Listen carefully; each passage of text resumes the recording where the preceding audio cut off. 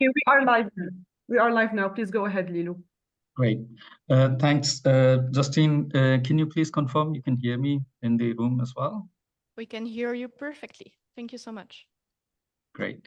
Thanks a lot. Good morning, colleagues, and welcome again. My name is Lilu Thapa. As Justine said, I'm Executive Director for DRC in the Middle East. I wanted to quickly start by extending our gratitude to all of you who are here online and also in the room there. And our special thanks also go to the diverse and expert panelists that we have today. And I also wanted to express my big thank you to Arab Reform Initiative (ARI) for our strong partnership and and very much looking forward to future collaborations as well. We also deeply appreciate the Ministry of Foreign Affairs of Denmark for their funding support, which makes our work on social protection issues possible.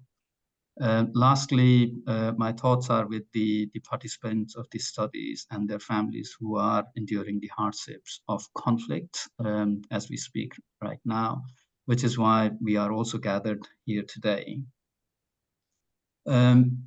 This conference today on strengthening linkages between humanitarian assistance and social protection systems is jointly organized by DRC and ARI, as you know. This event comes at a very crucial time as we tackle complex and interconnected crises in the region.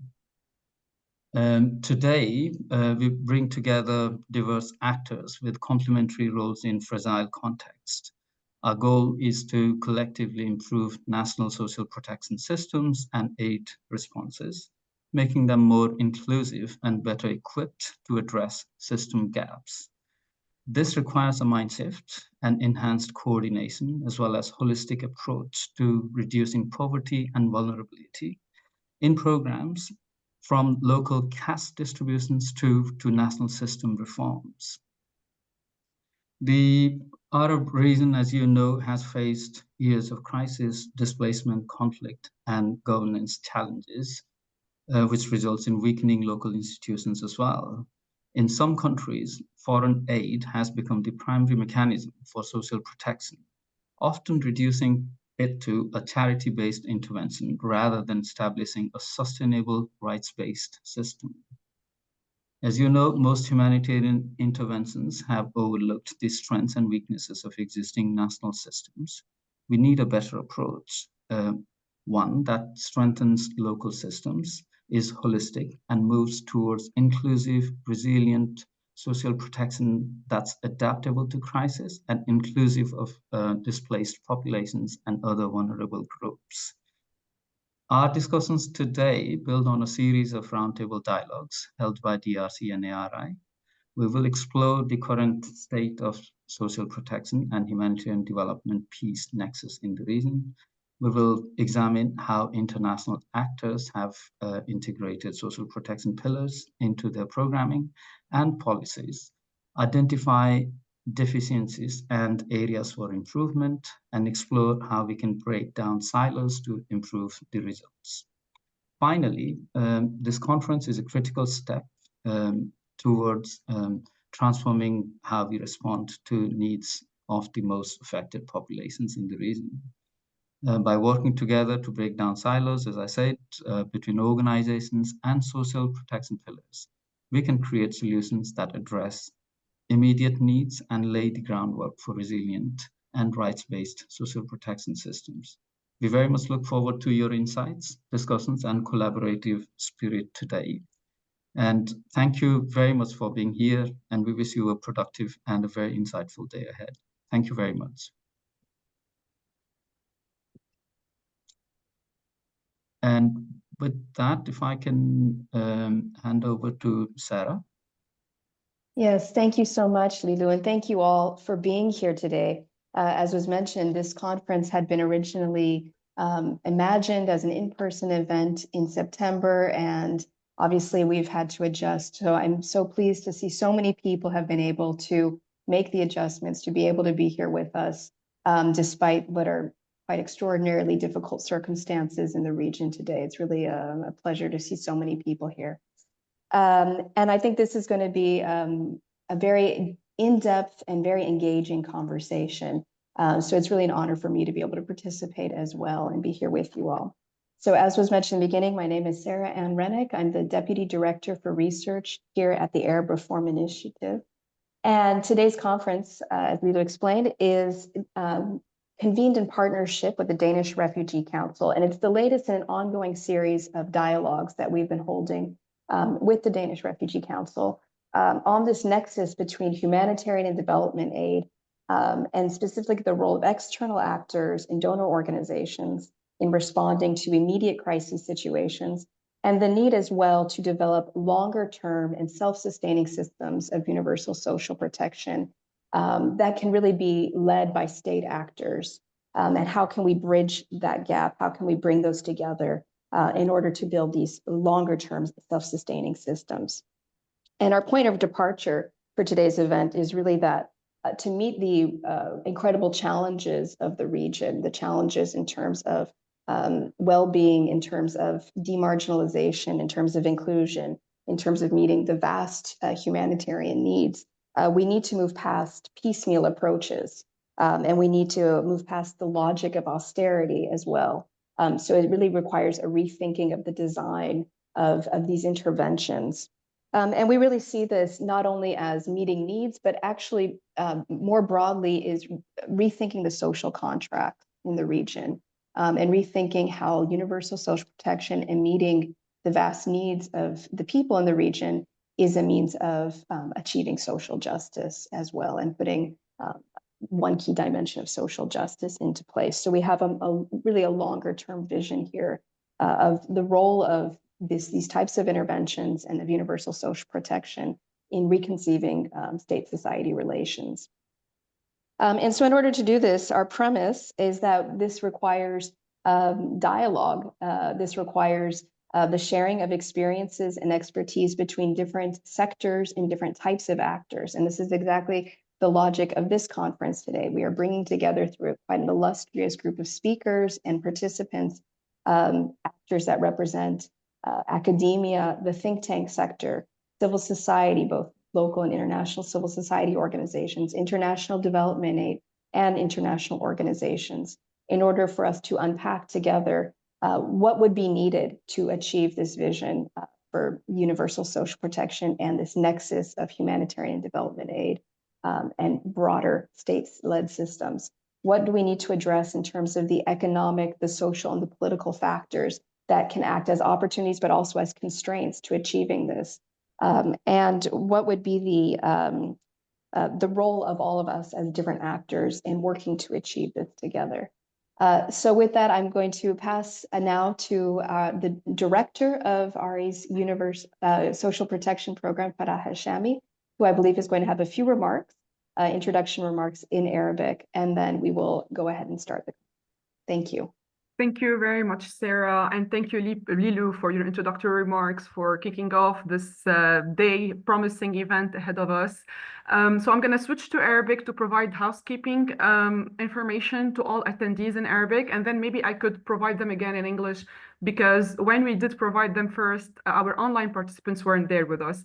So باللغة العربية لكل الأشخاص اللي بيرتاحوا أكثر باستماع الترجمة باللغة العربية بدلاً من الحديث باللغة الإنجليزية، ممكن أنه يضغطوا على إشعار الترجمة بأسفل الشاشة وأنه يستمعوا للغة العربية، ولو أنه بعض المتحدثين حيكونوا عم يحكوا باللغة العربية كلغتهم الأصلية، فحنكون نحن عم نحكي باللغتين والكل يرتاح بليز بأنه يستمع للغة اللي بتريحوه.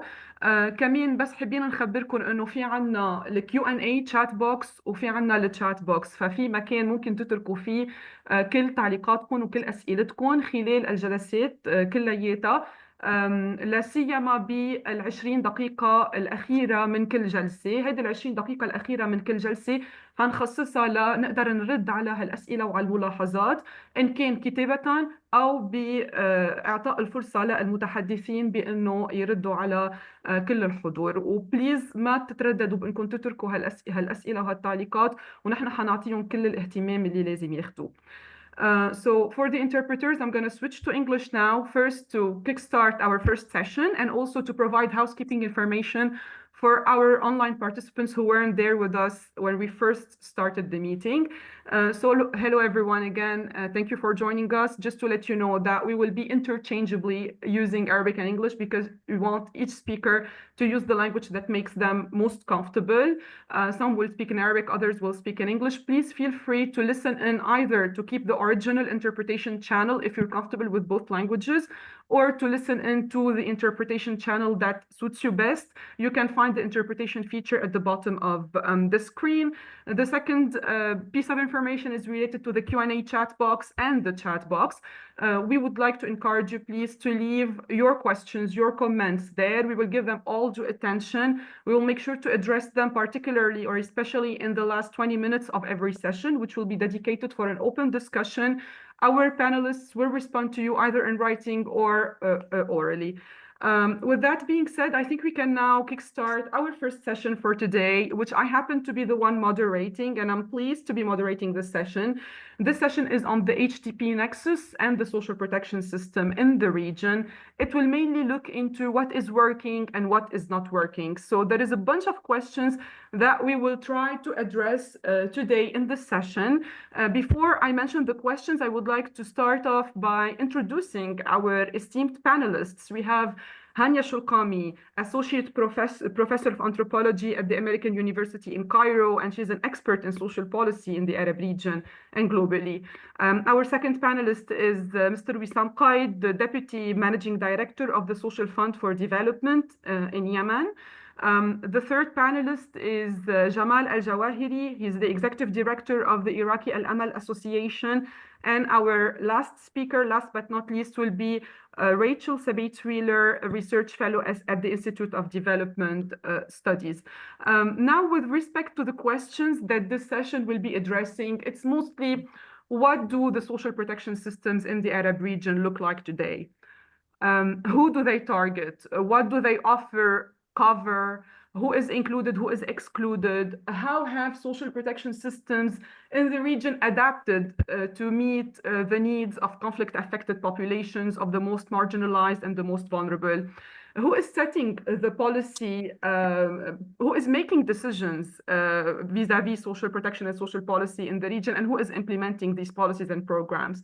We will also look, on the other hand, on the status quo of humanitarian assistance in the region, and basically who are the humanitarian actors and what are the forms of humanitarian aid programs that are being implemented and that are put in place.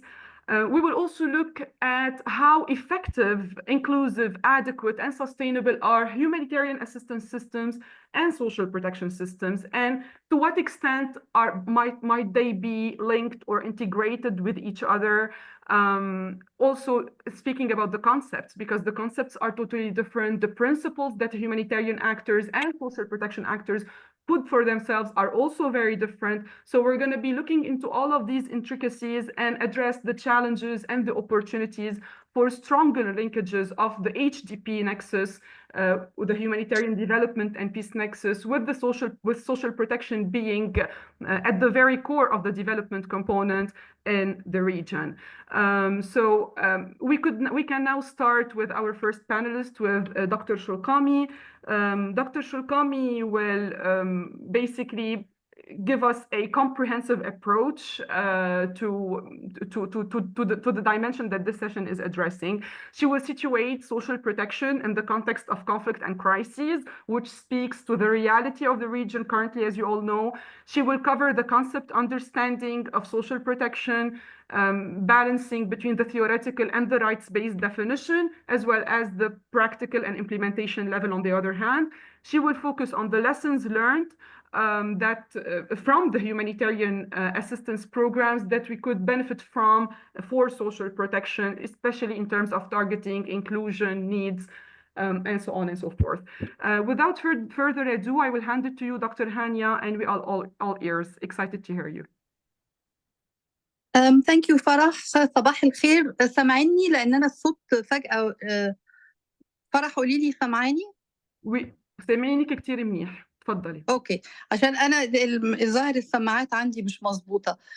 صباح الخير جميعا، وكتر خيركم ان انتم حاضرين برغم التغيرات الجسيمة اللي بتحصل في أمريكا، لكن يعني أهو هي دي الديمقراطية. أنا هتكلم باللغة الإنجليزية. بشكركم على الدعوة وعلى المشاركة، وهتكلم باللغة الإنجليزية بما إنه الداعين هيئة يعني متعددة اللغات. So good morning everyone. Thank you for the invitation. I'm really going to be very brief because I think as the first speaker I owe it to everyone not to bore them. And I'm going to start by referencing an IDS bulletin published on the 29th of October 2024, in which Rachel, who's on this panel, is one of the main authors. And this IDS have been a source of knowledge creation and theorizing and documentation of social protection forever. And this bulletin says that social protection needs reinvention. So this is about social protection in general. And the research upon which the bulletin bases this assertion comes from far and wide.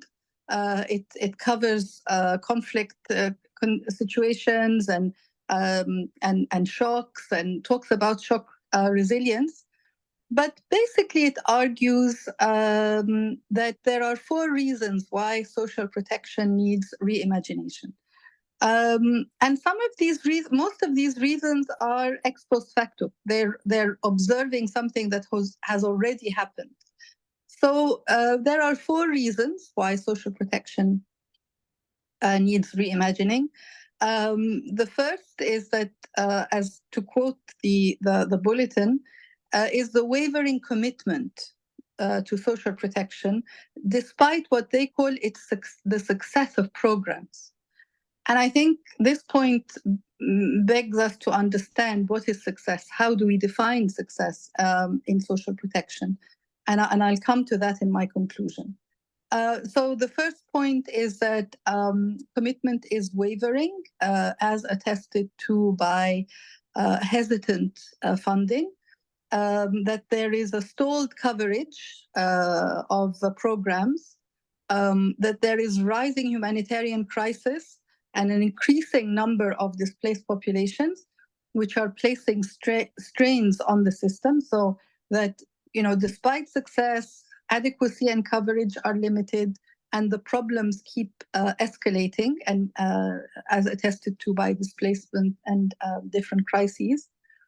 And that these issues raise a question about the suitability of social protection as a response to emergency situations. And I think that I'd like to address this last point, despite my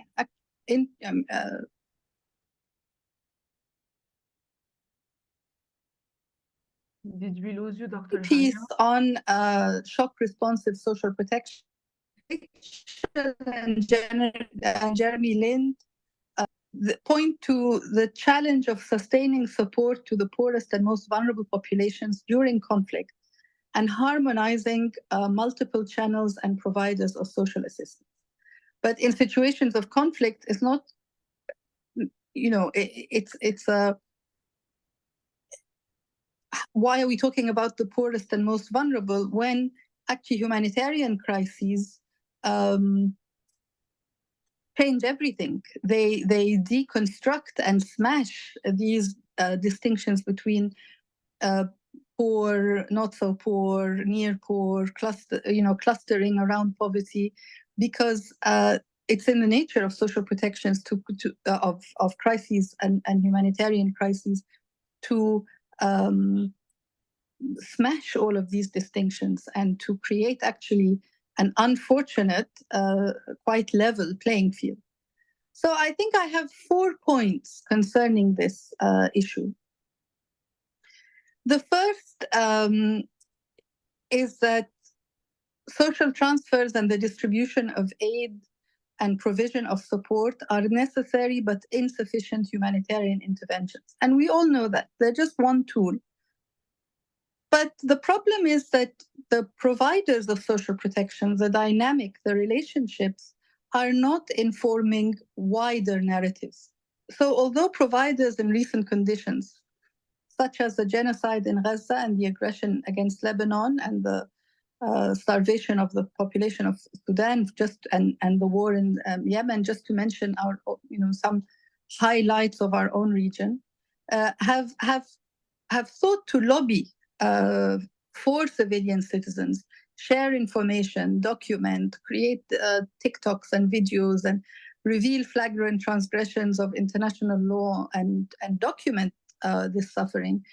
This voice remains muted and unable to challenge the conditions that are creating this suffering. So, for example, good example, the infamous US pontoon idea, a massively expensive idea to get food to the people of Gaza. Ineffectual, as far as I can tell from what I read. It's an ineffectual intervention. It was challenged, but not sufficiently challenged beyond the circles of humanitarian agents. And there is no structure to take that voice further. So with what we see with the dismantling of the champions of the rights of people in humanitarian conditions, the dismantling of these organizations, whether UNRWA or different civil society voices, I think it's important to note that if these structures are being dismantled, they need to be recreated. You need that voice to take that information further up, because it's just insufficient to limit social protection to what happens on the ground. That's my first point. I think my second point is that the lessons learned from humanitarian situation, whereby targeting, for example, is informed by universality or accepting spillovers from narrowly target programs to other programs. This dynamic, I think there's too much exceptionalism in strands of social protection work that tie this kind of change in social protection givens, narrow targeting, the way things are provided, to who they go, and so on, but that in humanitarian conditions this is suspended. I don't think that this should be an exceptional situation.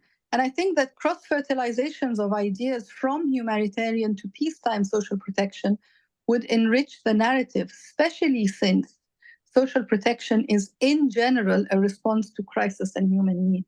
So whether this crisis is humanitarian or economic or environmental, and I here quote from the IDS bulletin that explains, for social protection to be successful among refugees, asylum seekers, and internally displaced people, it needs to be modified to take into account the higher poverty and vulnerability rates on average that those groups will have compared to the host population. They will also face major issues getting registered for social protection and could be disadvantaged by biases in community-based targeting. But the problem is that these conditions equally apply to host populations and equally apply to other conditions of social protection. And I think it's about time to undo this distinction and undo this exceptionalism. Okay, I'm almost finished. I have two more points. And I think this one may sound a little thorny. I think the source of humanitarian social protection remain overwhelmingly international agencies, whereby the norms and standards of the world of aid are dominant. But aid land is a problematic construct. The complex world of international aid and humanitarian work and the social, cultural, and organizational dynamics within aid organizations, including the ethical dilemmas faced by aid workers, require creative and collective efforts to recreate a world of sufficient, efficient, and meaningful intervention. I lament the minimal engagement of any Arab aid agency in applied humanitarian interventions. I think aside from the Red Crescent and Palestinian organizations and organizations like RE or Aid for Palestine, these are limited. And I think that they're an important voice, they're an important activist voice. We have some important donors and financiers. But cross-border work in organizing relief, refugee shelter, urban migration, and safety, as well as in supporting people on front lines and in exile, would enrich our capabilities and perhaps enable new and more relevant forms of social protection. It is shameful that most Arab countries don't have an aid organization other than one that gives money, that we are not engaged across borders. Of course, Lebanon is an exception and Palestine is an exception. But our understanding of humanitarian crises as populations, as supposedly peacetime populations, I think is insufficient, partly because it's as if this is the work of outsiders, the work of others. And I think that, someone mentioned something called the social contract. I don't know what that is, because the social contract is not a given. I don't think the social contract is something that you can import or assume that it's ahistorical, it's not contingent, it's something that is there and we're supposed to apply it. And I think the lack of engagement on the ground is, I am aware that there are types of voluntarism, but it is nowhere like the aid land that I was referring to. My final point is that to ask what are the rights of victims and people in a humanitarian crisis, what is the level of adequacy and sufficiency that we set? I mean, in settled conditions, we talk about a poverty gap, we talk about a poverty line, we talk about a social protection floor. There is a theorizing of sorts or modeling of sorts of the level of adequacy and sufficiency that social protection programs are supposed to aim for or target.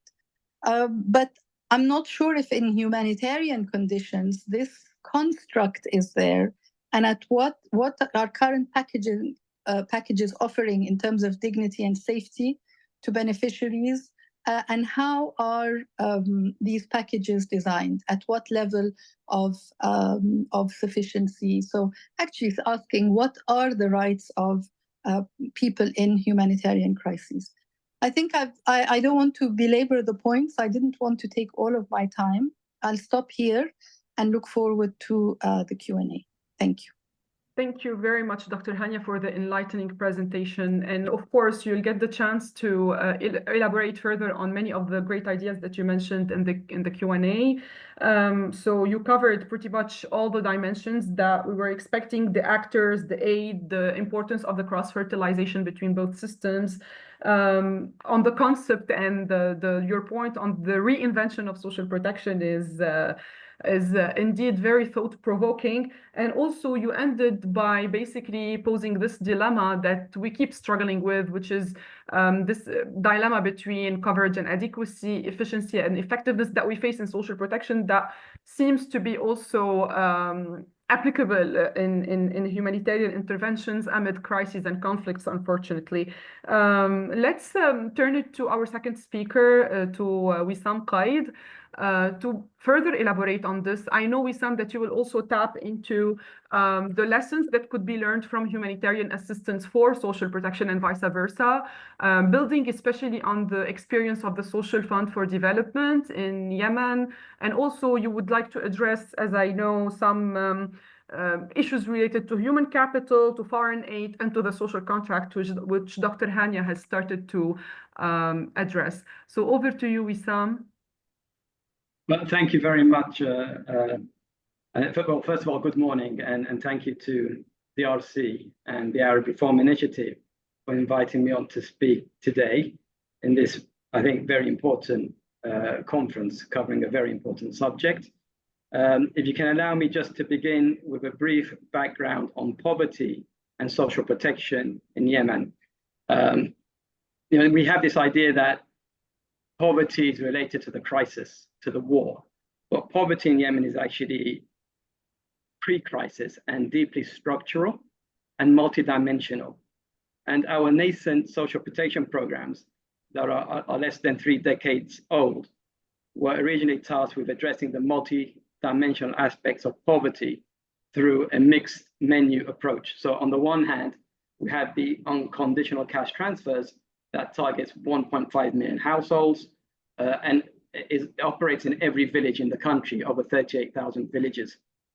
And then we have the conditional cash transfers, which is more geographic, and we're investing in other social protection pillars, such as education, health services, support to SMEs, financial inclusion, and mobile money. And the aim being for SFD is to be this transformational agency for society and communities and individuals. Now, the subsequent humanitarian response that took to scale in 2015 with the onset of the conflict was more process-led, not transformational by design. So there was a focus on how many people received support over how many people went on to be resilient or live a transformational experience. And to some extent, that explains today's situation where the number of people who need support is growing. Now, I believe that locally led social protection programs can drive transformational design, resulting in improved linkages between the humanitarian programs and also improved national capacities. And I think that's something that Dr. Hania was mentioning. I want to mention 2 areas in my presentation where this transformation can, I think, be supported. The first of them is a bigger focus on human capital. But think about this, we have really hard choices. We can't absorb as many people as we would like. So the hard choices, think about that. And the second is we need to make bigger efforts at transforming systems. So being more shock responsive. Then the first hard choices. Yemen's main social registry contains around 1.5 million households, which is around 1/3 of the population, but it is outdated. If we were to apply humanitarian principles, we would add almost all the population, and that just isn't sustainable. So there is current debates in Yemen around a context specific to limited resources. So think about Ukraine, Gaza, Lebanon, Sudan, Ethiopia, and the list goes on. This debate is leading us to a degree of focus, and that focus is on human capital development and this odd phrase, density over equity. I'd like to provide an example of each. So in the first example, in our unconditional cash transfers, the one serving every village in the country, we are focusing now on human capital development or preservation. I mean, investing in the very young over the very old or unemployed. So these are hard choices. But research shows a significantly higher return in investing in people in the early years of their life than at any other period. What does that mean for us dealing with the Nexus? When designing referral systems, social protection practitioners in Yemen will be making the case for narrowing down of people being absorbed into social protection programs along the human capital development lines. So focusing on families with young children, hard choices. The second example, in our conditional cash transfers, which is the geographic one, and investments in the other social protection pillars, such as education and health, we're also making the difficult choice of density over equity. This means we are focusing on doing more in fewer districts. That's the density, not to spread too thin. It means layering different types of services in a continuum of support approach to fewer areas. So conditional cash transfers, support to SMEs, support to health, support to education, to lift entire areas. I was going to say to lift entire areas out of poverty, but no, let's say to lift entire areas to a better place. And the reasoning here is if social protection programs and humanitarian interventions are using the same geographic targeting criteria, which we do in Yemen, is the IPC, we should pretty much end up in the same places. And this will also support referrals. So to summarize the first part of what I wanted to say in a few words, hard choices, human capital development, density over equity to bring a degree of focus. So on the second part, transforming systems to be shock responsive. Yemen's social registry system at the Social Welfare Fund, and that's the unconditional cash transfers, it's not dynamic, it is static, it's self-contained with no interoperability with other systems. We're making strides to, as Dr. Hania was saying, to reimagine the registry by bringing down the caseloads from 1.5 million households to 500,000. I know that's shocking, but we want to do it in a way that it allows to absorb new beneficiaries by making it dynamic so it can expand during crisis and contract when the situation allows. So to illustrate, our analysis of climate shocks shows that 24% of our beneficiaries live in flood-prone areas. We know the size of the general population that lives in these areas. We know that predictability is high, that disaster will hit, but we remain unprepared. Having a dynamic registry allows social protection programs to absorb and support crisis-affected populations, to build resilience to shocks by prioritizing benefit prevalence in those high shock exposure areas. What that means for the social fund is that potentially then we can play an important role in any needed national emergency response. That's, taking steps to invest in the capacity of social protection programs. It's going to be vital, getting us to be shock responsive. This all takes time. And we need a kind of short-term pragmatic route or alternative that demonstrates a proof of concept. And to this end, we are exerting efforts to develop data sharing agreements, easier said than done, with humanitarian actors for referring cases into our systems. And we've done that successfully with no other, I'm happy to say, DRC, one of the organizers. So that's fantastic. Now, if I can just sum up, then there is a hint in what I'm saying that we as social protection practitioners, we need to raise our game. We need to be better. We know that conflict isn't short-term. Take Yemen, for example, it's 10 years. But we remain kind of paralyzed, like the deer in the headlamps, trying to work out several years into the conflict, how to adapt.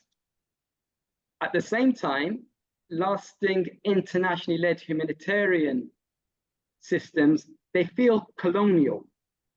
So we need to seize the moment that these kind of forums are bringing, or for bridging the gap between the two, in a way that can lead to a national systems-led approach, especially where social protection systems such as Yemen already exist. Thank you. Thank you very much. And this is a very strong message to end with, because indeed we don't only have to learn from a system for the other, but also from conflict for basically longer term plans, and for us to become more proactive than reactive when it comes to dealing with crises and shocks and conflicts. Your intervention has overlapped in large part with Dr. Hania. This makes us basically validate so many of your takeaways. The issue of limited national capacities and resources, and how this is forcing us to make hard choices, the importance in investing in human capital, especially amid growing and human capital and in social protection systems and welfare systems, especially amid growing needs in conflict settings. You also both mentioned transforming, reinventing, reimagining, and this I think resonates so much with us, building on Dr. Hanya's point on the social contract, how much of a fluid term this is. And perhaps as we reinvent, we could define it, or we could determine a social contract for this, for a certain context, or perhaps not. And finally, the issue of the density of equity as you framed it amid compounded crises and covariate shocks. So again, without further ado, I'm gonna turn it to our third panelist, Mr. Jamal Al-Jawahiri from Iraq. Mr. Jamal, the floor is yours. And we would like to hear more from you about the experience of Iraq. Iraq has been passing through protracted crises since for more than a decade now. And you have a lot to basically to tell us that we can learn from. So over to you. Thank you very much. شكرا جزيلا. أنا راح أركز صراحة على بعض التفاصيل اللي هي ممكن تكون يعني يعني بالسيستم بشكل أكثر وأكثر دقة. بالعقلية الرئيسية للدولة العراقية وللمجتمع العراقي، الدولة دولة ريعية تعتمد أساساً هي تقدم كل الخدمات بما فيها كل أشكال الحماية الاجتماعية. فبالتالي المسؤولية الرئيسية هي مسؤولية الدولة، وهكذا عقلية المجتمع واللي هي تاريخية، وهذه كلها تجي من الميزانية العامة للدولة بكل أشكال. وهذه تشكل ثقل كبير، وراح نجي عليه على الحماية الاجتماعية وعلى تشعبها وتناثرها. الحماية الاجتماعية احنا عندنا متعددة وأشكالها مختلفة، وبالتالي لا يوجد مجموعة أو شيء قانون واضح أو إجراءات واضحة، وبكل واحد إلى مجموعة مختلفة. نبدي من التقاعد إلى الضمان الاجتماعي، إلى البطاقة التموينية، إلى أشكال الإعانة الاجتماعية اللي تقدمها الدولة، إلى قضايا بطاقة الوقود، إلى البطاقة الصحية، أشكال مختلفة وكبيرة. تقاعد موظفي الدولة. استاذ جمال، حضرتك عملت ميوت فجأة، فمن وقت ما قلت تقاعد موظفي الدولة ما عدنا سمعناك. اوكي. يبدو انا عملت ميوت فجأة. اوكي. تقاعد موظفي الدولة اللي هم موظفي الدولة يشكلون حوالي 40% من العاملين و60% من العاملين بالقطاع الخاص والقطاع الغير منظم. هذا كله أيضا الضمان الاجتماعي اللي يشكل أيضا جزء أساسي، قانون الضمان الاجتماعي اللي هو للعاملين بالقطاع الخاص. عدد المشمولين به لا يتجاوز 10% من أصل 60%. فبالتالي هناك عدد غير قليل من العاملين بالقطاع الخاص والقطاع الغير منظم، هذول موجودين خارج الحماية الاجتماعية. حاليا احنا عندنا قانون ضمان اجتماعي حديث من السنة الماضية، بس عملية الشمول وفيها بيروقراطية، فيها إجراءات تحتاج إلى وقت حتى يكون بالفائدة تكون أكبر وتكون أفضل. أنا راح أركز كثرة على قضية الحماية الاجتماعية بالوقت القليل اللي متاح عندي. الحماية الاجتماعية المشمولين بها عندنا بالعراق هم واللي يأخذون أيضا إعانة اجتماعية مالية هم من ذوي الإعاقة بشكل رئيسي، النساء من الأرامل، المطلقات، كبار السن اللي هم بدون معيل، وأيضا العوائل اللي بدون دخل أو دون حد الفقر، وحتى الطلبة اللي هم دون اللي ما مخلصين الدراسة الثانوية أيضا مشمولين. وهناك فئات أخرى متنوعة مشمولة لها علاقة بقضايا قوانين العدالة الانتقالية اللي مر بها العراق في الفترة السابقة. السؤال: كم عدد المشمولين بالإعانة الاجتماعية اللي تأخذون حصة مالية من الحكومة العراقية؟ 7,600,000 شخص، يعني يشكلون حوالي يعني رقم كبير جدا، ويعني من أصل 45 مليون، فتشوفوا العدد كم يمكن يكون كبير. أما كلفة الإعانة، المبلغ اللي يدفع من ميزانية الدولة للإعانة الاجتماعية، المبالغ تدفع كاش، هي 6 تريليون و200 مليار دينار من أصل ميزانية الدولة اللي هي 211 تريليون دينار بسنة 2024. يعني إحنا قاعد نتكلم على الرقم يصل إلى تقريبا 6% من ميزانية الدولة تروح مساعدات للإعانة الاجتماعية. إذا حسبنا كل الحماية الاجتماعية بما فيها الصحة، بما فيها البطاقة التموينية، بما فيها الضمان، بما فيها التقاعد، فشكل 25% من ميزانية الدولة. وإذا حسبنا الميزانية التشغيلية عن الميزانية الاستثمارية راح تزيد عن 30%. فبالتالي للحماية الاجتماعية هذه جزء غير قليل وبالحقيقة ما منظم بشكل صحيح. احنا الموضوع اللي انا مطلوب من عندي فيه ان اركز على اثناء الازمات. شنو ممكن يكون؟ النظام صحيح واسع بشمول كبير، الا انه هو في نفس الوقت لا يغطي احتياجات الناس بشكل رئيسي، وهو في الوقت اللي يصل لاكثر فاعل بقضيه الوصول، بس غير فاعل بموضوع الجوده، جوده الخدمه وجوده الاكتفاء. وايضا هو غير مرن. اثناء احتلال داعش لجزء من العراق وايضا كورونا واجهنا مشاكل كبيره جدا. الدوله كانت متخلفه عن مؤسسات الامم المتحده، عن منظمات المجتمع المدني، عن القطاع الخاص، حتى عن المجموعات التطوعيه اللي هي عمليا قامت بالغالب بمهام الدوله. ولحتى الساعه مجموعات المهجرين الموجودين ذولا مغطين من هذه المؤسسات بشكل رئيسي، على الرغم من هذا العدد الكبير اللي ممكن يكون. وايضا هو يساء استغلاله من حيث الفساد، من حيث القضايا المال السياسي، من حيث الانتخابات، وايضا ما موجود هناك شفافيه في التمويل او الدعم لمن يدفع وكيف يدفع وعلى اي اساس. هذا ايضا اثناء الازمات صحيح في غالبيه الدول موجود، بس هنا ايضا لازم يكون مقدم من الحكومه يكون اكثر واضح.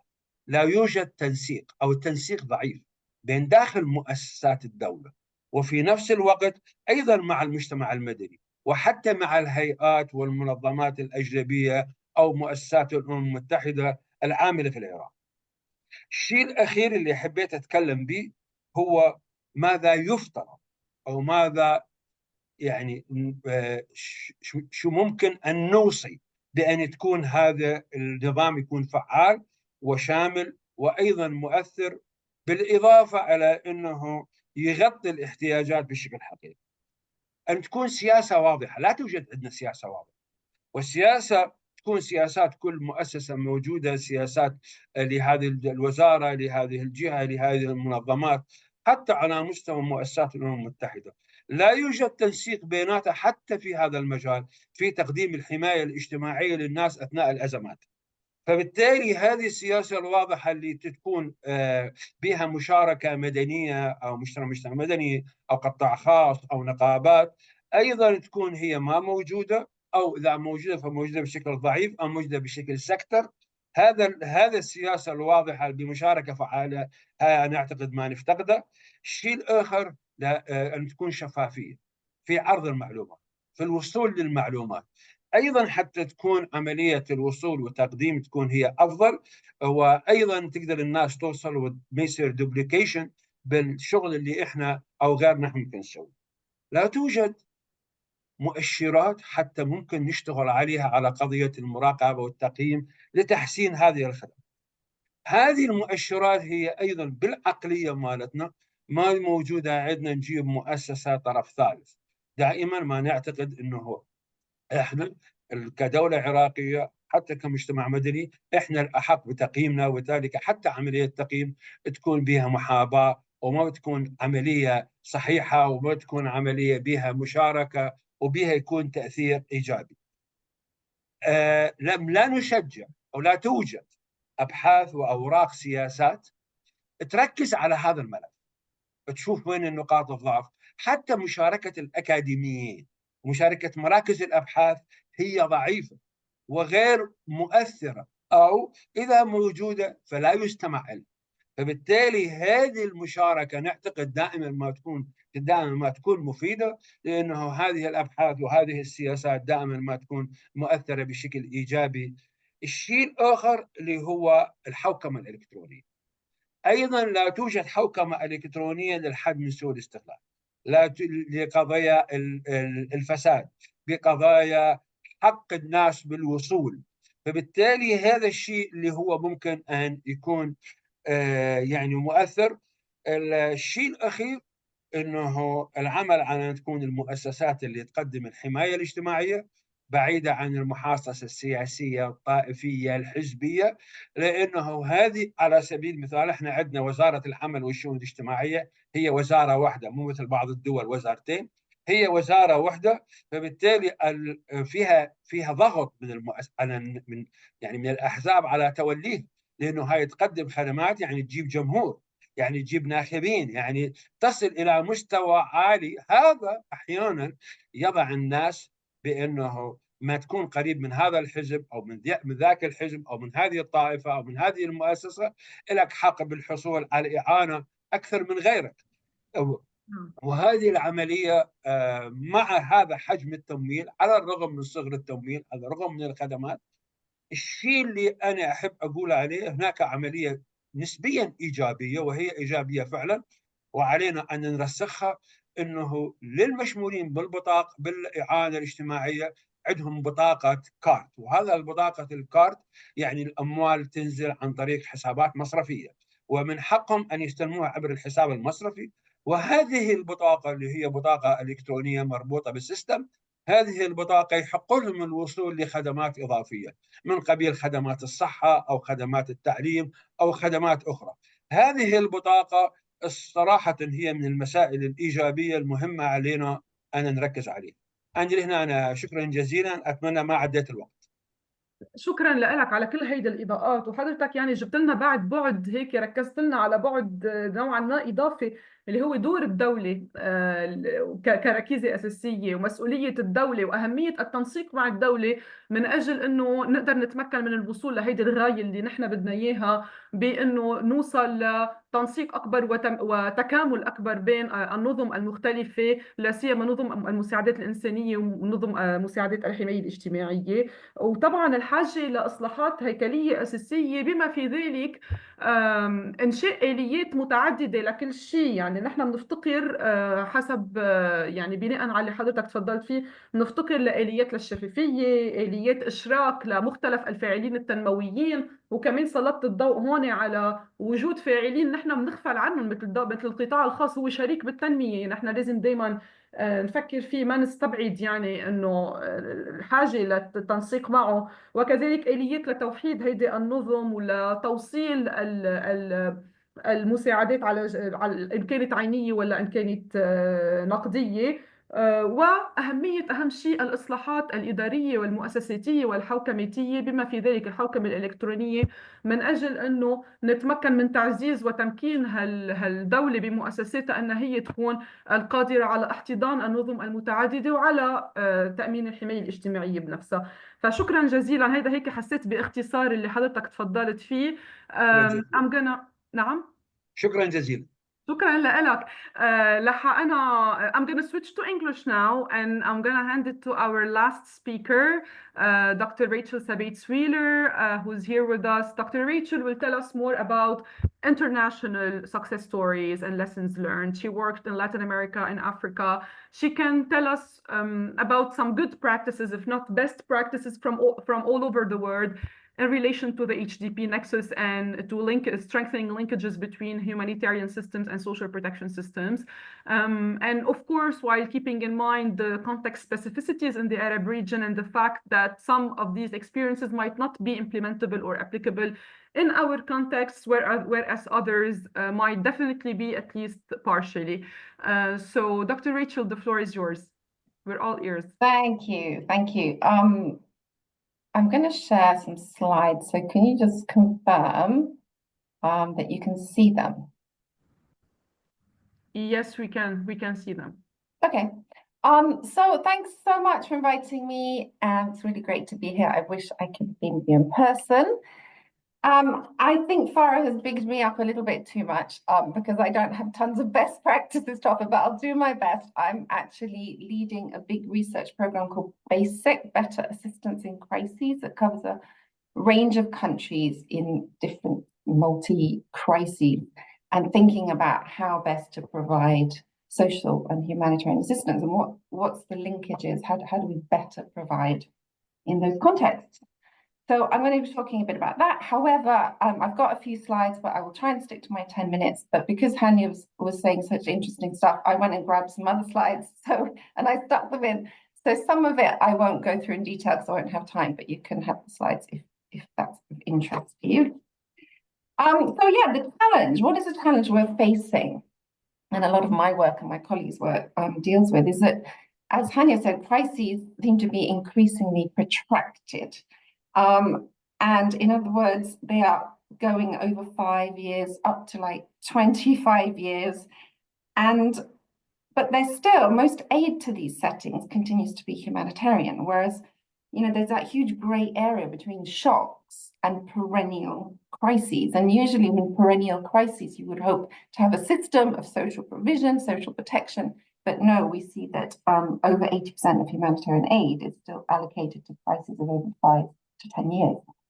But we do see that, social protection, cash transfers are used increasingly in these crises. But because of the emphasis where social protection emerged from really as a response to covariate shocks such as drought and climate and economic shocks, there's really been a big conflict blind spot in social protection provisioning. So I'm going to be thinking a bit more about conflict in this 10 minutes in terms of the type of crises, even though we look at multi-crises, poly-crises within our work. And social protection really emphasizes state-led provision within a rights-based framework. That's the narrative, that's what we aim for. But social protection in conflict actually can involve working around the state and strengthening non-state forms of provision. So it's a bit of a contradiction there because, at their heart, social protection and humanitarian action have quite divergent ways of thinking about the role of the state. And so what does that mean in terms of rights for us? So the question we're facing is how can we best provide and strengthen different types of assistance in these situations? So 3 big challenges that, I've been touching on in different bits of my work is thinking particularly about the resilience of the system itself. Is it even possible to think about a resilience of a system? Wasam was talking a little bit about this in regard to Yemen. And, given you're in a situation where infrastructure might be completely damaged, not just hard infrastructure, but the soft human capital infrastructure, trust in provision, in state provision might be low. There might be huge unrest. There might not be a government, a recognized formal government. So how can we think about resilience of a system? What do we do? What are the best practice types of things we do? Another challenge is how do you even if there's no major system to rely on, how do you sustain support to beneficiaries, even when the usual channels are restricted or there might not even be an option?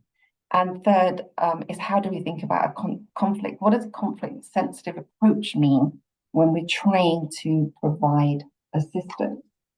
I won't have time to go through all these, but just to go through a couple. So just in terms of resilience of the system, a lot of the discussions I listen to or get involved with, it's as though we're in this sort of space where we all know what a system is, and crises seem to be quite homogenous. But here's a potential way, a quite simplistic way of saying, well, actually, the problem is we've got very different types of crises, however you might want to define them. This might be too simplistic, that's fine. You can think of along the top, you could have quite a politically stable crisis where state legitimacy is broadly accepted, and you might have greater scope for state-directed social protection, right, and provision. But you still might have service delivery capacity that's stressed. Or you could be in a politically contested crisis where there aren't formal structures to use, and you have to rely on non-state forms of provisioning, alternative providers, thinking about more localization agendas. Who are the alternative providers? What is the mapping of humanitarian provision? It's not just northern mandated, institutions. So you can think sort of, I'm not going to go through all these details, and you might think the country you're familiar with isn't quite in the right box. Don't worry, these things can change over time. But also on the other side, we have different levels of maturity of social protection systems. You know, we're not all obviously working in the same type of system provision, and that creates real problems when we think about resilience. How do we create resilient systems? It's not just sustaining them, but they might not even exist in the first place. So what does that mean in terms of social protection? So that's one of the big issues. And some of the work we've done, which I won't have time to go into, but we've documented some of the things. If you look slightly further down that list, is, you know, we've done a lot of work on what does it mean to strengthen coordination between not just development, social protection, humanitarian actors, but recognize that even within humanitarian actions, there's a huge amount of fragmentation and competition for funds. How do you think about coordination amongst those actors? How do you think about flexibility in funds and activities? So work I've done in Ethiopia in the Tigray crisis, we were sort of interviewing and mapping out provisioning what happened when the crisis hit, when the state could no longer provide sort of the usual social protection. In fact, we saw some really interesting things happening by NGOs where they were able to pivot funds away from what would have been known as development, longer term social protection into much more humanitarian, life-saving and sort of support that social protection wasn't necessarily providing. So you saw these pivot of funds that was allowed by some donors, but not by others. So how do you get best practice out of that? There was also in the Tigray crisis, in regions around Tigray, where the government had pulled out in terms of it couldn't no longer provide social, national social protection. There was a whole sort of coming together of donors and government and NGOs, local NGOs, also thinking about how do we set up some sort of traffic light system, green, amber, red, where we look at the structures available and the hardware and software available, and the conflict situation. When can we move back in? How does humanitarian and sort of longer term development programming work together so we can transition once there's more stability in that region back into providing again? So there's quite a few lessons that we've learned, but not enough, that's for sure, about how to manage these different systems of targeting, of accountability during an acute crisis, but even particularly when an acute crisis is overlaid on a protracted long-term crisis.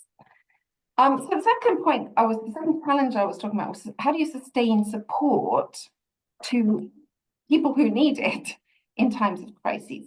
I'm just going to focus on the top bit, the developing systems and tools. That's quite specific, and if people are interested, I could share a paper where we looked at 3 different country contexts, thinking about actual systems and tools and what potentially you can do to sustain support. But at the bigger level, there's really a really important, I think, lost opportunity that a lot of the actors in social protection, I think as Hanya was saying, tend to be sort of donors, the aid industry, that they fail to recognize sort of current on-the-ground practices. And because of that, we don't have this adaptive management happening. You don't have sort of nimble processes where you might be able to say, well, actually, maybe there's alternative providers during this time where we cannot engage. Maybe we should go for third-party implementation. And in fact, we've been trying to document times when different agencies are able to say, okay, I can trust this local, because there's all this problem around trust and accountability. But you say, no, I can trust. Given this, we're in this situation of acute crisis, I'm able to trust. Maybe I'll go for a no regrets policy. I'll say, yeah, I'm going to trust these local organizations to deliver support. And that's fine if there's a bit of leakage, but it's the best we can do. And I think because Hanya sort of got me thinking a little bit about these sort of myriad of different types of humanitarian support that we just overlook. And I was reminded of this mapping that some colleagues and I did in relation to displaced populations. And we were looking specifically at what happened, we were mapping the range of actors involved in undertaking social and humanitarian support. And it's amazing how many actors there are who do this. Of course, we know this, we work on the ground, but we sort of mapped it along a vertical axis that said, what underpins the motivations of different actors, in terms of, are they actually sitting at sort of monitoring and governance side, or actually, is there more of an ethics of care? And then we looked at it also along the vertical, where we looked at some actors are much closer in proximity to, say, displaced or people who are most affected versus those who sit very remotely. And, you look on the right-hand side of this diagram, particularly in the top right, and you see that all these sort of alternative providers that we're familiar with, but rarely get sort of used to the best of their ability. If and what happens when donor interests wane or when money wanes or governments can't engage, we have to start thinking much more innovatively about localization, devolving humanitarian provision, social provisioning. How do we use these actors that are usually so much better embedded and aware of what's happening? Of course, doesn't mean they're fantastic, doesn't mean they're not partial. They face similar problems around potentially exclusion of certain groups, but we need to think much better than we do around mapping the whole space of humanitarian support and thinking how best to think about these short, long-term provisioning. Two more slides, I think. So the third point I'd said, the challenge is what is a conflict sensitive approach? We hear about conflict sensitivity a lot in programming now. And it's very much recognized in any initiative that we conduct in a conflict setting will actually interact itself with the conflict. And that can have positive and negative impacts. So we want to have an approach, we want to think carefully about programming that don't unintentionally increase conflict. In fact, intentionally, we want to promote peace as much as we can. We want to have transformative agenda in our mind. So I think we've done quite a bit of work looking at different types of cash plus programs. So when you have cash transfers and there's lots of different additions to it. It could be nutrition support, it could be all sorts of training, could be financial or savings and loans. And from a big review of these cash plus programs in sort of conflict settings, it was clear that the objectives were not in any way changed because of the conflict setting. In fact, you were still seeing very sort of standard objectives of livelihood support and providing seeds and providing farm. And these just weren't appropriate. They weren't fit for the conflict context. And in fact, they should much more have been focusing on potentially, initiatives around social cohesion and more inclusion types initiatives and also not necessarily household and individual based, but based at, say, a bigger structure, community level, giving communities that space to think about what they want to do. And of course, we've learned a bit about targeting. How can you make targeting so you have long-term sort of development programs, social protection programs that use whatever types of targeting, whether they're community-based or proximity, all of a sudden you get a massive hit, whether it's a conflict or another kind of shock. How do we make targeting more nimble? How are we able to say, actually, let's stop with that crazy amount of data required to do this targeting. Let's move to a really simple geographic sort of saturation-based targeting in this area. This needs to happen right now. How do we think about our systems for doing that? The same goes for accountability and different payment procedures, particularly think about digital and inclusion. How do we use digital technologies?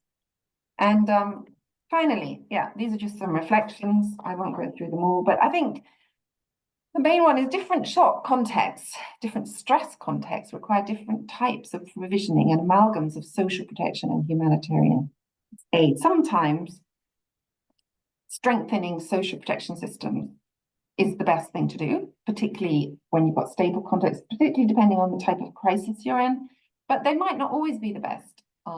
They might not always be the best. Maybe there is a place, there will always be a place for humanitarian provision.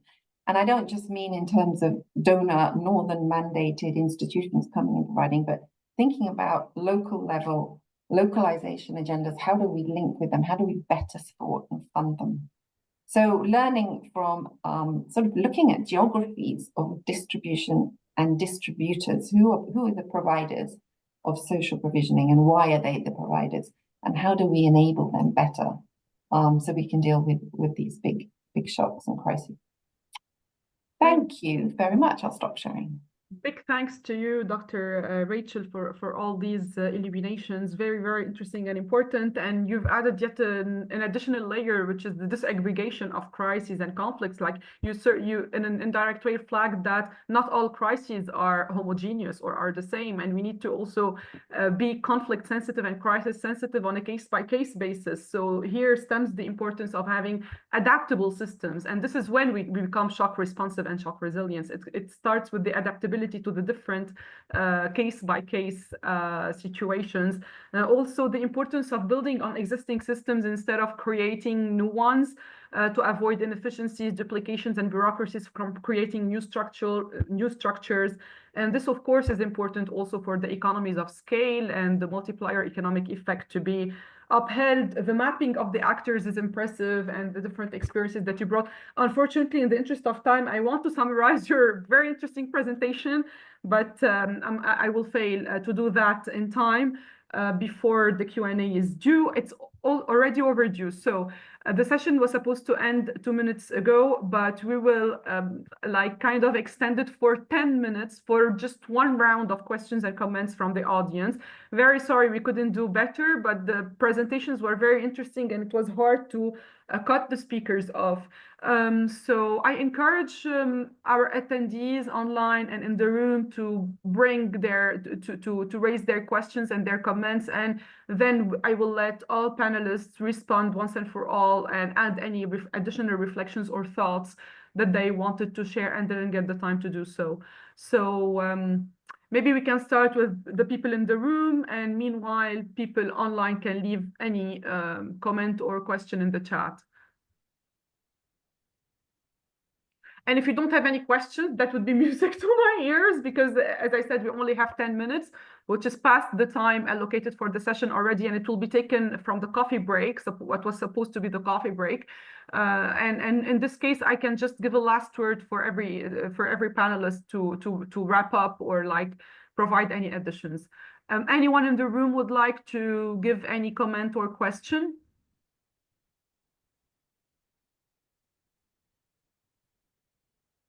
I see a hand raised. I can't tell who the person is, but please go ahead and introduce yourself, please.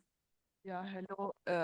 My name is Yasmin Sadoun from GIZ, German International Corporation.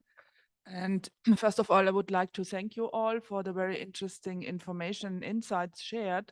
I have one question because this was for me, let's say, not 100% clear how you would see from all the aspects you have mentioned, and this question goes to all the presenters, especially also the colleague from Iraq mentioning the responsibility of the state offering social protection systems, how this cooperation with existing social protection systems in the various countries, is there any good practice you could share? It was touched upon in several contributions, but if you could a little bit further explain and make it clearer. Thank you.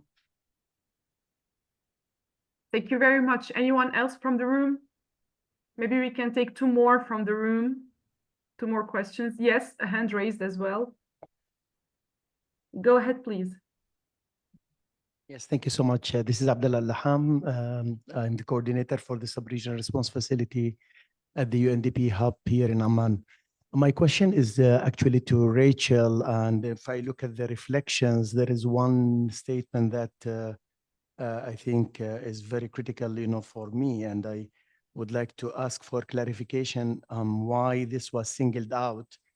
When you mentioned that strengthening SP may not be the best option in protracted crisis, and this is something that we would like to reflect versus the protracted humanitarian assistance in a protracted crisis. Thank you.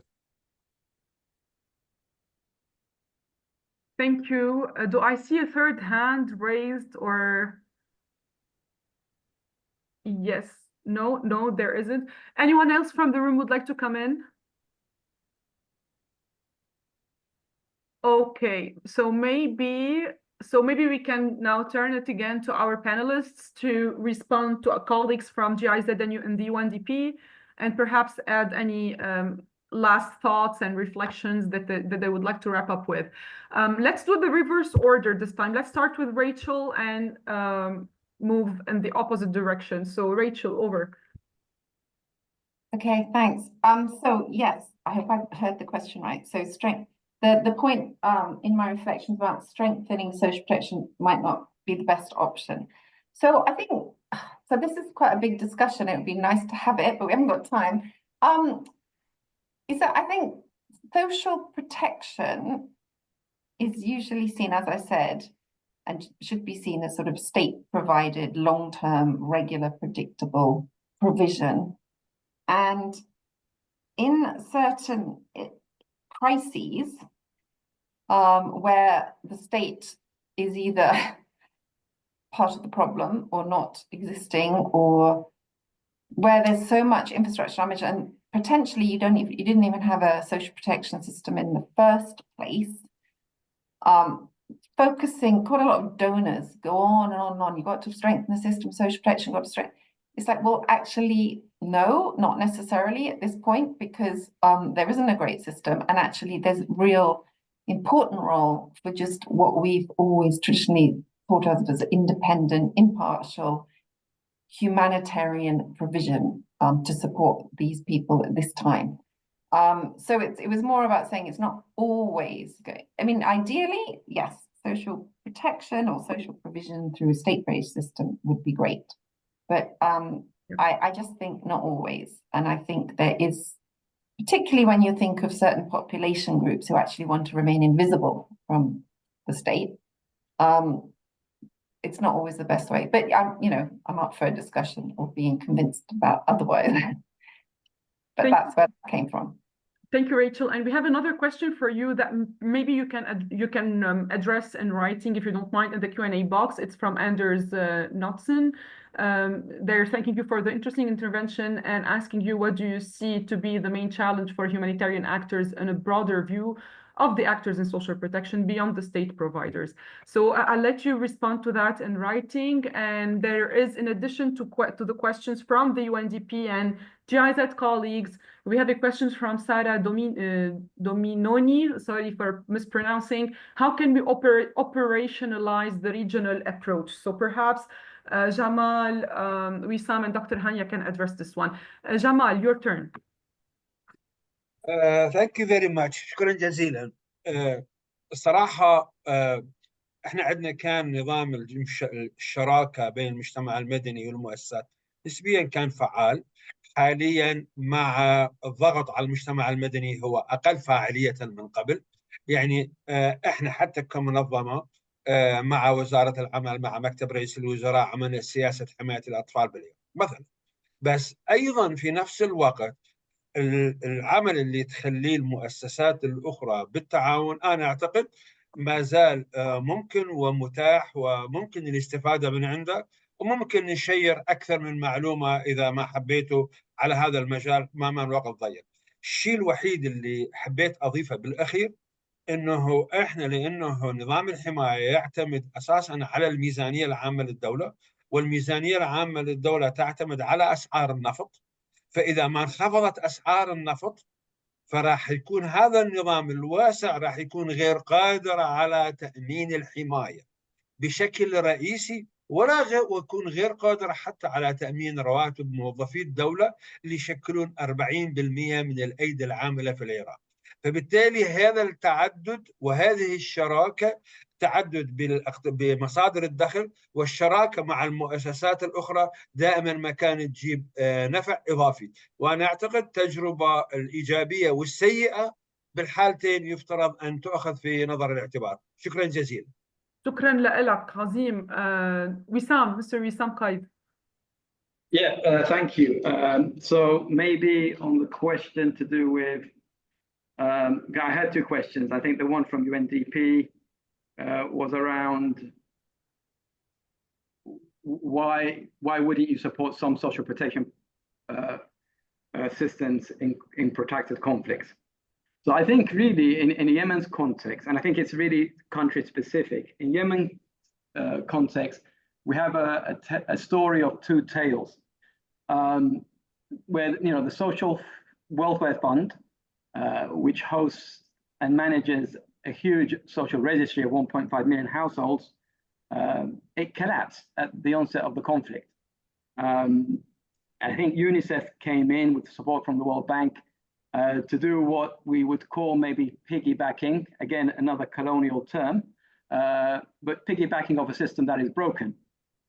And we're able to continue to support 1.5 million beneficiaries. The other part of that story is the Social Welfare Fund, the Social Fund for Development, the organization where I lead. We saw capacity grow. And it was built around an adaptive leadership, set out in our bylaws from many decades ago, from 25 years ago, which enshrined in the bylaws of the Social Fund for Development that it would remain an autonomous agency, not under any technical line ministry. And that gave it an ability to remain neutral during the conflict, and was able to attract funding for all kinds of social protection programs. So in Yemen's case, there's a tale of two stories where there was significant investment in the Social Fund for Development because it exists and it continues to adapt and to grow. Yeah. Anything to add, Wissam? Hey, Wissam, can you hear me? Sorry, can you said Yes, something? please wrap up in like a few seconds before we hand it to Dr. Hania, sorry. So there was a question from GIZ, but I didn't get it. Yeah, perhaps Dr. Hania will answer this one. You don't have to respond to all questions. Fair enough. Of time, but thank you very much, Wissam. Let's move on now to Dr. Hania. Please feel free to add any. I know you had a lot that you wanted to say, but you didn't get the chance to do that. Yeah. So please feel free to wrap up. Thank you, Farah. I will not take time. I think what we've done in this panel is to recognize the limitations and describe these limitations and give evidence to the need to reimagine some of these relationships in humanitarian crises. The point I want to make in terms of answering that question about the regional approach is to say that while we think of social protection as a set of technological interventions, of targeting, of finding, of transferring, of protecting, that the narrative needs to also look at the structures that enable this intervention. So the structures that impact the wider narrative, whether the conditions of people, the rights of people, lobbying for funds, lobbying for a different approach. So that's the first point. The second point, and I think that might go to the questions from the room, is the following. We see from experience that sometimes what people need the most is not what social protection programs offer. So, famously in many situations, the phone chips to be able to access the internet and have access to a phone, or the ability to host So it's not just the demand for protection, it's also the supply of protection, whether within families or safe transport or so on. So that points to the idea of, as Rachel said, of thinking more broadly about what are the needs in acute versus chronic conditions. We need to render problematic geographies if there are borders that are easy to cross where people will find protection, whether these borders are into no man's lands that are that offer no support or the ability to survive. So that I think it's incumbent on the stakeholders in this conversation to shed a little bit, as Rachel said, some of the wisdoms of social protection as a practice, as an applied practice, and look at it as a political construct that requires different levels and different actors. I'm far from a bigotist. I'm not saying Arabs should do aid for Arabs or anything like that, but I am saying that the current stakeholders are missing some stakeholders, and that this would be a useful thing to think about. Thank you. Thank you. That's brilliant. I'd like to thank all panelists for their presentations. They're very good presentations, and also the attendees, the audience, for listening in, for participating, for asking questions. With that, I'm going to just close the session now and pass it to my colleague, Justine Charrier, to start the second session. Sorry, Justine, for taking some time from your session and perhaps also from the coffee break. Justine is the Regional Economic Recovery Coordinator at DRC, and she'll be moderating session 2. Thank you very much to everyone. Really appreciate your time and attention. Take care. Thank you so much, Farah. And perfect, then you save me time from my intro. I don't have to introduce myself then. Thank you so much. So without further ado, we're going to jump straight to our second panel, not to waste much time. So now we're going to be really digging into the international actors' consideration of the social protection pillars, looking at the magnitude and the impact assessment. During the second panel we have now, we will be exploring with our 4 panelists to which extent social services, social assistance, social insurance, and social promotion have been considered in programming of different stakeholders, and the timeliness or not of this consideration and integration within the social protection system. Our different panelists will be discussing the coordination challenges, the strategies to contribute to a resilient social protection system, and how different socio-political factors are influencing the aid delivery to, of course, the most vulnerable population. So joining us for this panel, we have Noor Shawaf, who is the Humanitarian Policy and Advocacy Advisor for Oxfam MENA. Her intervention will be followed by Marco Schaffer, who is the Chief of the Social Protection Section at UNEXWA. Then we will have Joe Mirel, who is the Chief of Party of the Cash Consortium of Yemen, giving us some insights from that program. And finally, we will have Hanin Said, who is the Human Development Specialist and who was formerly World Bank, who will be providing us some insight as well. So without further ado, once again, please, Noor, would be glad to hear your insights. So the floor is yours. Thank you, Justine. Hello, I'm going to start by sharing with you my own experience as a humanitarian with social protection, and then how this reflects on the sector. A few years ago, I took on the role of heading Oxfam's humanitarian program in Lebanon. And what I did not expect at the time was to inherit a portfolio labeled social protection. So I was basically managing humanitarian interventions, but also overseeing a social protection program. To my own shock, it was a shock responsive cash plus model that intended to target people with life cycle vulnerabilities and connect them with other essential longer term services.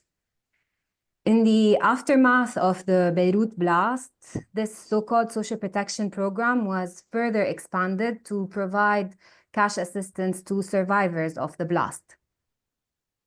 It was then that I realized that what we were running is at its core still a cash program with some shock responsive elements, but we were presenting it as social protection. So the label seemed to be a way of framing an emergency through a new lens. It was still a parallel system, and even though it did attempt not to be, so it is a good learning experience that we can build on from an international NGO perspective. Now, we need to recognize that social protection is often seen through vastly different lenses by INGOs, particularly those with the humanitarian mandates. So for some, social protection is far too removed from their core mission. It's not about immediate relief, it's about long-term social systems change, so something that is far beyond the scope of what we do. For others, it's an innovation that could generate funding. It's new, it's a label that we can use to allow us to integrate concepts like the HDP Nexus. And often it satisfies theoretical requirements rather than reflecting on tangible system changes, which is really what we're looking at. So there is a spectrum for sure, and I'm not saying this just to be critical and for the sake of being critical, but there are initiatives for coordination amongst the different actors in the region, but they're not enough. So to say we speak different languages is basically the reality of it, even if we have the same intentions and even if we are directing our missions towards the same goals. So this can even be the case within the same organization. I've been working with Oxfam on Yemen and Palestine, and even within Oxfam, we have different definitions, or at least we had different definitions of social protection in Lebanon, in Yemen, and in Palestine. But it's not only about Oxfam, it's about the international humanitarian architecture and how it's not really equipped to engage meaningfully, at least meaningfully, with social protection systems, particularly in politically hostile environments. So we know that reform is required within governments and within institutions in the region, and we recognize that this is an obstacle to working with specific structure. But reform is also required within the humanitarian architecture itself. So there's also reform that is required on the donors front to help us step out of those silos that we often find ourselves stuck in. Social protection, the HDP Nexus, with the HDP Nexus or without the Nexus, we cannot be looking at them as incompatible blocks. We need flexibility, and we need funding streams that allow for collaboration with and across the range of actors and the variety of approaches. So this would include social protection policy with governments and governmental institutions and the reform of those. So here's the core of the issue.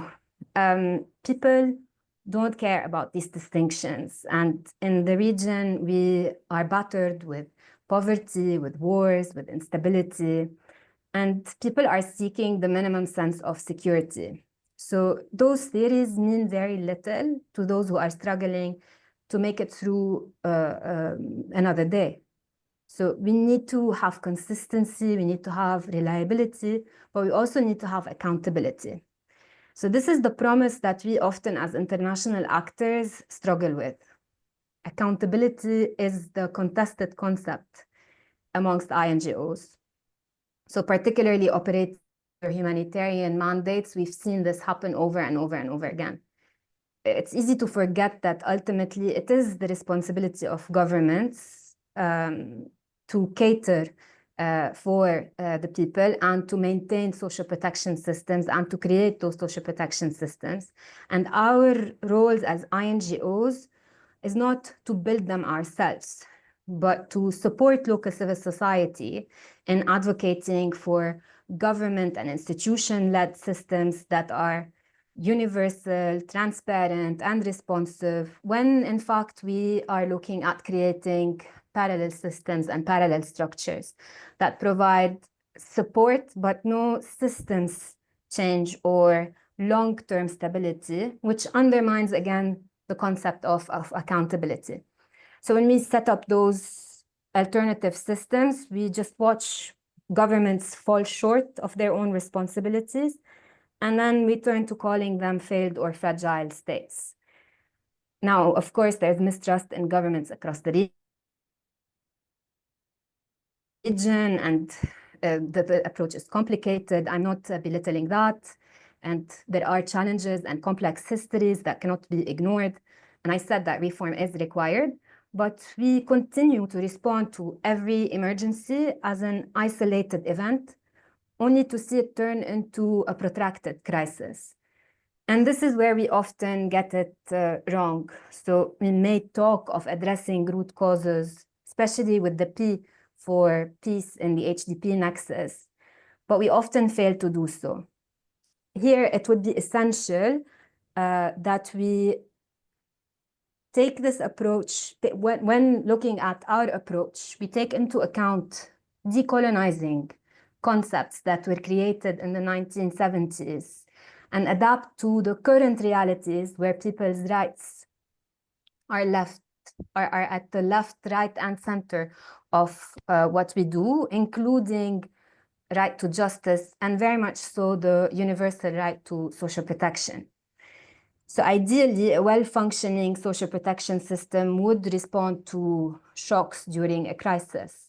It would be capable of addressing immediate needs while eventually folding back into a more sustainable everyday system that functions across sectors.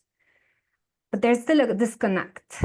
It's clear that humanitarian responses must evolve, but instead of reshaping our programs to fit theoretical frameworks or patching gaps with buzzwords now, we should be committing to building frameworks that are genuine in addressing the needs of those we aim to support.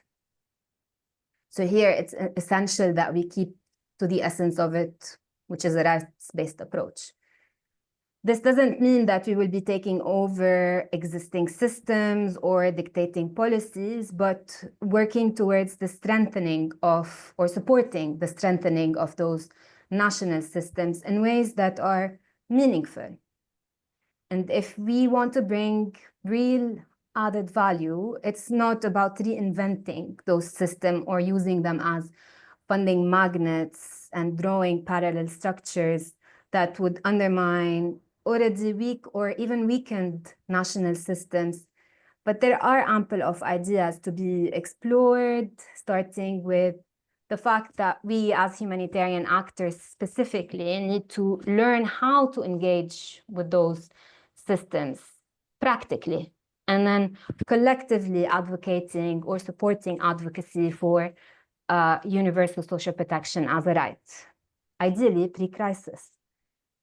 NGOs can truly add value through building and bringing different civil society actors together, but bringing NGOs together and building coalitions, producing evidence, highlighting people's needs, highlighting systems gaps, supporting the development and promotion of policy messaging, and then finally supporting organizing around pertinent issues like decent work and social protection generally. There's a lot to do, and there is a big role for humanitarian organizations to play. It's just about us reshifting our focus and investing our time and the resources in the right place, because we are working towards the right direction. Thank you. Thank you so much, Noor, for your intervention. I think that was very interesting to also have the perspective of how some humanitarian actors have been kind of dragged into this social protection thinking, and how we have an important role, but we still need to find the space as well. So I think that's a very, very relevant point. Thank you so much, Noor. Now we will turn to Marco. We'll have the pleasure to listen to Marco, who will be sharing his perspective as well, and also the perspective of UNXWA on the government policy side of things. So the floor is yours, Marco. Thank you. Thank you so much, Justine, and thank you for the organizers for having me today. Let me try to share my screen with you.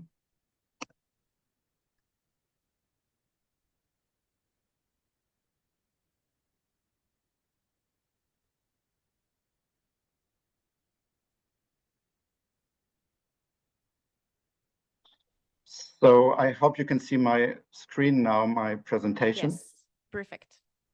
I'd like to go quickly through 4 elements.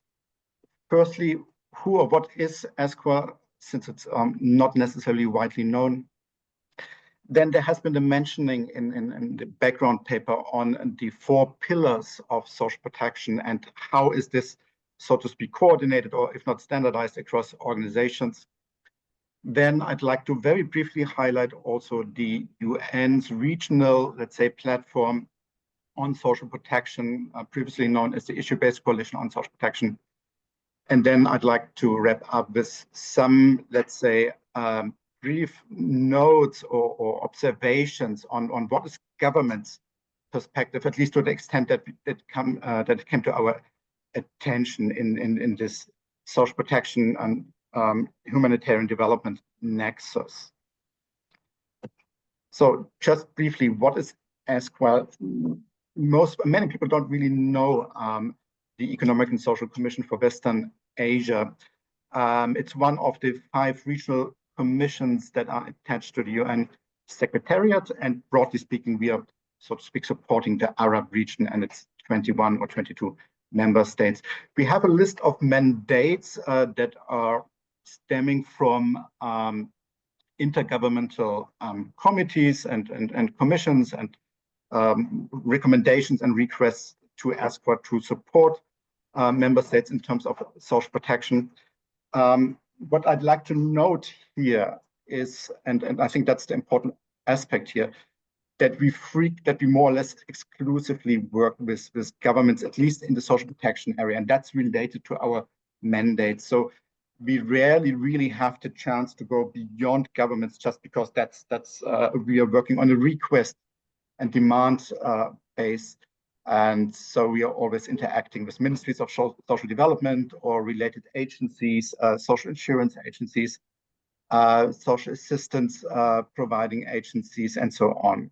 So that just as a background, so you have to interpret whatever I say from this angle, so that we are not necessarily are going to be too much engaged in the humanitarian space in terms of social protection, but rather from the government-led perspective.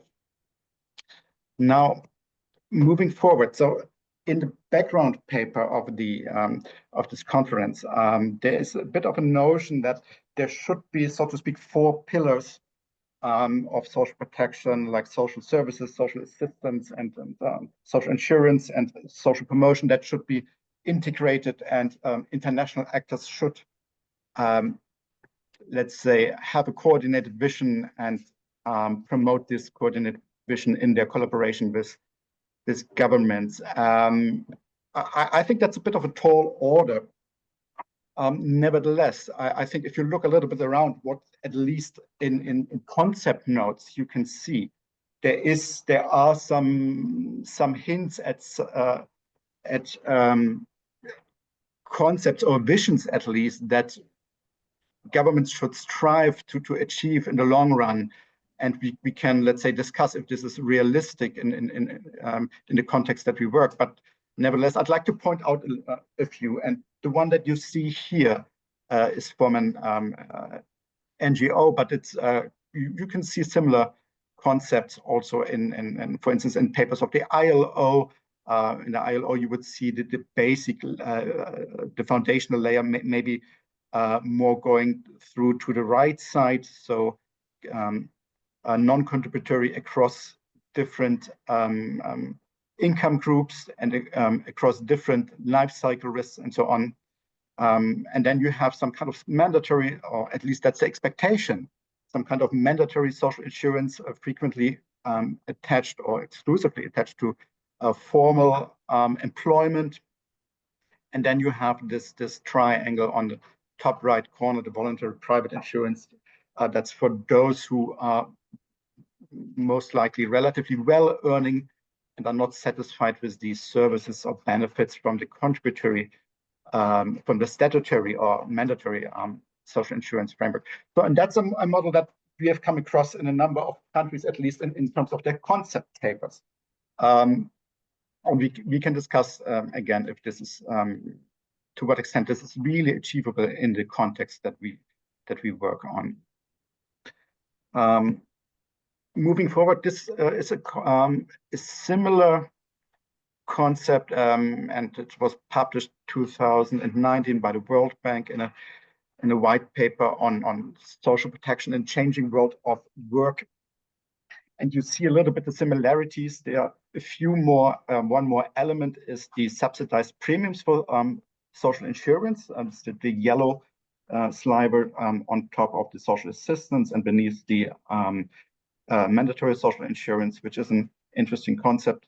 However, you have a little bit of a, let's say, different notion of how private arrangements or market-based arrangements, where should they kick in vastly earlier in terms of income distribution and having a vastly greater magnitude, so to speak, vis-a-vis the social insurance. And I think the perspective that the World Bank took at that stage is that social insurance is not necessarily taking off as much as expected or as desirable.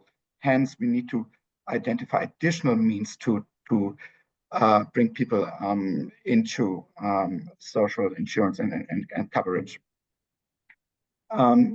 Moving forward, this is what we frequently discuss with our member states, and it's in a sense the same concept in a way. You would expect a non-contributory, let's say, foundational support with less well-earning parts of the population that's then tapering out towards the more wealthy, and then at some stage the contributory kicking in. That's at least a concept that we're working with. Of course, we recognize that this is not necessarily always how it works or how it can work. And I'd like to allude to some extent, at least, why it's challenging. And let me start with the evolution of the social protection provision at least in the regions, middle-income countries. And the slide that you now see is what you would see in some middle-income countries, at least up to, let's say, 2010, 2011, where you have general subsidies cutting across the societies, highly regressive, at least if it comes to fuel and energy. And then you have a contributory pillar, social insurance pillar, mostly for those in public employment. This is due to the limits of limitations in terms of private formal employment. However, this concept, or some call it a social contract, actually, where the government provides general subsidies in exchange for let's say, relatively, accommodating current political environments, and then again the limited social insurance provision. That has been found then increasingly unsustainable by a number of governments. So going forward from 2011 on, a number of countries, middle-income countries, reduced their general subsidies quite tremendously. Not totally, there are still a number of subsidies, but advised also by international, by multilateral organizations, international financial organizations. Those subsidies have been more or less reduced to the bare minimum, and in exchange, in a way, to some extent, to cushion the impact of the reduced subsidies on household spending, targeted social assistance has been introduced, and Hania Shokami mentioned this earlier, and others as well. And that's basically the pattern that we see across the region in a number of countries. It's changing now in some countries to some extent, but still, I think that's to some extent the pattern that we still see. Targeted social assistance emerge in a number of countries quite massively. But then the question is, how do we cater for those in the middle? And I think that's the question that on our end frequently is tabled. How can we either cover them in social insurance or in social assistance? And is there a dichotomy, or what's the way in between, at least? And while we still have those, so to speak, those concepts that I showed earlier in the back of our heads, I think this is still where lots of governments struggle to identify ways and options to cover this missing middle. A number of countries have opted to just extend the targeted social assistance, so to speak, spreading the love of cash transfer across wider groups. However, with very little funding or relative modest funding, so that in a sense it becomes a bit of an so to speak, a consumption smoothing policy tool, not necessarily a poverty reduction tool as it has been envisioned earlier. That's not necessarily what we see, that targeted social assistance helps to push population groups sustainably above the poverty line. And there is then also the space for social promotion or graduation that is now emerging in some countries, specifically in the middle income countries in the region. However, we think there's still lots of work to be done on that part, and that is going to keep us busy for quite a while. I'd like really to sorry, Marco. Yeah. If I could just ask you to wrap up. Yes. I know you have much more to say, Yeah. but maybe it would be interesting to also share the slides if that's possible later on. Thank you so much. Thank you. No, I just want to briefly hint at the issue-based coalition in the region that works also to some extent across the social protection and human development nexus. There was the idea of a regional task force. There's some transform training coming up in development with WFP and I guess UNICEF working on this social protection and HDP nexus. So that's maybe something to keep attention to. And then there's, of course, the question of what's the government perspective. And here we have had this frequently the situation where governments have vastly different notions on when is the right point for transitioning social assistance or cash transfer programs back from the humanitarian space into the government or statutory space. And I think here lots of more discussions are needed on what is the right time or what's the right space or framework for this transition. And I think that's what governments would like to see at some stage. Thank you. Thank you so much, Marco. That was a very comprehensive intervention. Thank you so much. I think it's really answering as well this question of the pillars approach and just the fact that, in fact, we all have different standards, different definition. And that links up a bit with what Noor was saying as well, that we sometimes speak different language across different actors, which is also challenging the collaboration. And then all this question of the timeliness and the responsiveness of the sector is very critical, and specifically for the missing middle. And that's really what we're seeing more and more is like, how can we address the needs of the missing middle? So thank you so much, Marco, for all your points. So now let's turn to Joe Merael, who is the Chief of Party for the Cash Consortium of Yemen, and will share some insight on that specific programming. Thank you, Joe. The floor is yours. Thank you very much, Justin. If you can just confirm that my voice is coming through. We can see you and we can hear you. All right. Hello, everyone. My name is Joe Merael. I'm the Chief of Party for the Cash Consortium for Yemen. I'm very excited today to be part of this panel and to be talking to you. I have like very a list of things we're gonna talk about today. I will try to keep it short and concise. I will be covering a bit about who we are as the Cash Consortium for Yemen, look about our modalities, how we connect to social protection, Nexus, and then talk a bit about the coordination and what we are looking in terms of our strategies for 2024 and 2025 and beyond. So for those who aren't familiar with CCY or the Cash Consortium for Yemen, we started, and our journey started in 2020. It was a collaboration between just few organizations, then it grew to become 6 members. The consortium is hosted by the Danish Refugee Council and consists of another 5 agencies acted: Mercy Corps, Norwegian Refugee Council, Solidarité International, and the International Organization for Migration. So why did CCY come into place in 2020? And it was the need for a more harmonized response, and we were in a stage where we wanted to have a harmonized tool, harmonized approaches for the cash response in Yemen. So more or less, we are looking at a more cohesive multi-purpose cash assistance strategy, so to be able to support our vulnerable community and conflict-affected Yemenis. Just to put things into perspective, since 2020, CCY did support more than 150,000 households, and in 2024 and 2025, we aim to support around 31,000 households. And of course, this effort was made possible by the generous contribution from our donors, mainly BHA and EU, including DG ECHO and DG INTFA.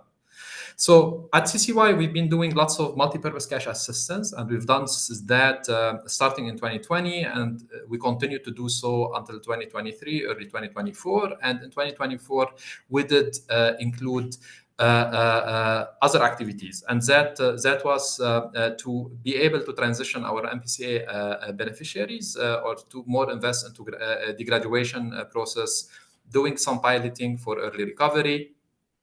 So we have currently a pilot from DG INTFA. It's an early recovery pilot program, and this program is designed to improve the food security and resilience of IDPs in Yemen, in both southern and northern part of Yemen.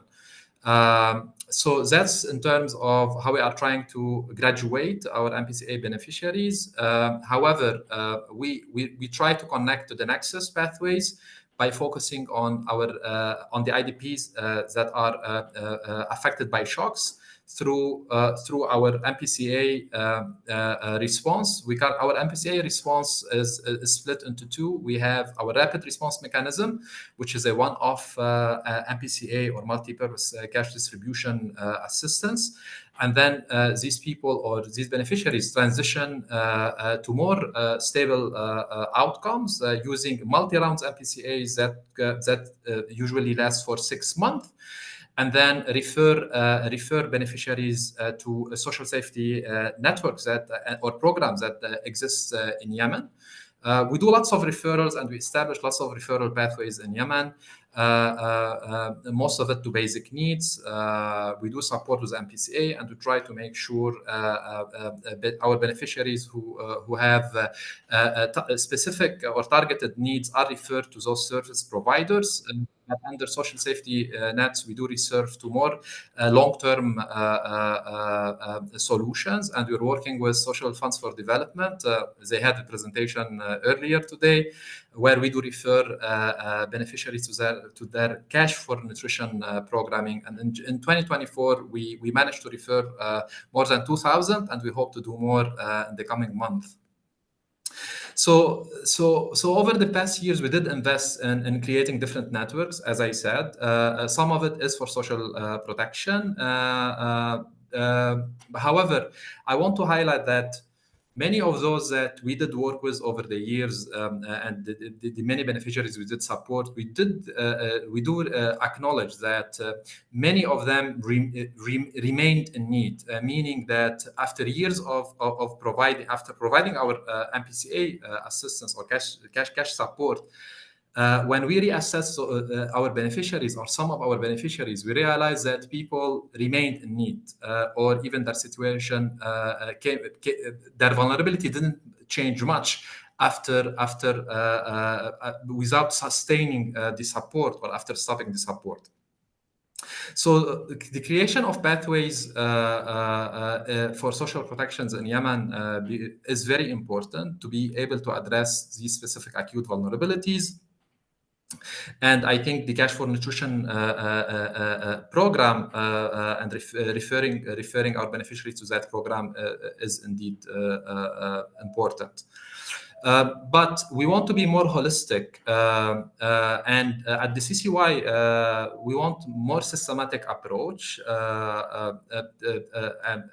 and we want to join the broader effort in Yemen.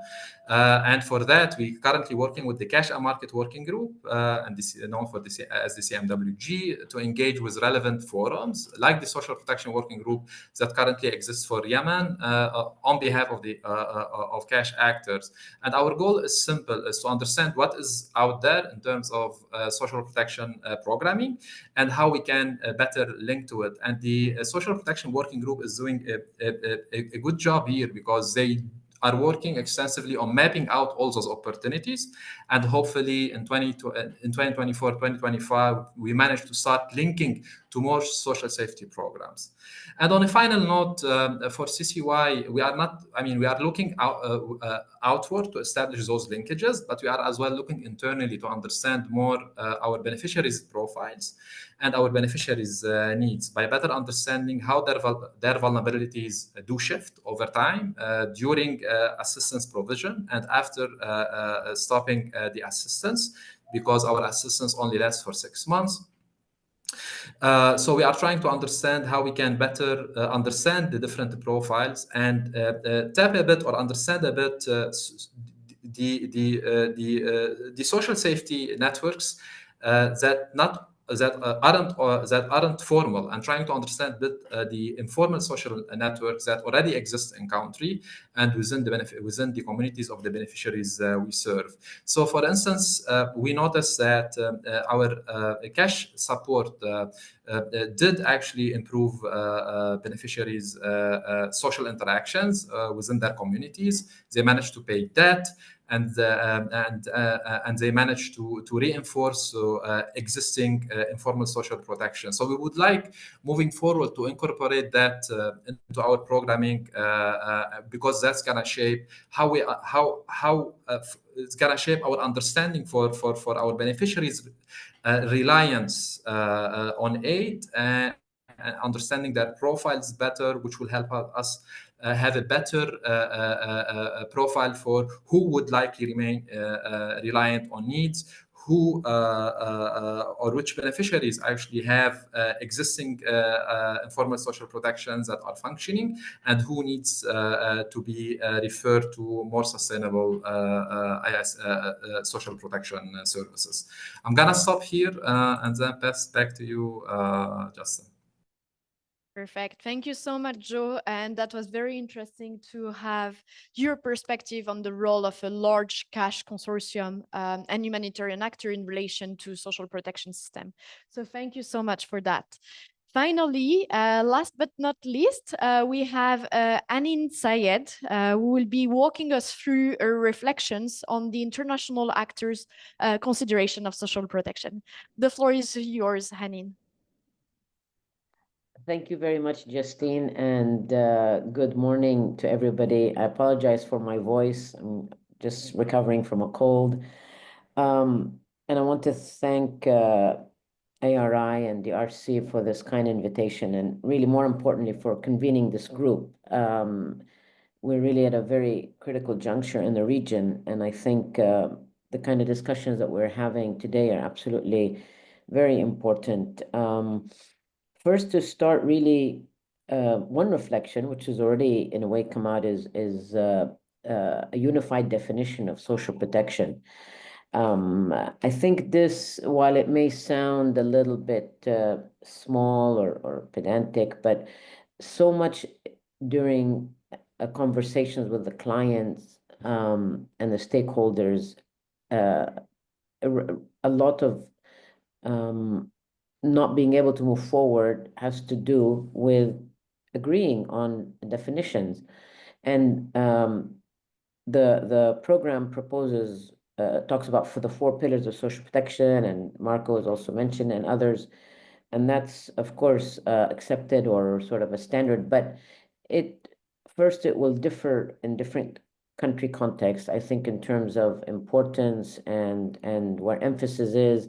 And even if sometimes we might agree as international players on the definitions, I think with counterparts, with government, with clients, with local stakeholders, with communities, they may not be the same understanding. So this is really a plea that to start in discussing social protection and the different pillars in the country to have agreed definitions. And of course, that comes through, for example, when countries do national strategies, such as what Lebanon did recently.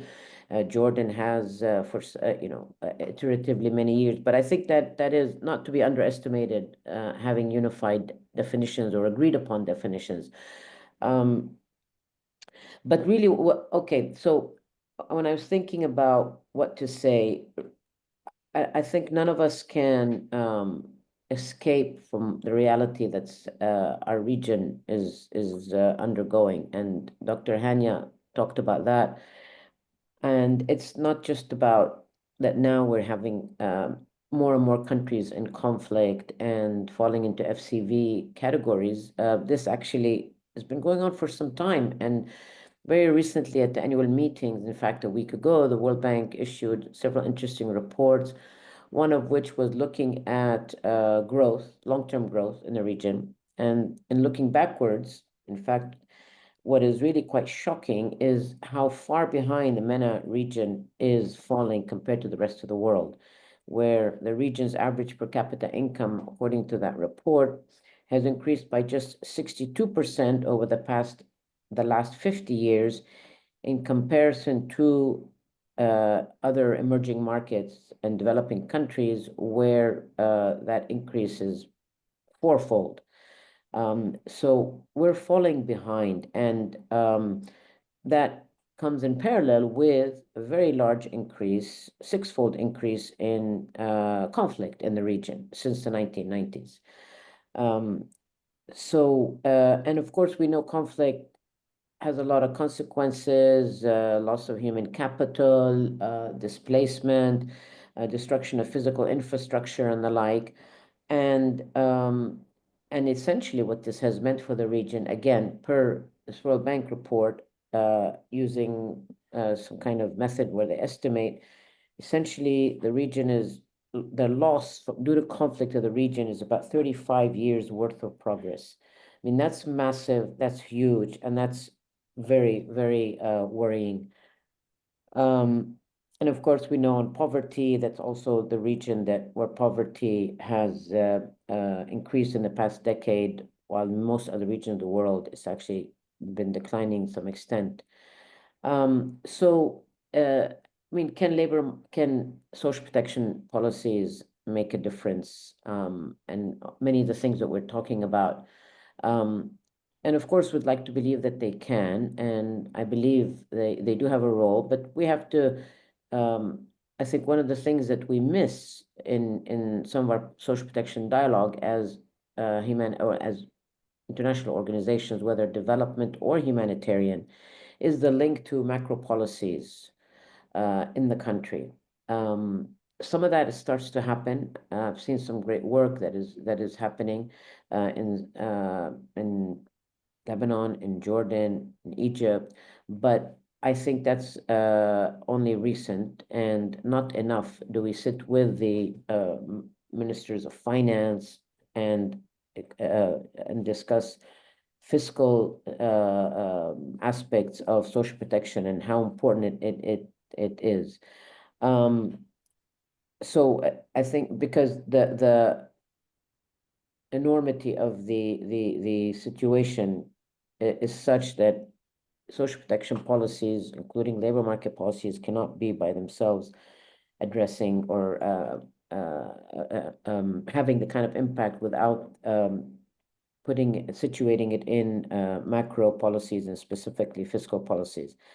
Now, when we look at these 4 pillars of social protection that this session has been talking about, we see obviously that the ones where countries in the region do spend more on is social assistance and social services, depending on how you define social services. If you want to take all of education, all of health, or more smaller programs, but this tends to be much more where the region spends on and has made very good progress, especially in social assistance. And we've seen in COVID times where several countries like Jordan and Egypt were able to really show how adaptive social protection programs, if they're put in place before, how they can be scaled up and adapted and made to be more effective during times of crises such as COVID.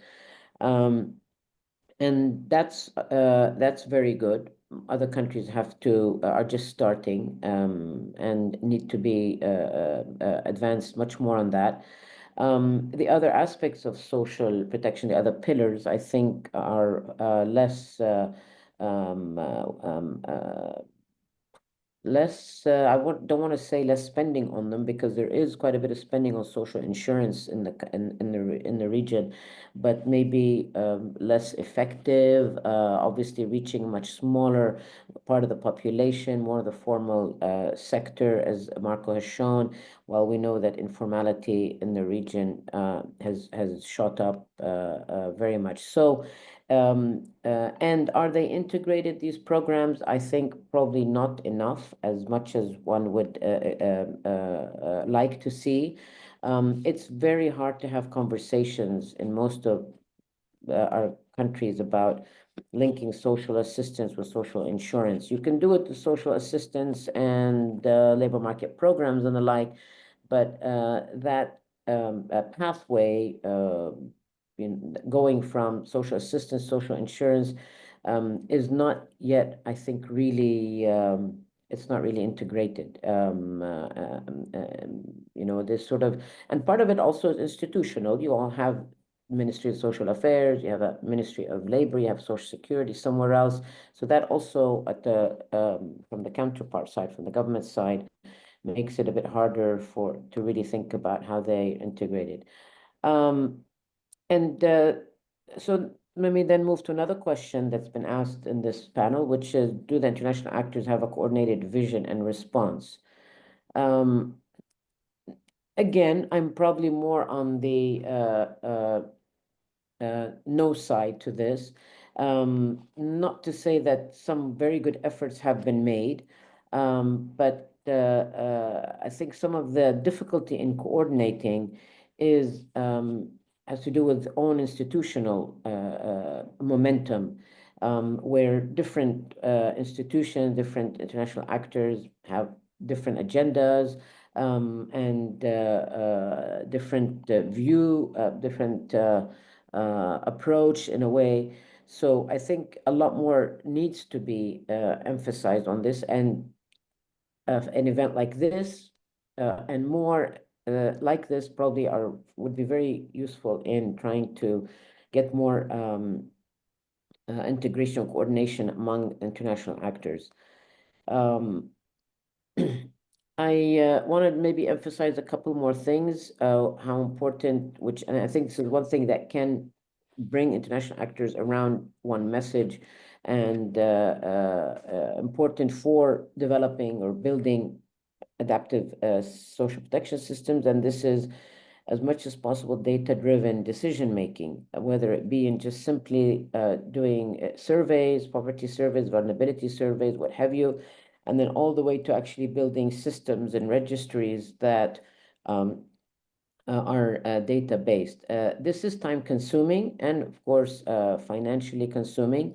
However, I think there's a lot of evidence of the importance and the positive impact this has had in terms of running better programs, more efficient programs, more effective programs. And I think this in our region compared to other regions is we are behind. And this is one message international community can and should come around much more together to help countries build those kind of data-driven systems and to make decisions based on that. And this, of course, part of that is the whole area of system building and building capacity. We've seen just way too many examples of, instead of capacity enhancing, capacity replacement by international actors. And especially when initially humanitarian crisis happens and a country has low capacity, and understandably there has to be a fast reaction, but the transition then to the building the national system takes way too much time and sometimes takes more than a decade till we get that capacity in there and transitioning to having the country manage and develop its own and run its own run the system itself.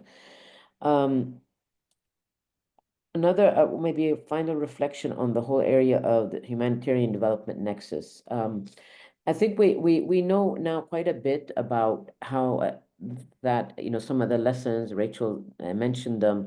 In my own experience in Lebanon, for the past, I would say, 10 years, since the Syrian refugee crisis, is that and Lebanon was very low capacity when things started, really didn't have any systems. And thanks to the international community, which came in on the humanitarian side and built systems for the refugees initially. And what was important to see and good that it was happening, started to happen, although not initially, was this transferring this technology, the business process of running systems, of running cash transfers, of payments, and so on, to the national system. Like I said in the beginning, it wasn't happening, but then when it was obvious this was, and to the government especially, it became obvious that this was not a short-term displacement episode, they woke up to the fact that they also have to build their system. But it's a highly sensitive issue in terms of using the national systems. And this is a debate that both Jordan and Lebanon were constantly having and pushing back the international community in terms of integrating and having one social protection system that would service both refugees and nationals. And we have to understand what's underlying that resistance. It is primarily, I think, financial, because hosting countries felt that they would then be left with the bill.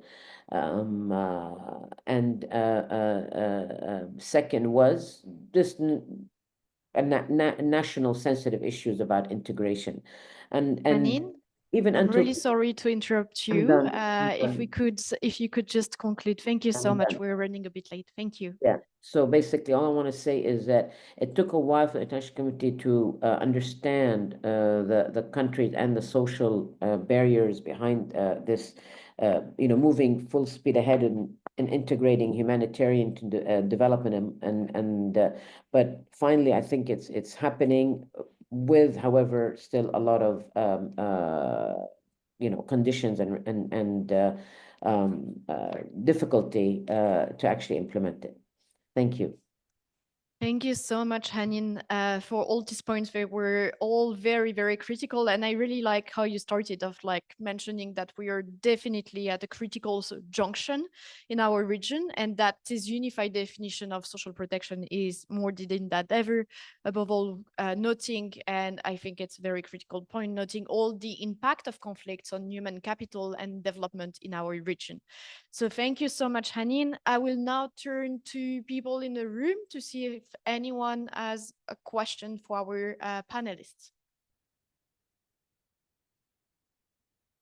It doesn't seem so far. So we will then turn to people online. I think, Farah, we have here as well Michele, our colleague from ILO. We wanted to mention a few points as well. So Michele, please come in if you want to say a few short remarks. Thank you so much.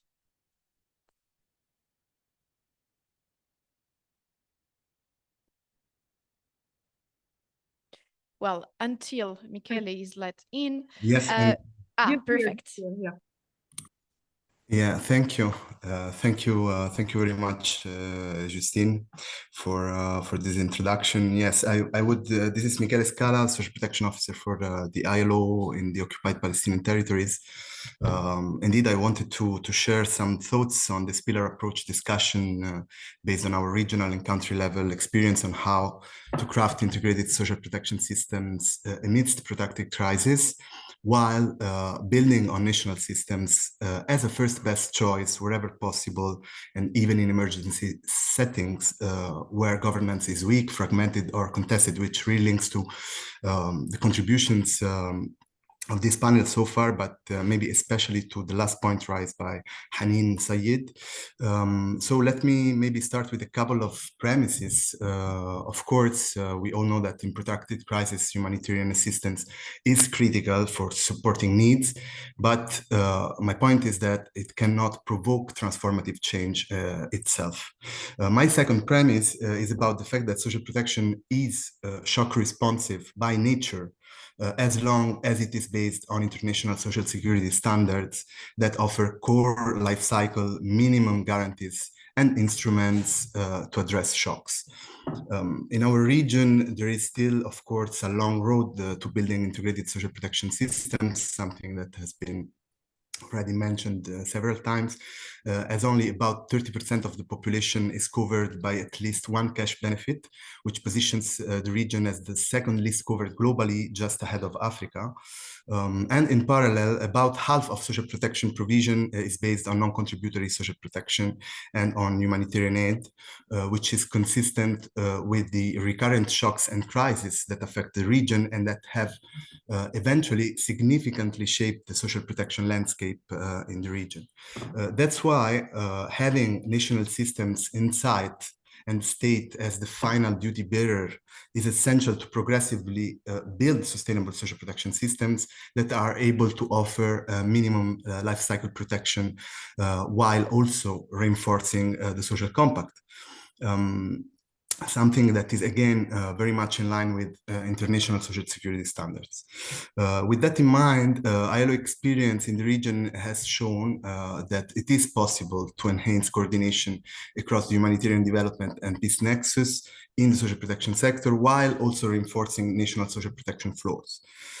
From that perspective, I would like to briefly mention the case of occupied Palestinian territories, where we have been working in parallel on at least two different, but of course interrelated tracks.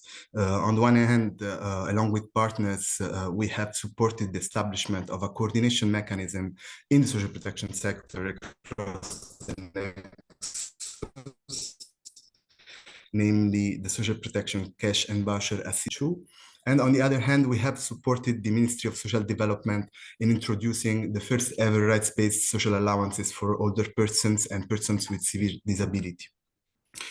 Social allowances now represent the core components of the Ministry National Cash Transfer Program that was previously fully poverty and specifically PMT based. This represents, of course, an important shift in building the non-contributory pillars of social protection floors, as opposed to highly low performance poverty-based programming. Let's just mention that PMT in occupied Palestinian territories has an inclusion and exclusion error rates of about 35%, which means that about 4 out of 10 intended recipients are excluded from PMT-based cash allowances. It is also important to mention that it is precisely in 2024, meaning in the middle of the current crisis, that the ministry was able to disburse 2 quarterly payments to the benefit of around 11,000 older persons and 19,000 persons with severe disability in the West Bank.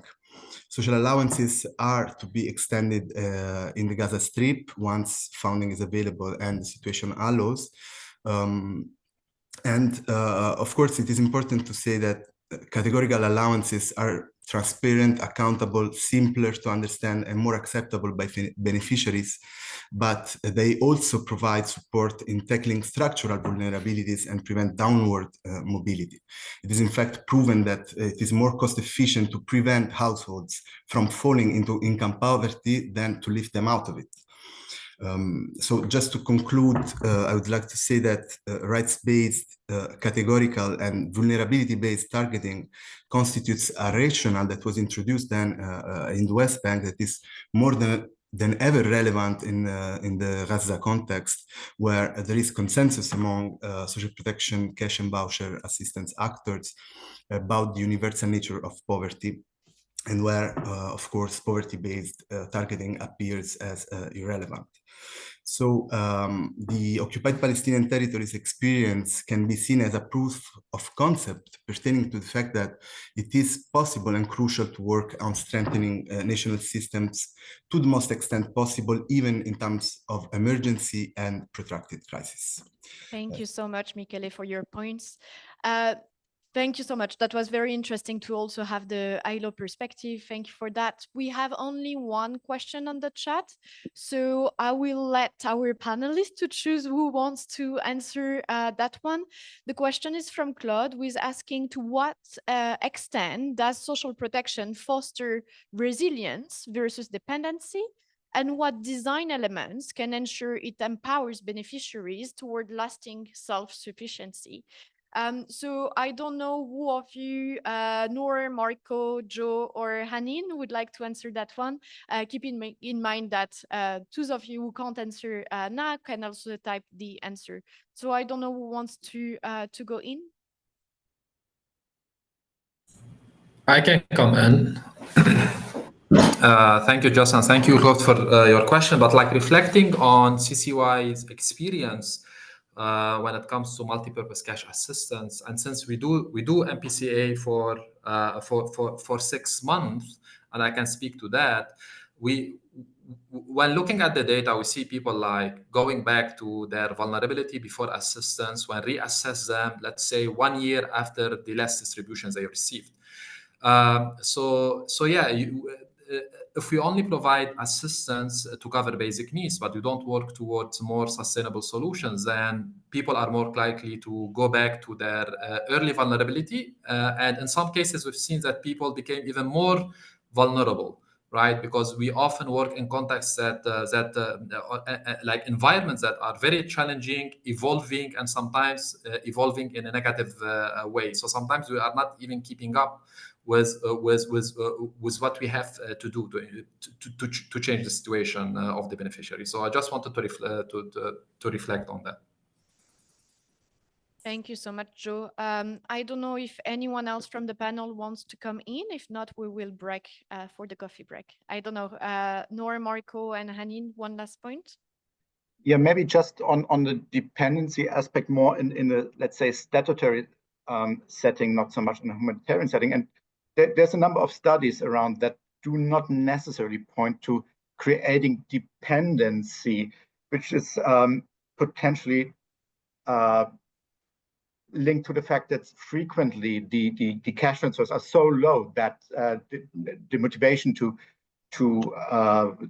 depend on them solely is not given. At least there are some studies that point to that. However, sometimes what we see as part of the eligibility criteria to enter in such programs is to make sure that you're not receiving any other types of income, and thereby sometimes programs or administrative procedures create an incentive to make sure to stay below a certain income level, and that then creates some kind of protracted, let's say, intention to stay in the programs, which I think is sometimes quite unfortunate in a number of countries in the region. Thank you so much, Mariko, for these points. Thank you so much, everyone.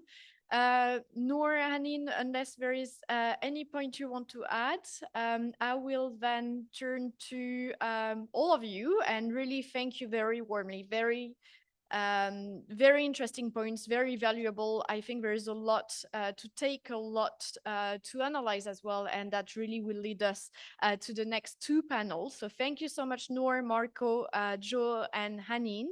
We will now break for a short coffee break because we accumulated a bit of delay. I'm gonna suggest that we break until 1:20 Amman time, so we'll have only 5-minute delay, and hopefully we'll be able to stick to the time because we had a hard start, but we'll be sticking to the time for the next three panels. So let's meet again at 1:20, and when I say 1:20, 1:20 Amman time. For every people online on other time zone, please do the conversion. Thank you so much, and we meet in 16 minutes. Thank you.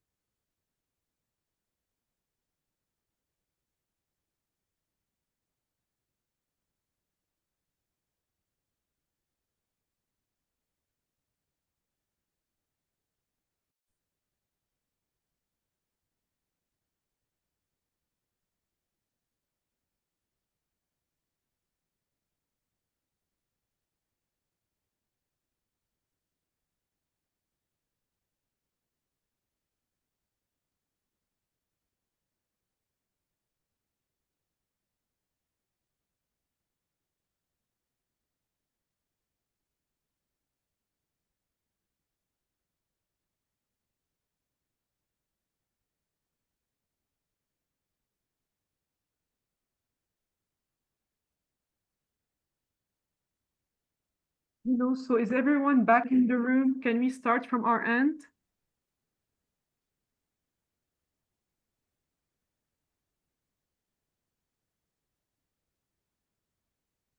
Justine, can you hear me?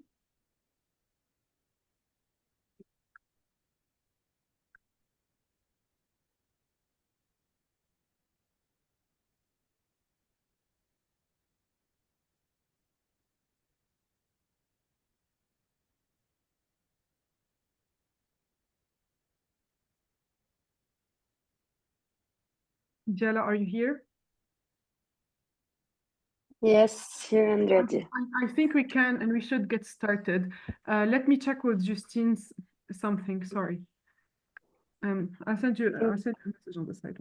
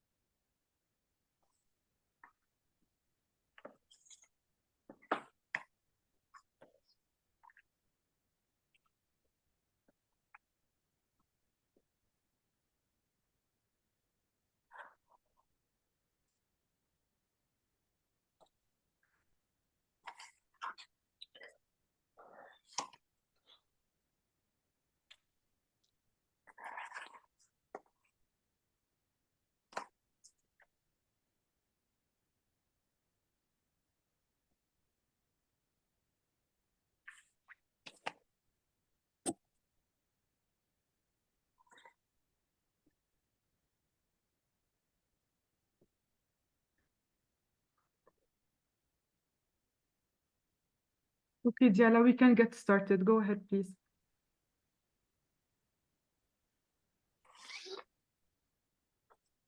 Hello, everyone. So we're starting our third session for today, which will focus on the access and effectiveness of social protection systems for marginalized and vulnerable groups specifically. The session, I'm not gonna be longer, so I'm gonna start right away with our speakers, but I'm gonna say it's gonna focus on bringing the perspective of these marginalized groups into the discussion and how they experience access to social protection systems in general, and the specific challenges they face. We'll start with our first panelist, Zaina Mhanna, which will focus on the case of Lebanon and the challenges it has faced in the past 5 years. Not an easy task, Zaina, considering what's happening and the ever-changing realities in the country. So the floor is yours. Please try to stick to 8 minutes. We're gonna try to accommodate for some of the lost time. Go ahead, Zaina. Thank you, Diala. Thank you, everybody, for the kind invite. Thanks for all the attendees. I know that we are operating in an unorthodox time. It's not easy for everybody. The region is in turmoil, and we wish we were together in person to conduct this talk and exchange experiences. But thanks a lot for focusing on this component, especially we are talking in a time where Lebanon has been facing all the type of crises since 5 years so far. So it started in 2019 with the revolution. That was followed by a socioeconomic challenge, by a monetary crisis. Then there was the health crisis with the COVID. Then Lebanon had to face a cholera outbreak, a big explosion that was the second biggest after Hiroshima, Nagasaki. We already had a refugee crisis with the Syrian challenge, followed by intern displacement and currently a war. So Lebanon really, and especially the frontliners, have been doing a lot to ensure survival, we can say. We are back now at a stage where we're at the stage of relief and emergency support. We're talking about ensuring mattresses, food security, hygiene items, shelter, access to health, medication, you name it. And unfortunately, really, this did put us back at survival mode, which is very unfortunate because we did not get the chance to speak about ensuring sustainability. But one thing that is, I think, key, and I thank you for allowing me to take the time to highlight these crises. From one side, Lebanon is definitely at the forefront and has a lot of experiences in responding to emergencies, but at the same time is not allowing to have really programs for social protection on the long term. And this crisis, the fact that you know that Lebanon has the highest refugee per capita in the world, and with having 1.5 million refugees, Syrian refugees welcomed, in addition to the estimated 4 million population, in addition to 250,000 that are migrant workers coming from Africa and Southeast Asia, and 250,000 of existing Palestinians that are here in camps from a long time. So you can see the demography of Lebanon, and I'm making sure to highlight this to say that in form of aid, before the fund were allocated per population, because each fund is coming for a designated topic or a cause. But unfortunately, with all these compounded crises, the protracted crisis pushed the response and this protection to be multi-sectoral and multi-population. And this did definitely infringe a lot of challenges, but did provide a lot of opportunities at the same time.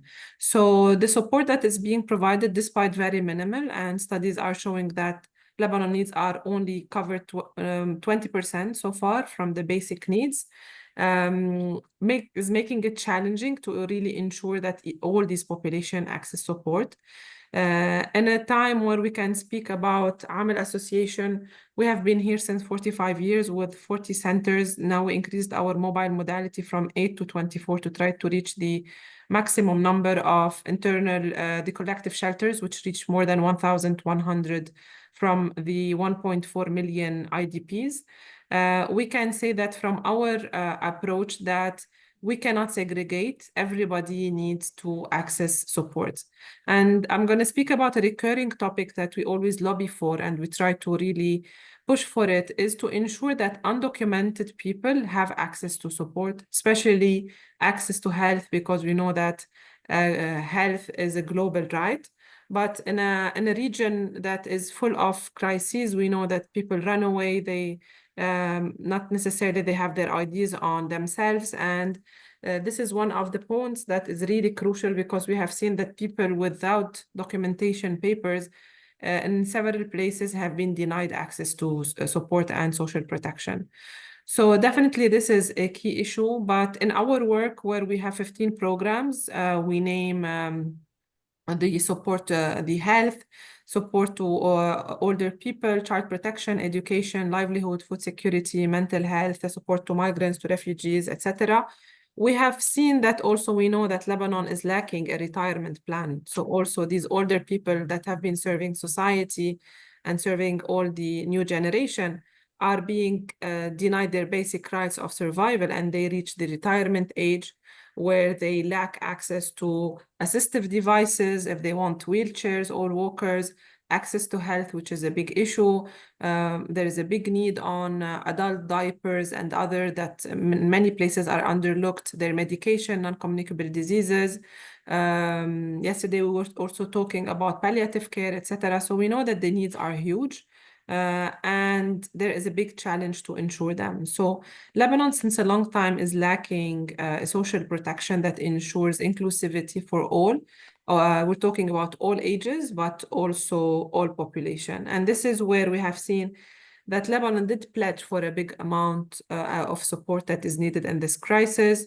Some of them were ensured, others are still being in progress. But unfortunately, Lebanon is suffering from a lot of lack of basic needs to ensure the survival of the people. Nowadays, we are seeing in collective shelters increase in skin problems, infections, because we know that the public schools that were open to welcome the IDPs are not equipped with showers and the hygiene facilities, the water and sanitation component that is also creating lots of problems. And we're foreseeing that if this is going to continue, really, we're going to be in a very devastating process. Going back to our program, Amel, in the way that we operate, we always try to respond to the crisis. We respond to the needs, being an emergency or an development.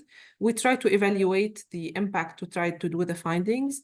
And at the same time, we try to advocate, to try to push for policies and policy impact to ensure that these trends are minimized over time and there is no need for all these big amounts if there is a change in some components. I'm going to give the example of women faced with gender-based violence that require sexual and reproductive health support. That is ensured in our clinics as much as in our social program of case management and other. We have seen the trend of how much empowering women have allowed them to have more informed choices about family planning, about their health, etc., and which made a big impact in society.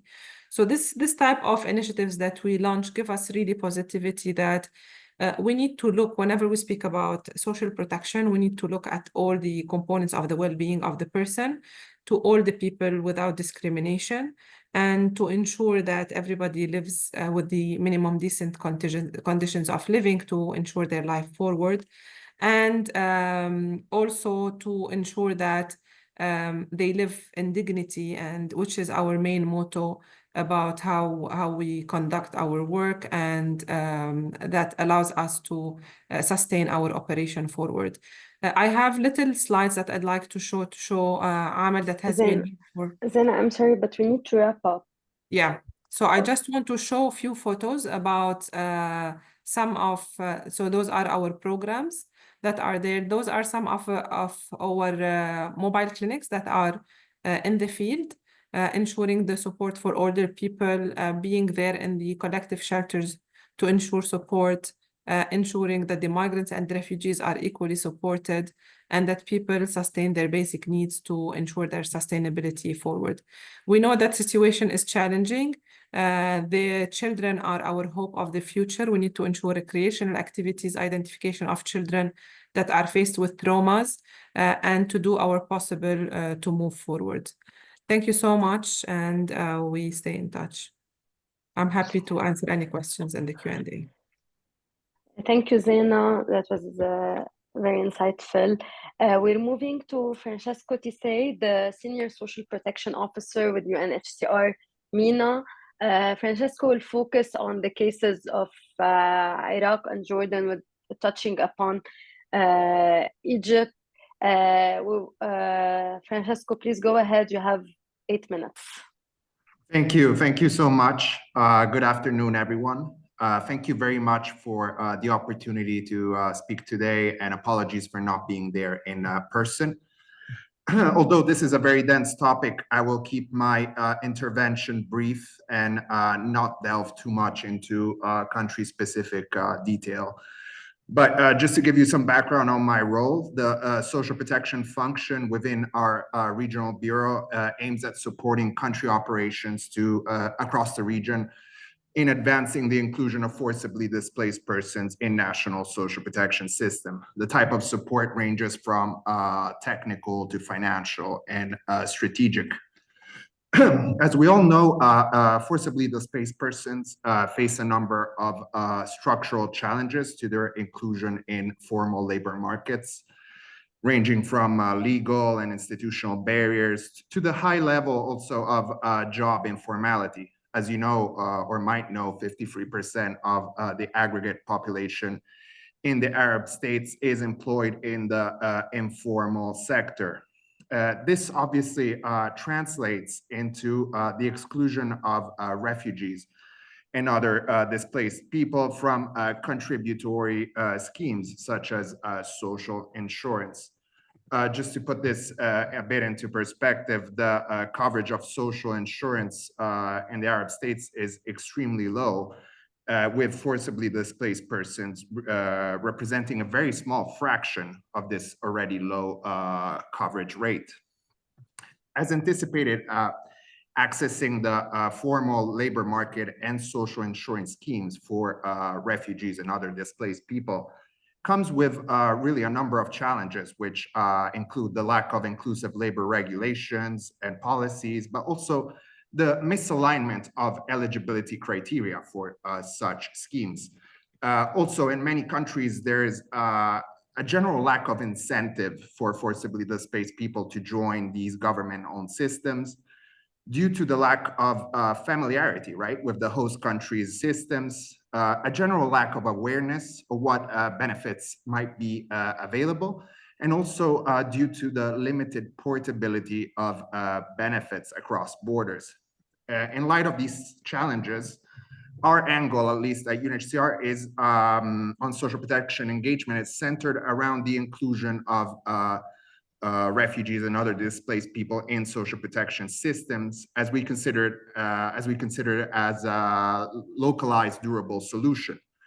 But when we talk about inclusion, we don't focus solely on social assistance, or at least we're trying to expand a bit that scope. We're trying to look at inclusion from a sectoral standpoint, meaning that basically working in parallel on inclusion in social assistance, right? So unconditional cash, for instance, but also in social insurance, basically tackling those challenges that are associated with accessing the labor market in parallel to the efforts associated with fostering inclusion and social assistance. Also, one thing that we believe is very important is to work a bit more on fostering complementarity between social assistance and social insurance scheme, for instance, by working closely with other partners and governments to present them with investment cases on the inclusion of forcibly displaced people in social protection systems as a whole, showcasing really the potential return on investment that such policy choices might have on national socioeconomic prosperity. And that's something we're working on collaboratively in Iraq, specifically in the Kurdistan region, but also in Egypt.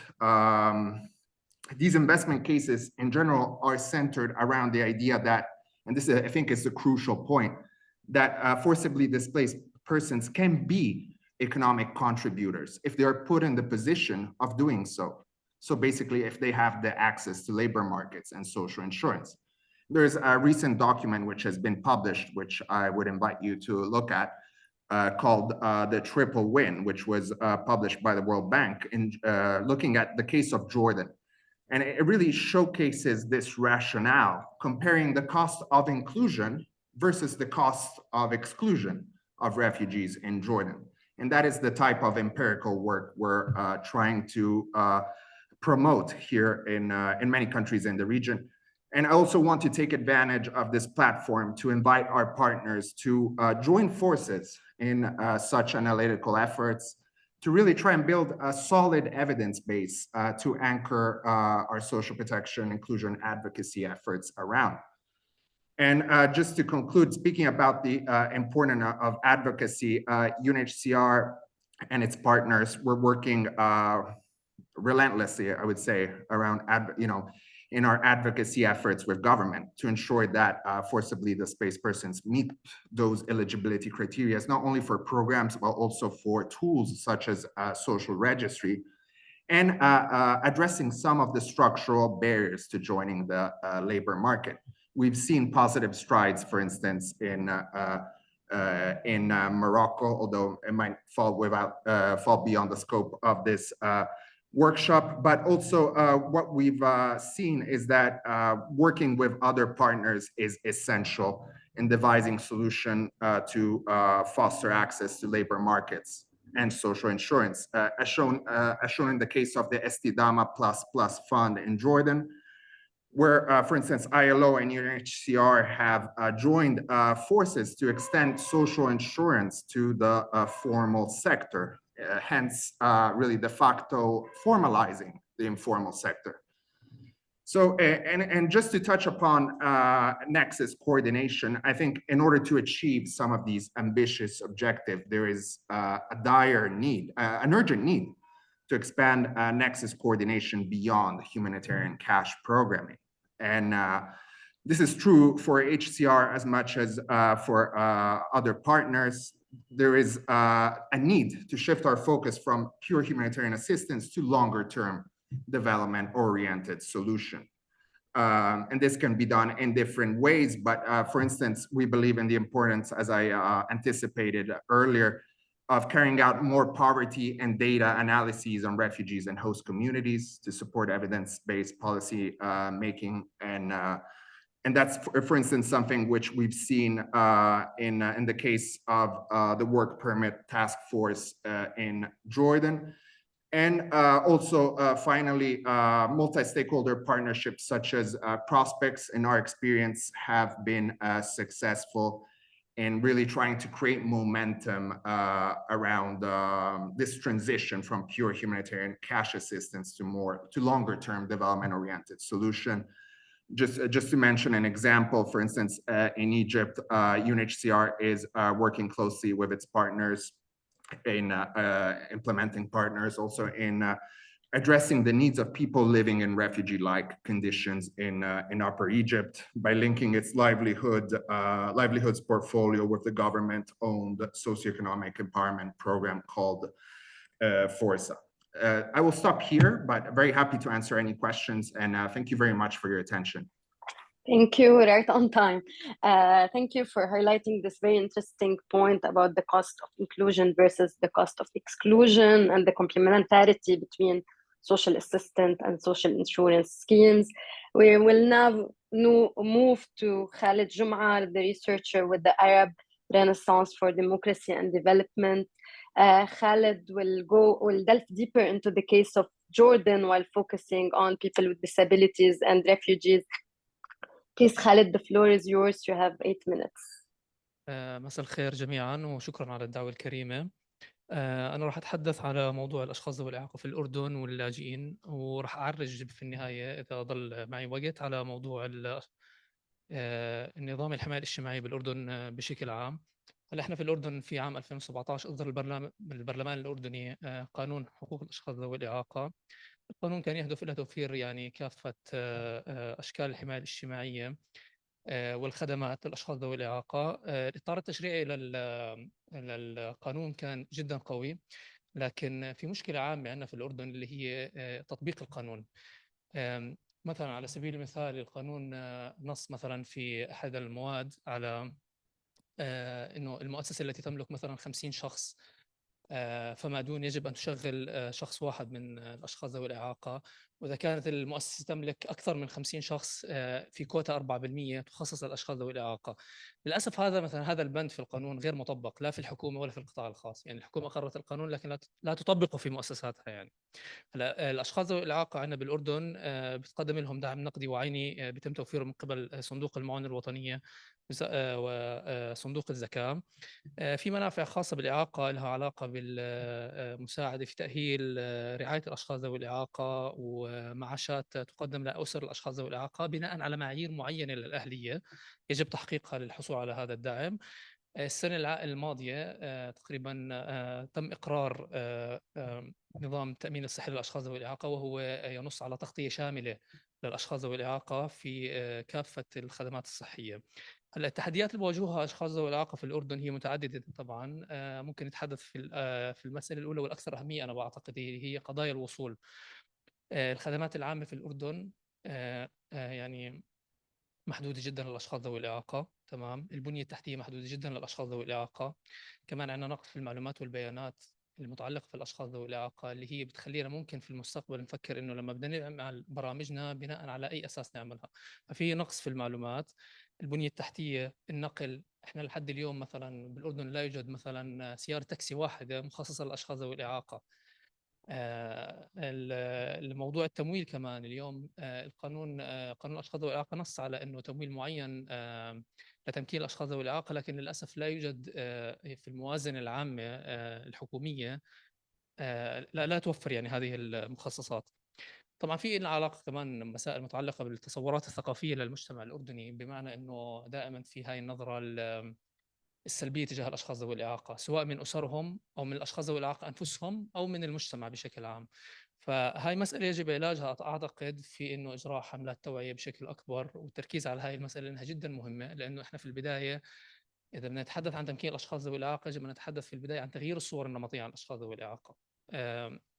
الحواجز المتعلقه بالتعليم عندنا بالاردن مثلا احنا 79% من الاشخاص ذوي الاعاقه لا يتلقون اي شكل من اشكال التعليم. اسباب متعلقه لها في البنيه التحتيه، اسباب متعلقه احيانا في انه مثلا مدراء المدرسه بيرفضوا انهم يضموا اشخاص ذوي الاعاقه داخل المدارس لاعتبارات ثقافيه. حتى في المدارس الخاصه وفي القطاع الخاص مثلا الأشخاص ذوي الإعاقة بيدفعوا مبالغ أعلى من الأشخاص اللي ليس لديهم يعني شكل من أشكال الإعاقة. فهاي مسائل كلها بتعيق إنه أي هذا الشخص إنه يطلع على الحياة العامة، على التعليم إلى آخره. هلا في مسائل متعلقة مثلا التحديات الصحية. أن هلا إحنا عندنا القانون اللي أقر العام الماضي، لكن للأسف إحنا ممكن نتحدث عن مسألة ثقافية أحيانا في تعامل الأطباء مع الأشخاص ذوي الإعاقة وتعامل الممرضين مع الأشخاص ذوي الإعاقة. إضافة إلى هناك في نقص في البنية التحتية، يعني أغلب المراكز الصحية والمستشفيات غير مخصصة لاستقبال الأشخاص ذوي الإعاقة، لأنه هاي المراكز الصحية والمستشفيات بنيت يعني في مرحلة سابقة لم يكن هناك أصلا فيها تركيز على موضوع الأشخاص ذوي الإعاقة وتمكينهم وإلى آخره. كمان في نقص في المعدات الطبية لأنه ما في مخصصات مالية كمان لهي المسألة. فيما يتعلق في معدلات البطالة، عندنا إحنا معدلات البطالة تصل إلى 90% بين الأشخاص ذوي الإعاقة. واحنا تحدثنا هون سابقا على موضوع القانون، رغم انه القانون نص على تشغيل الاشخاص ذوي الاعاقه لانه غير مطبق لا بالقطاع الحكومي ولا بالقطاع الخاص. الاسباب متعدده، يعني انا مثلا عملت مقابلات مع اشخاص ذوي اعاقه بحكي لك انه انا مثلا حصلت على فرصه عمل، لكن مثلا لا يوجد إمكانية للوصول أصلا للمكان، يعني لا في شبكة مواصلات ولا في مثلا المكان غير مهيأ للأشخاص ذوي الإعاقة. وأصحاب العمل يعني بفكر إنه في بعض الأحيان إنه بده يشغل شخص ذوي إعاقة فهو بده يجهز له بنية تحتية معينة، فهي راح تكون كلفة مرتفعة عليه، فإنه في الأخير إحنا يعني بنستثني الأشخاص ذوي الإعاقة.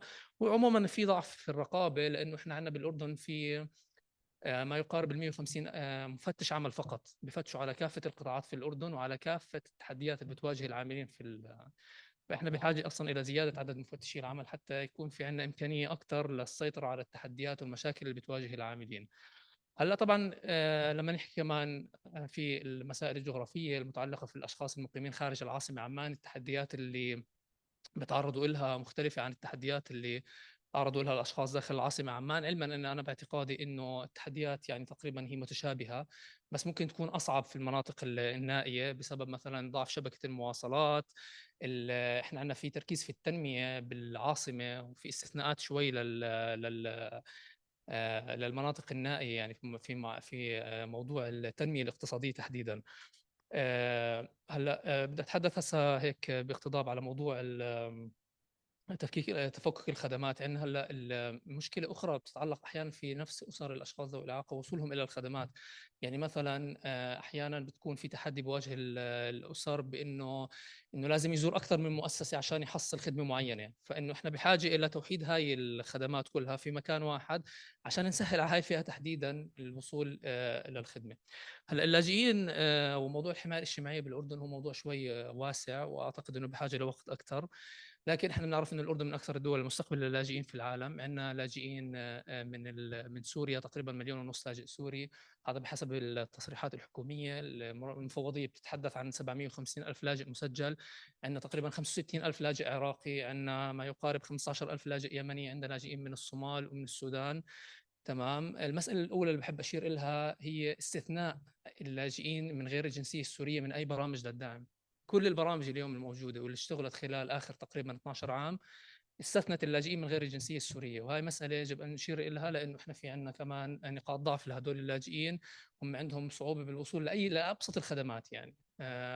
وفي تركيز كتير كبير على اللاجئين من الجنسية السورية. فبعتقد في البداية أنه إحنا لا يجب أن يعني لما نطور برامجنا انه البرامج تكون شامله لجميع اللاجئين دون استثناء، يعني عرفت. لكن للاسف لانه التركيز دائما بيكون على اللاجئين من الجنسيه السوريه.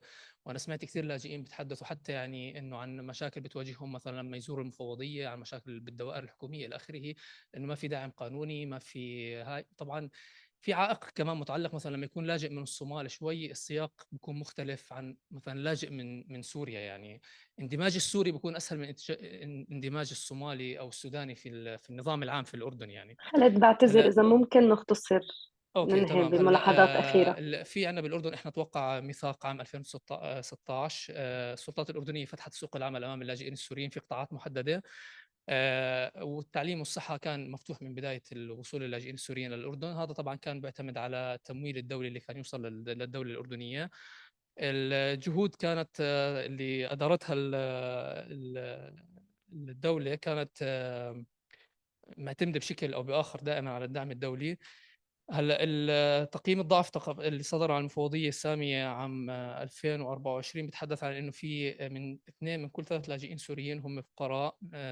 هلا في مشكلتين حاليا بتواجه السوريين حاليا في منظومه الحمايه الاجتماعيه في الاردن.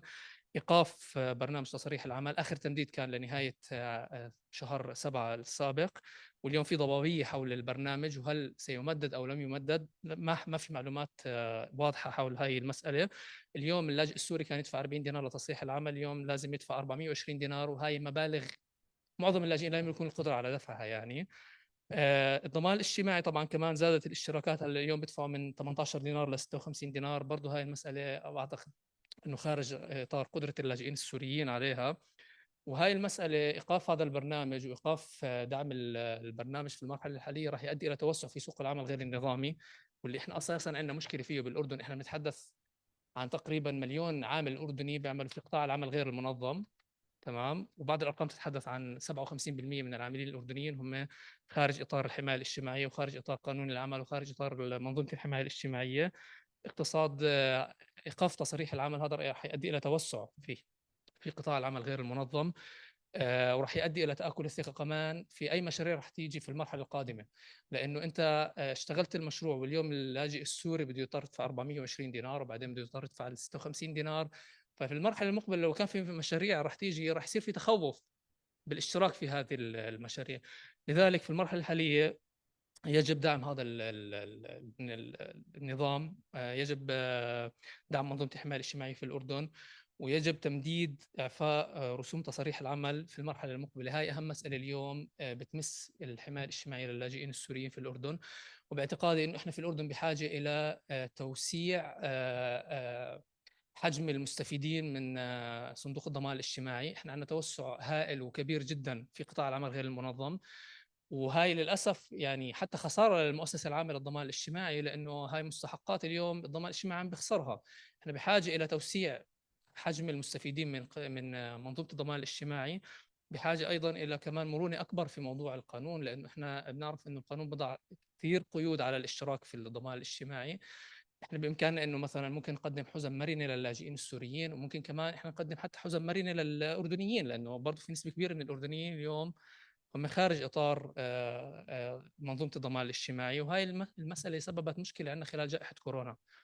جائحه كورونا فجرت الوضع في الاردن واثبتت حاجتنا لمنظومه حمايه اجتماعيه ومنظومه ضمان اجتماعي اقوى. الضمان الاجتماعي خلال جائحه كورونا قاد عمليه حمايه الموظفين، سواء العاملين كانوا في القطاع النظامي او في القطاع غير النظامي، وكان يملك الضمان الاجتماعي القدره على اداره هذا الملف. فبالتالي احنا تجربه كورونا لازم هي تكون المرحلة الرئيسية للبدء بتخفيض نسبة العاملين في قطاع العمل غير المنظم وتوسيع إطار العمل النظامي في الأردن، سواء للأردنيين أو غير الأردنيين. وهذا راح يخفف عبء حتى على الحكومة الأردنية، لأنه إحنا من بعد جائحة كورونا عندنا ما يقارب زاد عدد المستفيدين من صندوق المعونة الوطنية من 100,000 إلى 250,000 أسرة. فإحنا بنتحدث عن 1,000,000 مستفيد تقريبا اليوم من خدمات صندوق المعونة الوطنية. إحنا يجب علينا أن نعمل في المرحلة القادمة على تحويل هؤلاء المستفيدين من مستفيدين من خدمات صندوق المعونة الوطنية إلى مستفيد من خدمات الضمان الاجتماعي بالترافق مع برامج تشغيل. يجب تخصيص جزء من خالد الموازنة. بعتذر كثير بس كثير تخطينا الوقت. اوكي بس نقطة واحدة إذا بس. بتريد نقطة اوكي بس نهائية. هي نقطة أخيرة. أنا باعتقادي إنه يجب إنه على الحكومة الأردنية أن تخصص جزء من الموازنة لدعم صندوق الضمان الاجتماعي ولتحويل المستفيدين اليوم من خدمات صندوق المعونة الوطنية إلى صندوق الضمان الاجتماعي. وأسف على الإطالة، شكرا. شكرا خالد. شكرا.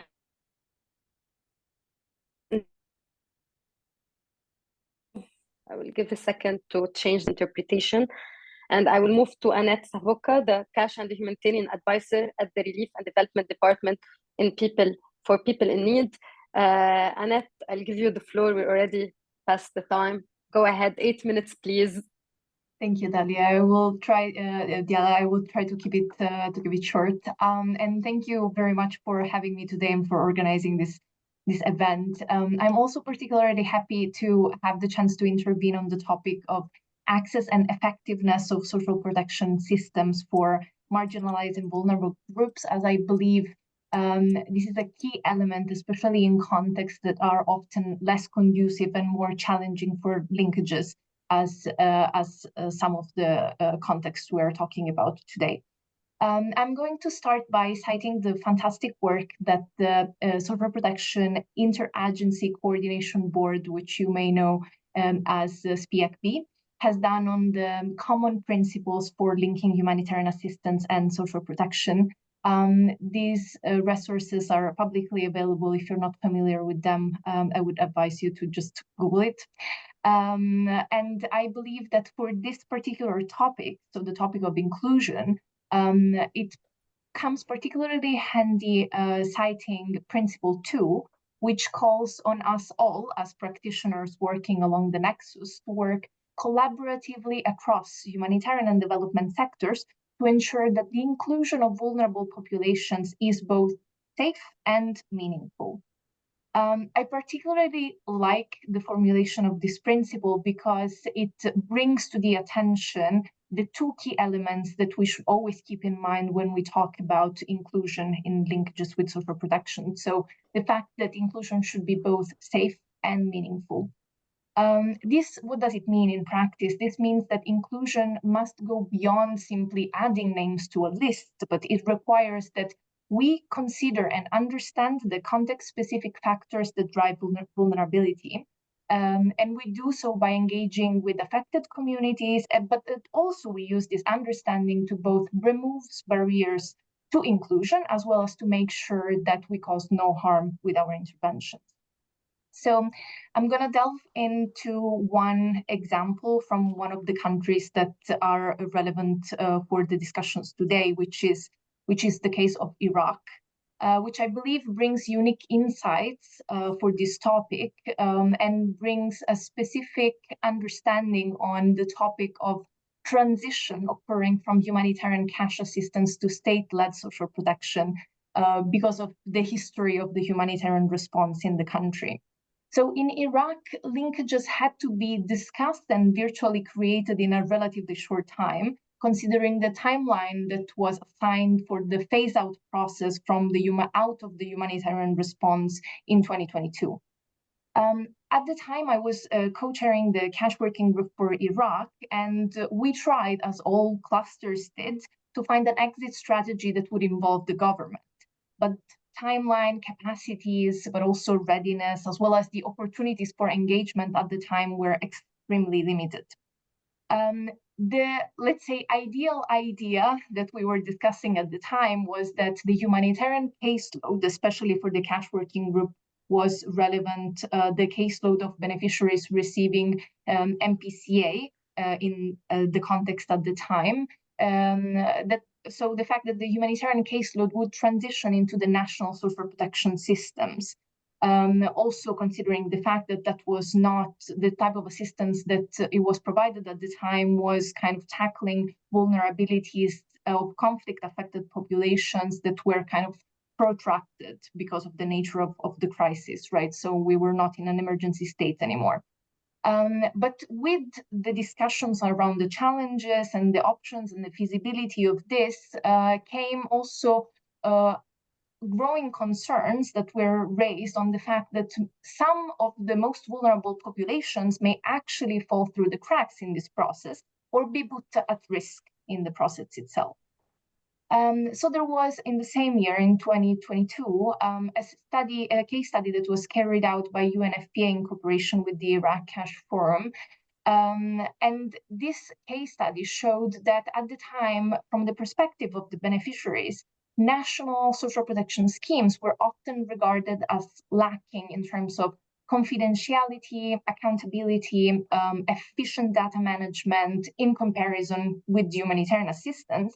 And that also the coverage that seemed like was seen as kind of mass targeting for some programs actually had several shortcomings when it came to providing assistance to the most vulnerable groups. So, of course, this perceived inadequacy from the side of the recipient has implications on trust as well. So the same study mentions that another study from the World Bank of the same year that estimated that 30% of the beneficiaries receiving humanitarian assistance had actually reservations in their willingness to be referred to governmental social protection schemes. And this was due to several reasons: fear, grievances, or other social-political concerns. This can be, of course, particularly relevant when we talk about specifically at-risk marginalized groups. So let's think about the context of Iraq, households with perceived ISIS affiliation, or other minority groups. And in here, we can really understand how the topic of inclusion can also have negative implications on the safety of marginalized populations. And of course, on top of that, beyond these perspectives and perceptions, there were real barriers that prevented vulnerable populations to access support. Similarly to what other speakers mentioned earlier regarding other contexts, the lack of civil documentation was, of course, one of the main barriers, as it was a requirement to enroll governmental programs. And of course, this affects disproportionately marginalized groups themselves, especially the ones affected by displacement. And parallelly, there are also some groups that might be also at heightened risk of even attempting to access the aid. So, for example, GBV survivors or minority women that might be at higher risk because of social stigma, and also because of the barriers and the limited support that was provided to address sensitive needs with the national social protection schemes. So from the case study of Iraq, we can see how much this is important and how much the topic of meaningful and safe inclusion has direct implications. But now I want to conclude by mentioning a couple of examples on things that we can actually do in practice to create meaningful and safe pathways for inclusion when we talk about linkages between humanitarian assistance and social protection. And I'm going to draw once more from the work that the SPFP is doing on around the discussion on Principle 2. I'm going to mention just two. There are many more, but the first example can be how we as practitioners working with linkages should the centrality that we should give to needs and vulnerability assessments as a key tool to understand how to safely and meaningfully manage inclusion.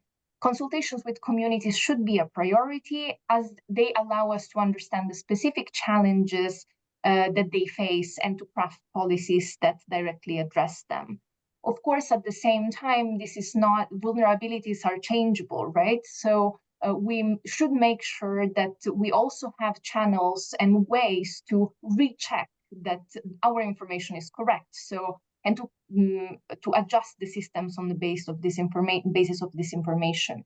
So this is why we should also promote inclusive complaints and feedback mechanisms, and that are mechanisms that also can help building trust. So to conclude, these are only two of the things that we can consider when designing inclusive programs and strategies for linkages. But we ultimately know that there is no solution that fits all contexts. But what we need to understand is that the real measure of success in these efforts will be whether vulnerable populations actually feel supported, heard, and safe. And we can only do that if we actually ask them. Thank you. Thank you, Annette. This is, in my opinion, a great conclusion to our panel, highlighting how safe and meaningful inclusion and also perceived inadequacies among vulnerable groups can affect trust and the efficiency of programs. Now, this is central to all our work. I will leave it to the participants, the crowd, if anyone have questions. We have already a question to Zaina in the chat. Zaina, please feel free to jump in and answer it, and if you feel it's better answered written, go ahead. And we have a question for all the panelists on the scope for linking and integrating social work support with all the pillars of social protection in a holistic way that builds families' resilience and self-reliance while helping them find a way out of complex psychosocial needs and risks, including mental health and violence. Also, if someone from the speakers wants to jump in, I'll start with Zena. Thank you so much, Diala. Thank you, everybody, for your careful listening. Actually, yeah, to answer the question, I've highlighted the multi-sectoral approach, which is key, that also proved, Lebanon throughout these 5 years of protracted crisis did a lot. And we really want to thank OCHA, UNHCR, and some key people who really, the Prime Minister's office, who did an effort to centralize the coordination. And for once, Lebanon has not an ideal, but a better coordination than previous crises. What helped is to make sure that the complementarity between governmental and non-governmental organizations are in place. A pooling of fund helped a lot to ensure that all the people are supported in equal manner and to ensure complementarity thematically with the sectors. So the health sector, the livelihood, the food security, we're also cooperating with the funders. But unfortunately, we always know that funds are political. So in general, in total, Lebanon did not succeed to have enough funds available. My colleagues also spoke about access. I highlight again global access. We as responders in the field are doing extra effort to make sure that everybody is integrated, and this also happens at the level of coordination and pooling of funds. Leadership is key also to look. We know in Lebanon, social protection is ensured if a social security system is there, and which is unfortunately not available. So this should also work hand in hand with policies that are done on the long term to ensure that there are systems of protection and safety nets that are available. Covering the needs, localization is a big issue. Ensuring that there is trust to the local players to ensure that we respond to their needs. And the do no harm approach is at stake, and also ensuring data confidentiality, because also many people don't ask for support because they are afraid that for their status. So to respond to, I hope I responded to the question that is there. I can say that truly there is an effort to try to reach everybody but the major challenge now are the resources that are very little and that are not allowing all to be in place. But also on a long-term note and recommendation is that to ensure social protection, we need to have the right tools of development in place and push for good governance, push for countries for right for self-determination to ensure that they have their own system to sustain their lives alone. Thanks a lot. Thank you, Zena. Does any one of the panelists want to answer the second question?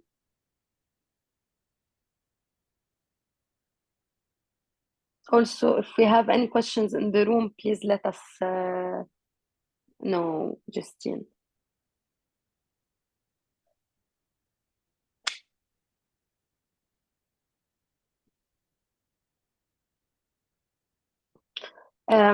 Maybe we can have just a final word from each panelist.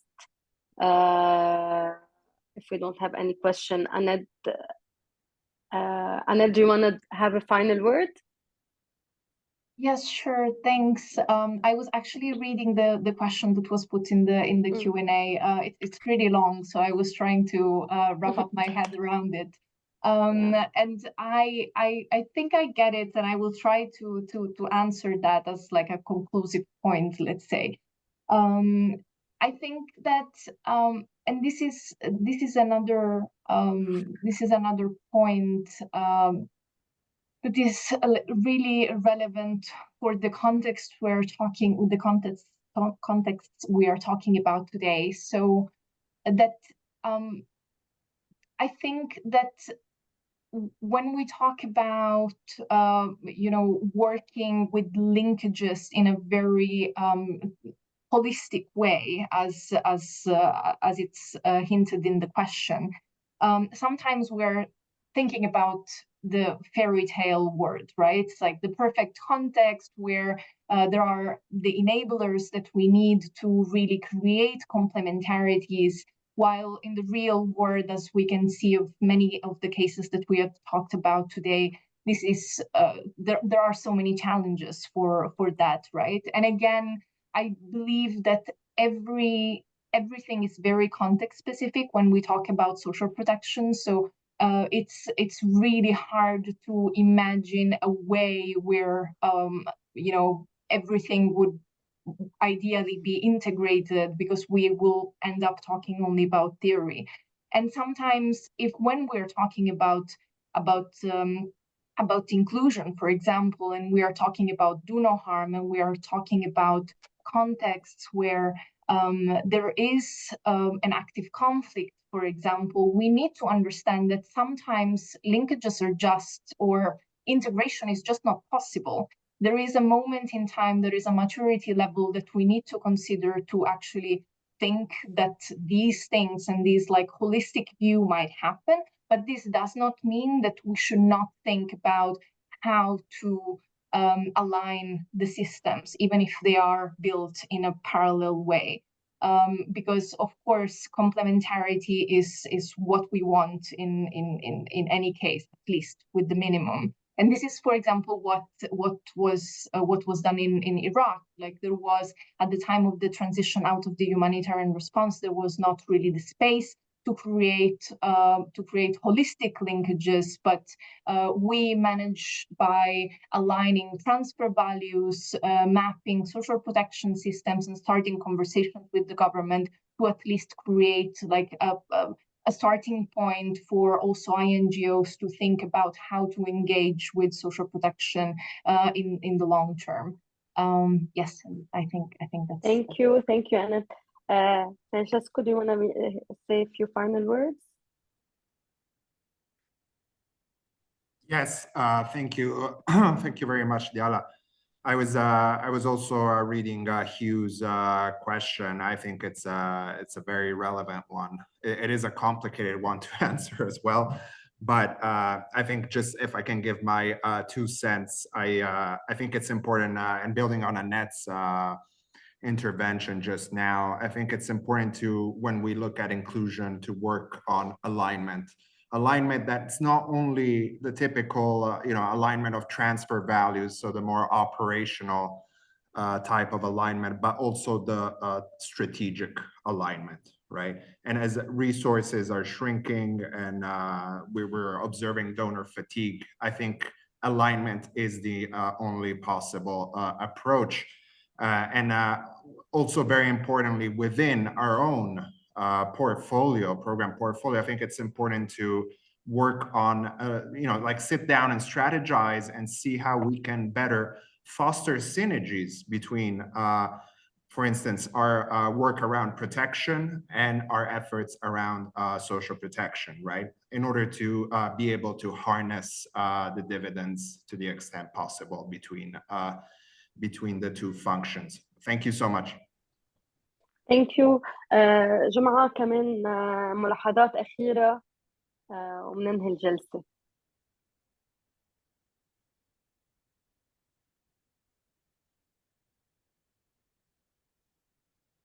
يعطيكم العافية جميعا. أنا ممكن أهم شيء بالنسبة لي في المرحلة القادمة هو توحيد الجهود ما بين المنظمات الدولية والمنظمات المحلية والقطاع الخاص والحكومة. هاي أهم مسألة. توحيد الجهود هو اللي راح يقود عملية الإصلاح في منظومة الحماية الاجتماعية. وشكرا جزيلا للجميع. شكرا خالد. Thank you everyone. We're done with our session. We'll move to the discussion for. Thank you the panelists. Thank you everyone. Thank you. Thank you very much. Thank you. Thank you, Diana. Thank you, everybody.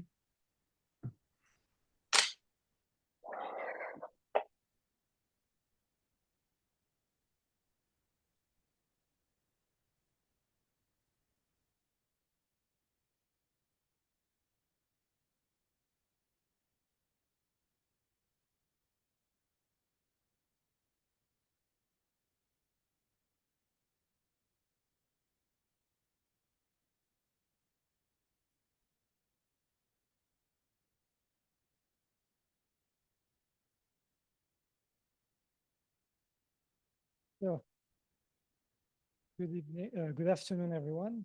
My name is Jean-Patrick Perrin. I'm the Regional Advocacy Coordinator for DRC, and I'll have the pleasure to moderate the last session of today's conference. So, and we are also almost on time, which is a really good thing for everybody. So building on the discussions that we've had since this morning, our last panel is going to look into how to break down silos and how can a better articulation of the 4 social protection pillars can improve results and impact on people in need of social protection services. And our panelists will be discussing around the idea of how can foreign aid, while articulating those pillars better, how can foreign aid have a stronger positive impact on social protection systems? And also how coordination among the different aid actors and donors when it comes to resource allocation, programming, and strategies can also achieve the same effect. And so in this session, we'll have 3 panelists. So we'll have the pleasure to listen to Raja Katan, who's the program leader for human development at the World Bank, Ziad Abdel Samad, who's the executive director of the Arab NGO Network for Development, and finally, last but not least, Quentin Le Gallo, who's the regional thematic expert on food security, cash transfer, and basic needs for ECHO. And maybe we can start with Raja. So I understand that Raja, as well as Ziad, you two have time-bound commitments. So we will start with you two, and we will give the floor last to Quentin Le Gallo. So Raja, please go ahead. The mic is yours.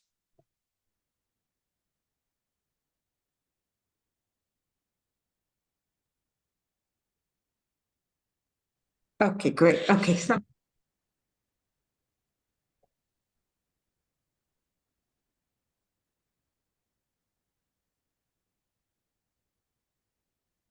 Raja, I think we lost you. Could you please try to speak again? Can you hear me now? Yes, we can hear you and we can see you. Go ahead. Okay, wonderful, great. Well, thank you so much for inviting the World Bank to participate in this really important and really important discussion. It couldn't be even timelier with everything that's going on in the region. And unfortunately, news doesn't look better 6 months from now. We know that the food insecurity is projected to worsen globally in many countries, and even more so in our region. We know that with the ongoing conflict in Palestine, Yemen, Lebanon, and the surge of Syrians, refugees returning to Syria is all increasing the number of people requiring humanitarian assistance, as well as really exerting additional pressure to an already strained national social protection systems, and really finding viable and sustainable ways to connect the humanitarian and the social protection intervention is even more important than ever. And I think it's a process that really needs to start from the very beginning of any program planning. What we've been doing in the World Bank is really bringing development closer to the epicenter of this humanitarian crisis.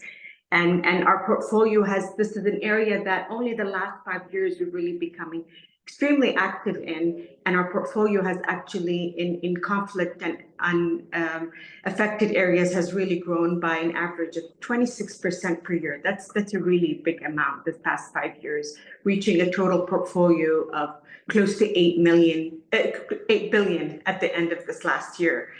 And we've tried to see within the World Bank how we can work in this nexus to be more agile. And we've really realized that engaging development doesn't start after an emergency, but during a crisis.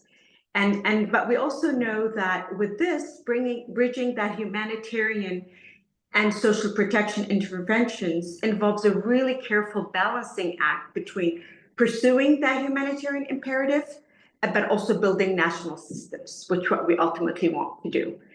And we know that governments are the bedrock of social protection in the Middle East region. I mean, globally, but now that we're speaking about this region, the World Bank is actively investing close to $5 billion in social protection, reaching over 55 million people. But at the same time, what we've seen is that out of nearly, I mean, the point is about how aid can, comes in here, is that 50 billion in global humanitarian assistance, less than 1% is actually directed into building systems and preparing for crises. And what's even more striking to me, actually, is I was looking at these numbers yesterday, that less than 5% of humanitarian aid is actually currently channeled through local systems and local actors. This is creating a huge gulf between national nature of social protection and the international footprint of humanitarian aid that we need to close and narrow down as much as possible. Because like I said, ultimately, yes, there's a crisis, we need to respond, but we need to balance how, with that, we also are maintaining the national systems and having them be ready for when the crisis is over.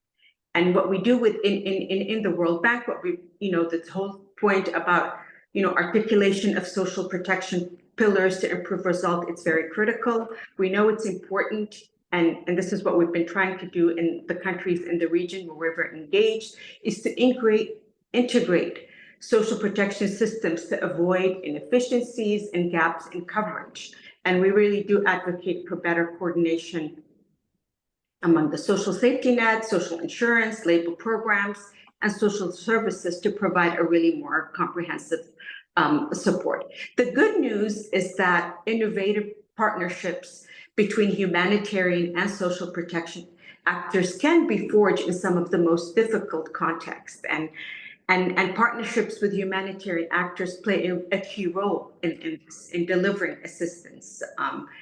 For instance, in the last 5 years, the World Bank has provided indirect or direct support financing to U.S. agencies for a total of close to $9 billion. And half of these countries are actually in the region. And among these, though, we have seen some innovative partnership models that have emerged. And actually, I was working on Yemen when this whole discussion started back in 2016, when we were trying to figure out how do we continue to support Yemen without being on the ground. And that's when we engaged with the UN. But what we saw about Yemen, why it's interesting, is that we've shown that even a quasi-public entity can still play a role in the country. And from our joint program that we did with UNICEF, and for those of you who are familiar with Yemen, the Social Fund for Development, we had an unconditional, we worked together on an unconditional cash transfer program that was able to reach nearly 30% of the population. And this was a good example of showing that actors like the Social Fund for Development that are independent from the parties in the conflict can really participate in the implementation of programs. And this was, in this specific project, it was a World Bank finance project that was subcontracted to the UN, but the implementer was the Social Fund for Development. And I think what we've seen with this, of course, it's not a perfect system, but what we've seen, it can present really great operational gains in the short run. But also what's more important, it leaves that building block where we're still, this continuing working on the resilience of this institution that gives us a promise that once the time is right, they will be the ones implementing their own cash transfer program. A few other examples that I can highlight, I came in at the tail end of the last session, and I started working recently in Lebanon, but I'm sure there's others that know Lebanon more than I do in the audience, is that we've seen that, for example, it illustrates how this approach really can further leverage to enable emergency response. I mean, the social safety nets in Lebanon were scaled up from 15,000 families back in 2019 to close to 170,000 as of last week. And this expansion was really enabled, again, by the establishment of a social registry. The development of the social registry is still in progress, still things that we need to work on. But it's really showed how they've really been able to register a big chunk of the population and have been able to process these cash transfers following a digitalized process with high data protection and security standards. And as we speak, actually, and the reason why this is, I think, relevant and timely, is that now the government is considering using this social registry to respond to the implications of the ongoing crisis right now in Lebanon. I mean, there's huge needs for health, social services, cash assistance. And of course, there's always, you know, in some countries, we see there's always these parallel systems to deliver these services. But I think the fact that we have now a social registry and that they're thinking how to leverage it to prevent the creation of a parallel system and to, you know, for donor support to use, I think provides a really promising avenue.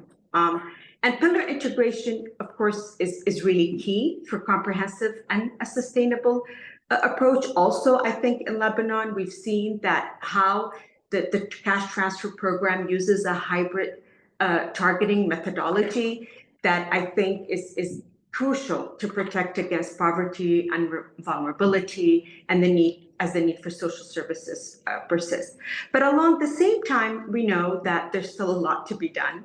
And we also know that due to the limited coverage of the Social Security scheme, a large segment of the working population remains exposed to risks. And as such, it's really important that we think, and we're working with the ILO on this, of how, you know, to move further on this agenda. We also know that, you know, giving cash is not sustainable. It's you know, we always want to think about it as a temporary intervention. And as such, the importance of really looking at productive inclusion programs as well as active labor market programs that promote human capital accumulation. And this is something that we really are focusing on also in Lebanon.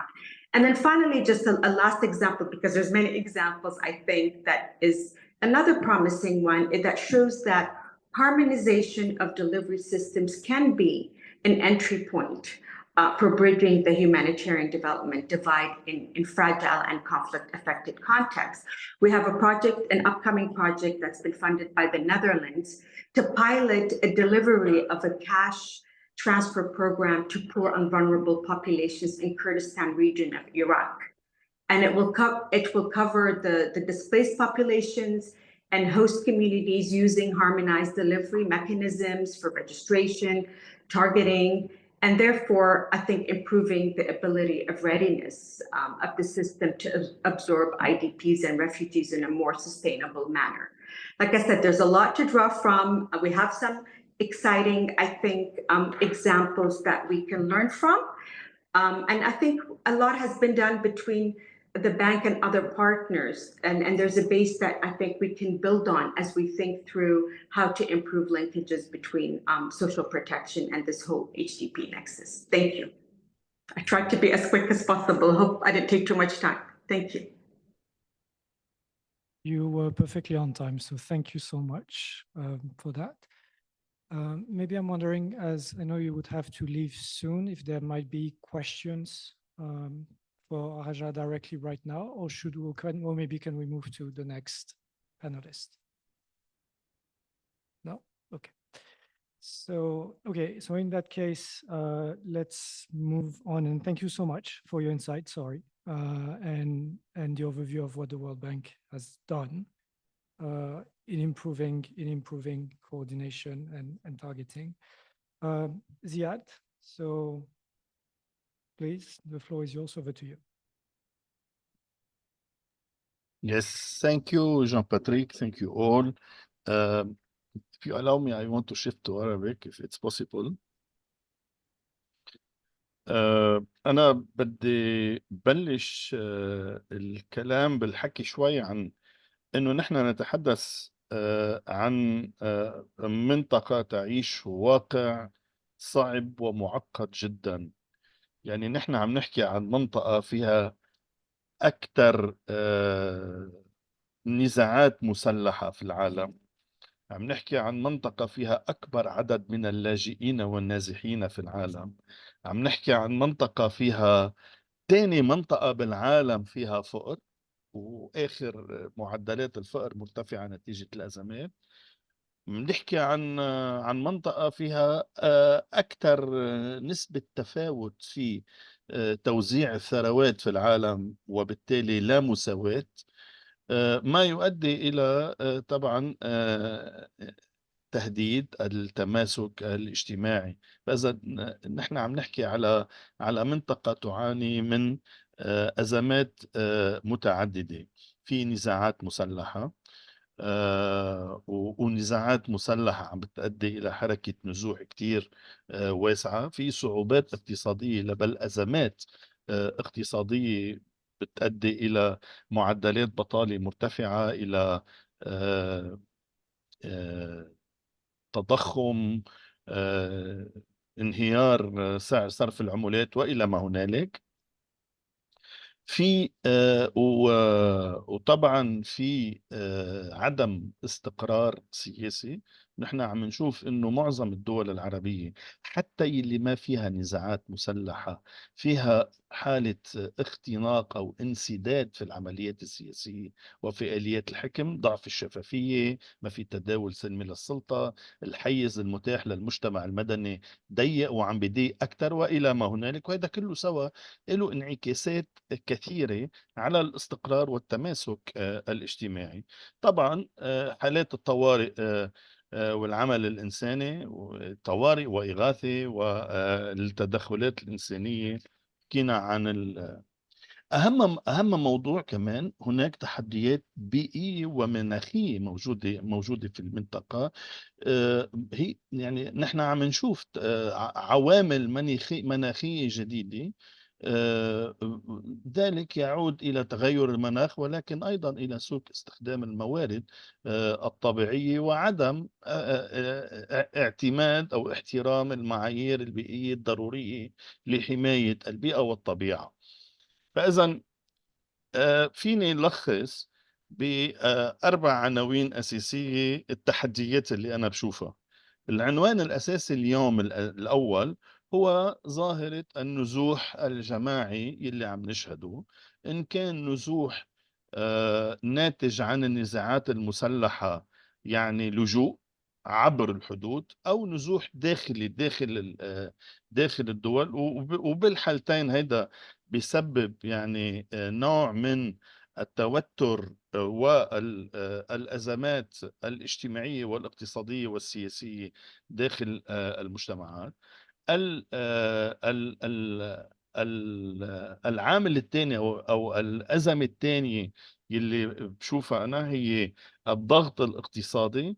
نحن عم نشوف إنه اقتصادات غير فاعلة وغير قادرة على أولاً مواجهة التحديات، وثانياً إلى الانخراط في الاقتصاد العالمي، وبالتالي توفير الحد الأدنى من المستلزمات في إطار هذه التحديات. هناك ضغط هائل على الخدمات العامة، يعني الأنظمة الصحية، خاصة وقت كوفيد شفنا قديش الأنظمة الصحية بالدول العربية بحاجة إلى إعادة نظر أو ترميم أو تطوير بما ينسجم مع الاحتياجات الصحية العصرية. والأنظمة التربوية والتعليم اللي ما عاد أبدا ينسجم مع احتياجات السوق، وبالتالي يؤمن الاحتياجات الأساسية للناس. وطبعا الخدمات الاجتماعية الأخرى، اللي نحكي عن المياه النظيفة، بنحكي على الوصول إلى المرافق الصحية العامة إلى ما هنالك.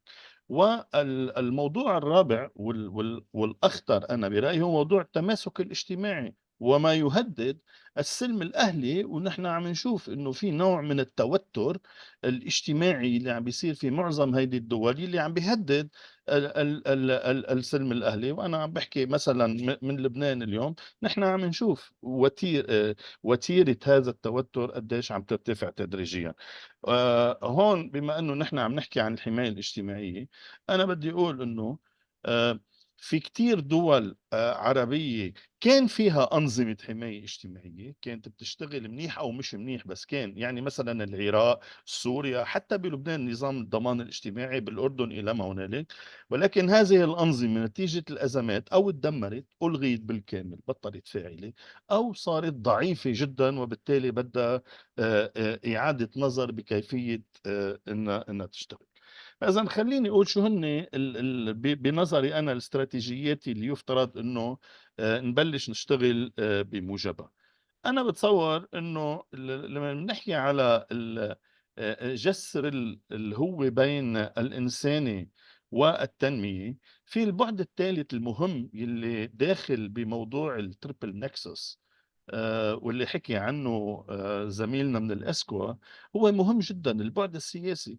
يعني ميشيل سكالا عن فلسطين حكي قديش قدروا يشتغلوا بظروف صعبة تحت الاحتلال وبغزة وإلى ما هنالك، لحتى حطوا يعني قدروا وضعوا نظام للحماية الاجتماعية متعدد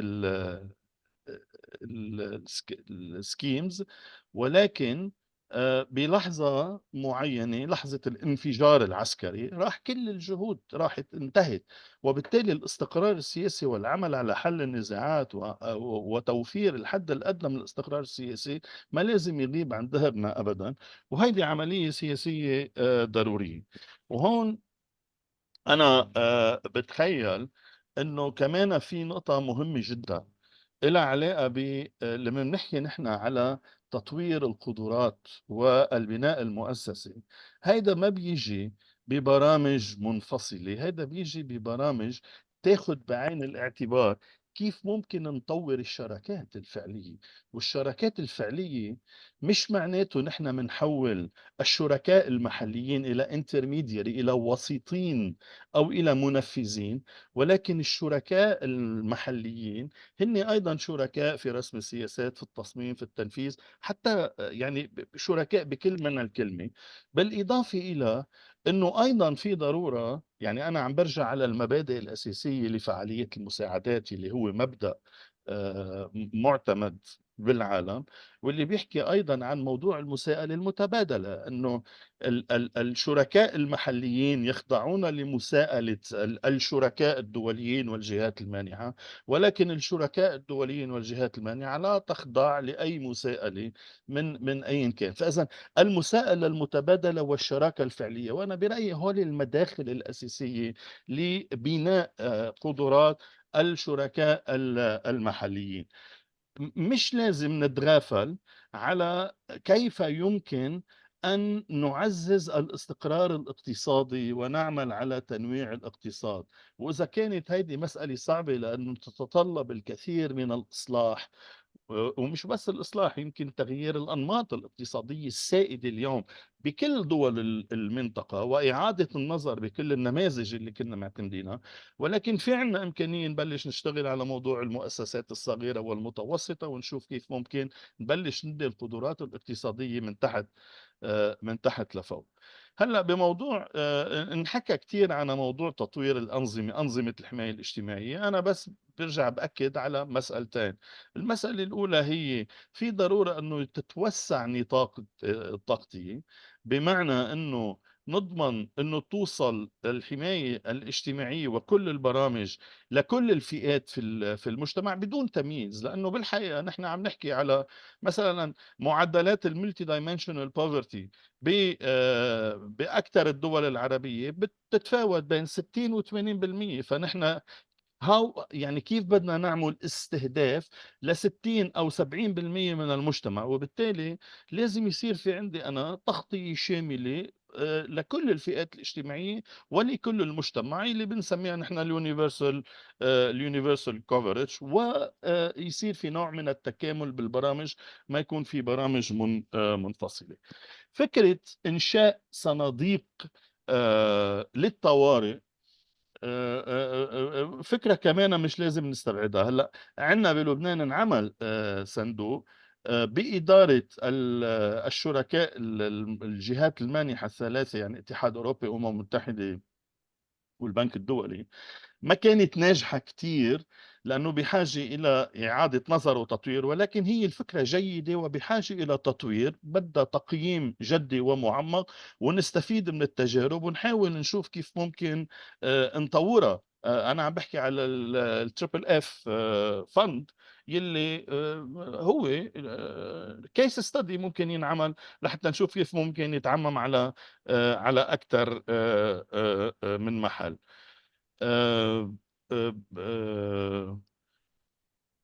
طبعا حكيت أنا على الشراكة الدولية، موضوع التماسك الاجتماعي. أهم شيء كمان يصير في تركيز على المجتمعات المحلية. نحن عم نحكي على كيف ممكن مشاركة وبناء قدرات المجتمع، اللوكال كوميونيتيز واللوكال اوثوريتيز يكونوا شركاء أيضا، مش بس الناشونال جوفرمنتس، مش بس المنظمات غير الحكومية. وهيدي أنا برأيي بتساهم بشكل أساسي بموضوع التماسك الاجتماعي، حماية الأمن المجتمعي. وهون كمان بنكون عم نطور قدرات المجتمع لحتى يقدر يواجه هاي التحديات بالريزيلينس وغير الريزيلينس. أنا بس بدي أوقف بعد عند نقطة أساسية، هي موضوع الاستدامة البيئية وتغير المناخ. كتير مهم نحن لما نعمل تدخلات إنسانية أو تدخل مساعدات من أي نوع آخر، لا بد من أن نأخذ بعين الاعتبار أيضا الاستدامة البيئية، لأنه أحيانا كتير يعني نحن واجهناها هيدي مع لما بلشنا نعالج موضوع اللاجئين السوريين في لبنان، واللي هي أزمة كتير كبيرة ومنا قليلة. وبتصور أنا أنه لبنان ما كان مهيأ لحتى يواجهها، بس أنه مع معالجة موضوع اللاجئين السوريين صار في كتير أذى للبيئة وللطبيعة وللموارد الطبيعية، نوع من التلوث وسوء استخدام الموارد الطبيعية وإلى ما هنالك. وهيدي مسألة تنبهنا لها لاحقا وبلشنا نشتغل عليها. وبالتالي لازم كمان موضوع الاستدامة البيئية يؤخذ بعين الاعتبار. أخيرا، حكي زميلي من العراق في بداية الندوة عن أهمية التكنولوجيا اللي لازم نبلش نعرف كيف نستخدمها ونفوتها. مهمة جدا، لأنه نحن بهمنا المعلومة اللي لحد هلا ناقصة أو غير موجودة وغير متوفرة، الداتا. وهيدي لازم تصير لازم يكون في شفافية، ولازم تصير متاحة لكل الشركاء لتلافي الكثير من المنافسة أو تلافي الكثير من الدوبليكيشن وإلى ما هناك. وبالتالي موضوع الرقمي والتكنولوجيا والقضايا اللي لها علاقة بالمعلومات مسألة ضرورية جدا. أنا بتصور بكتفي بهول الملاحظات السريعة وموجود لحتى نستمع للأسئلة ونتفاعل مع القاعة. شكرا. You may stop here, Ziad, and thank you very much for your very valuable analysis, and also for bringing the question of environmental sustainability into the picture. If I may first, Quentin, before I give you the floor, if I may first ask Raja if you're able to answer a question that is in the Q&A, and let me read it out loud for everyone here in the room. So the question is about Lebanon, and how does Raja see the horizontal expansion of the ESSN, so the Emergency Safety Net program that was developed around COVID-19, to include displaced population on the basis of displacement only, and how will this reconcile with the ESSN in that as being a poverty targeting model?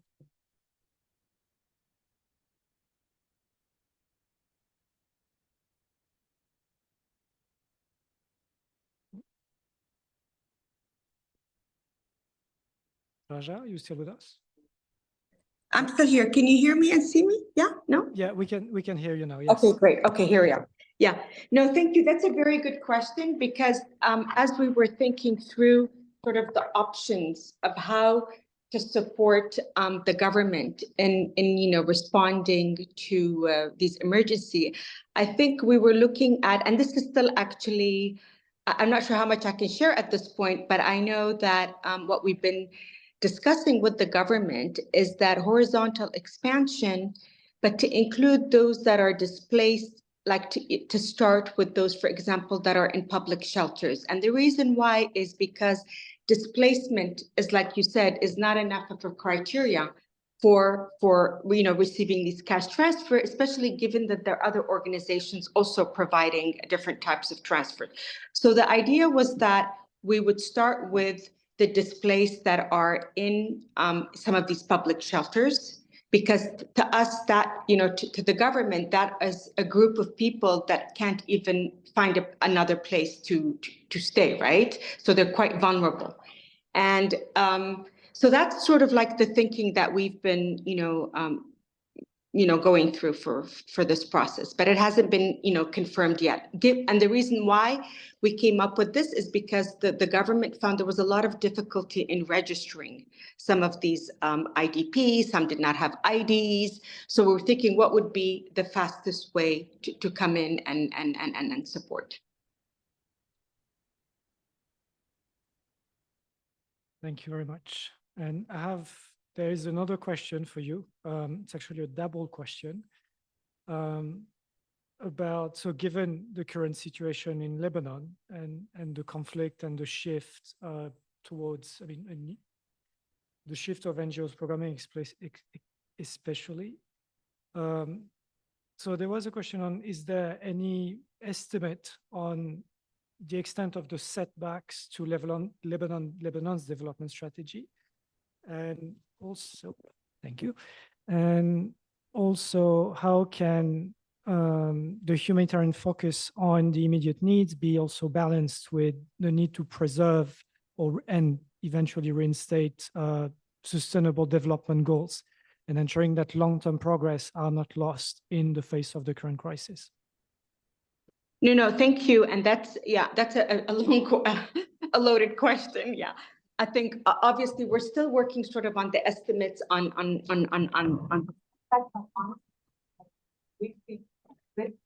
It just happened to be the right timing that the social registry has been, in the process of being developed, and that we just had these last cash transfers that took place. I think that the challenge of sort of the sustainability long term, I think with the current situation, it's really hard to think of that one right now. What do we do? I think the best thing to do is precisely to use a government system. This is why we've sort of been pushing that it's really important to use a government system, because that's how we will ensure sustainability in the future, rather than having all the different humanitarian agencies having their own systems of delivery. So that's one way to sort of ensure that it becomes sustainable, and it becomes one that we can use in the future.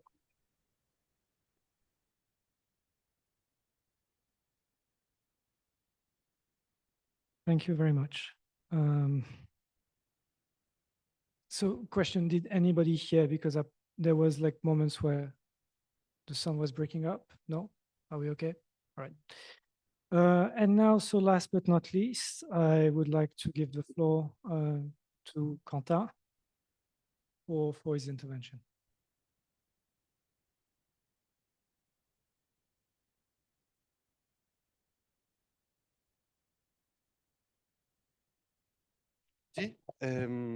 So I will focus mainly on the issue of coordination, humanitarian development across the linkings, humanitarian cash assistance to social protection. So in terms of state of play, so contributing to shock responsive social safety net is a priority for DG ECHO. We see rising needs and limited funding, and this, we think that we can optimize our funding, limited funding, through better coordination among those two worlds.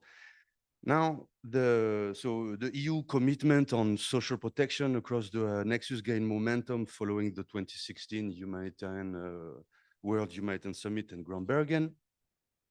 We have been active in the sub-working group focusing on humanitarian cash transfer and social protection of the global work stream on cash. And this led to the joint publication DG ECO in near on the guidance on the span, the social protection across Nexus in 2019. Now, ECO's current focus is a frame in the communication on humanitarian action. And it aims at expanding ECO support to shock responsive social safety net. We see cash as an entry point. So far, social safety net are integrated in the cash transfer policy and the guidance note on disaster preparedness. We are currently revising the food assistance policy and reviewing the health policy, so we will see how to integrate this inside. So between the different instruments of the EU, there are various forums to discuss this. Community of practice, regular exchange with EU services with the member states, all this under the European Social Protection Group, which is currently chaired by EU and Belgium. So there was active participation of ECO on the SPIAC-B, has been mentioned, which ended up with common principles on how to bridge humanitarian cash assistance to social protection. So this is to say that, yeah, the commitment is there. There is a willingness to work on this. There are some kind of policy, tools, framework. But yeah, the challenge are still there, unfortunately. The key challenge that we see relate to the capacity, skill staff with knowledge and experience on both sides. Often, you have humanitarians that understand humanitarian, they don't understand social protection, they don't understand government, how they operate. And on the other side, you have the social protection experts, they have no clue of what is the humanitarian system. And now it's difficult to bring those two and to understand each other because they don't know themselves. So the issue of capacity is a problem now, trying also to link with the ministries in a context of fragile context. Often those ministries are weak because they have other issues. So we see some limited capacity from the ministry also to be able to drive those discussions. This has been mentioned, this relates to some of the points already mentioned on the leadership, the accountability, where sits this issue of linking cash to linking humanitarian aid cash to social protection. Who is accountable to that? Ultimately, yes, it's the government. In many contexts, they simply have no capacity to do that. They don't understand the complexity of humanitarian architecture. And so it's complicated to engage with them. I will give an example on Ukraine, strong governments, massive humanitarian crisis. Everybody engaged with the government. Unfortunately, everybody engaged bilaterally. So the government was simply overwhelmed. They could not understand what was the coordination mechanism within the humanitarian sector. And so, yes, the capacity is missing. Now, the maturity of system, there is no coordination space, institutionalized coordination space to talk about those issues. The humanitarian architecture is a complex coordination mechanism, clusters, etc., etc. On the development side, the coordination mechanism is not so clear.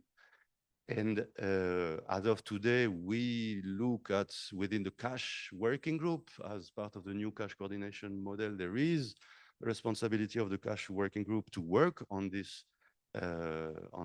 problematic.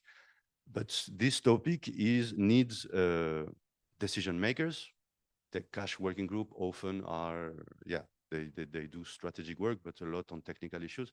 And so, yes, what is the space to work that? This is missing, the governance, the leadership. It has been mentioned earlier, the issue of accountability. Who is accountable to bring both sides to talk to each other? Because we have to be realistic. There is not much incentive to all work together. And from a humanitarian perspective, like in Ukraine, we have to come, we leave quickly. We are still there and we will still be there for long. It's difficult to work. So the incentive, who is supposed to drive that process? Now, and another challenging one is the different logic. It has been mentioned all along these days, issue of data management, the targeting, the strategy that we have. We don't have converging interests between humanitarian development side, between agencies, between donors. There are difficulties to have a converging interest. So this has to be created where it has been mentioned earlier, the issue on agreeing on common definition. This has been a challenge in Ukraine. I talk about Ukraine because this is in our MENA region. From a humanitarian point of view, we were looking at the transition. Some were talking of the alignment. The World Bank was talking of complementarity. What does that mean? So this has been a challenge to build the common narrative. And so coordination, of course, this capacity at both technical level, decision maker level are missing, and following some of the key points that we had 2 weeks ago in Rome, there was a social protection forum called by FCDO, bringing everybody. Some of the key elements that came out is the problem of coordination and financing. So to give some example of what we have been doing in ECHO, that's fit kind of well with our policy. So in our policy, we said that DG ECHO expect that where possible and appropriate, cash response linked to existing social protection system or are the building blocks of a future long-term assistance from the outset. So this, I will give you yeah, I will start with an example out of MENA. So this was in Somalia. Basically, the protracted humanitarian crisis, it has been mentioned, the humanitarian assistance cannot cope with the situation. We need to work differently. So yes, there was a call from ECHO and EU with interested donors to discuss social safety nets. This was not in place in Somalia.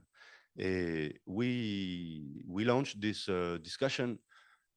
Other donors came in, both development and humanitarian. Then the group got enlarged with the ministry that had a policy but no capacity to deliver. At some point, the World Bank came on board because they were interested, but they had the capacity to support the establishment of a safety net, but they didn't know how to deliver in Somalia. So they learned from the humanitarian how to deliver in Somalia. So here it's through a third-party implementing partner. So that collaboration led, as of today, now in Somalia, there is 2 large shock responsive social safety net. And so the one, it's funded by the World Bank, it's a governmental led, implemented by the WFP as a delivery mechanism. And the second one is ECHO EU funded via the cash consortium. But those, and yeah, we have created the space to discuss this, to facilitate the coordination, to build a common narrative, and to try to align the funding flow. In Ukraine, it has been an extremely complex one, but we kind of replicated the bits the same. There have been several attempts from the cash working group. It did not work. From the senior leadership of the UN, it did not really work. So donors from a humanitarian side, we called for creating that space. partner were invited. Many, they show up. The government came also. Now, to move forward on how we make it happen, we need capacity. So we have created a technical assistant facility to help this platform to clarify what is the common narrative, what are the questions we have to answer, and what will be the model that we would like to support. So there, the model was to create that space and to bring extra capacity. So some of the core elements here is to have a multi-stakeholder initiative, because this problematic of working with the government cannot be done with one agency. It has to be a collective effort, and it has to be a collective effort from the humanitarian side and the development side. So as of today, now we have been able to kind of agree on the narrative, to have some model of transition that now some donors agree to pilot and build the learning, build the evidence to see if it works. This one is partially a success because we don't have the development on around the discussion. And this is because there are no converging interests from some of the development donors. So yeah, these are some example of initiative that we have put in place to try to move forward on the agenda. But yeah, breaking the silo is extremely complicated because the system is silo. So now, moving forward and building a bit on some of the recommendation and initiative that this global forum on social protection that happened a few weeks ago in Rome, convened by FCDO with WFP, UNICEF, USAID, BMZ, GIZ, and the World Bank as a co-host. The idea is to have in 2025 a high-level panel to discuss and to commit. Now, hopefully, this will address some of the challenge that we are facing, but not all, unfortunately. But yeah, there is that hope to reform the system. Let's see how it goes.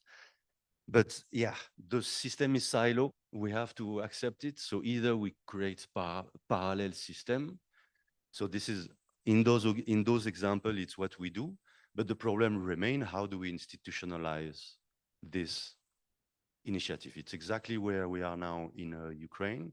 Yes, we have that space. We have invested. But now, how do we institutionalize this? The government needs to take the lead. Do they have the capacity to continue this? That's the question mark. So the institutionalization of that space and the capacity are critical to be addressed if we want to make a reality of this linking humanitarian to development. And today is another example.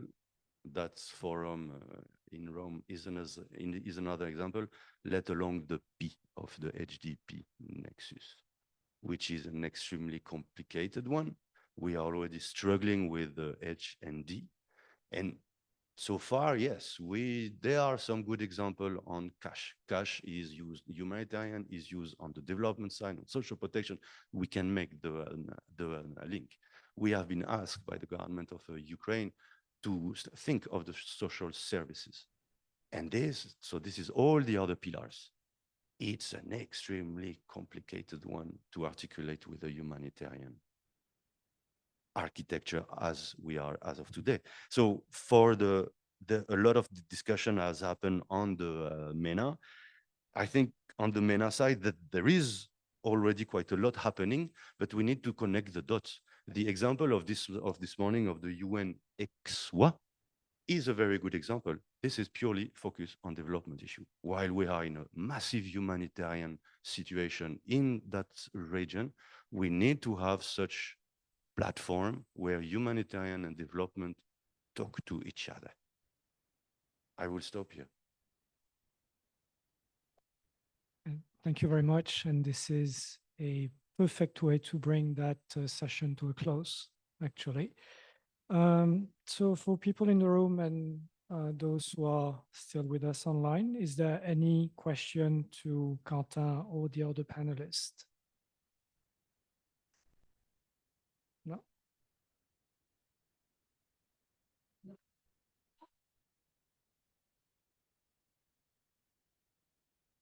I want to say thank you so much to all the panelists. Since the morning, we've been hearing excellent, definitely excellent, ideas and suggestions. Yet what we need now is to come to some concrete actions for the way forward. Quentin challenged us, I think, all of us, is how can we break that silo that he talked about? And my suggestion is to call upon donors in this particular sense, first of all, to bring their own strategies together so that they can lead us and can play, I would say, the game changer in the whole thing, I think that's what we need. We need a champion. Again, I would like to continue saying that. We need a champion donor to bring us together.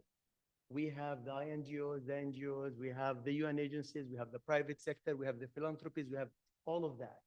But we need to come under one umbrella. We cannot continue doing what we have done in Ukraine, exactly what you have mentioned, because the government got overwhelmed by us going unilaterally and with our own agenda and with our own projects.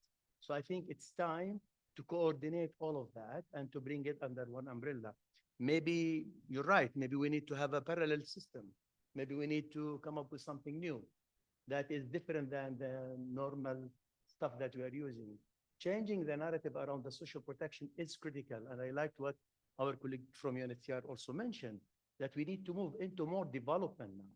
I don't think that humanitarian assistance is the only reason and the only answer, to that. So I think it would be great, to start thinking about how we can start immediately when a crisis hits, to start thinking about development and not to be confined with humanitarian assistance, as the case in Somalia for 40 years now. We're still having HRP, for example. Until when? And I think this is something that we need to challenge ourselves, if I may put it that way. And also, I think there is a lot that we can do with the multi-purpose cash that has been mentioned several times. Multi-purpose cash can be a conduit for a sustainable social protection system. Because what we need to do is to invest that money once we are getting some of that to that system, and then make it like what do you call it? Like a circular kind of system. And we need to do that. And I like what Ziad mentioned about the social cohesion. Thank you so much for bringing this. I think this is critical, point on how we can use the social protection system to advance on peace and development in any given context that we are, facing. I think this is excellent. So thank you so much for challenging us. Thank you so much.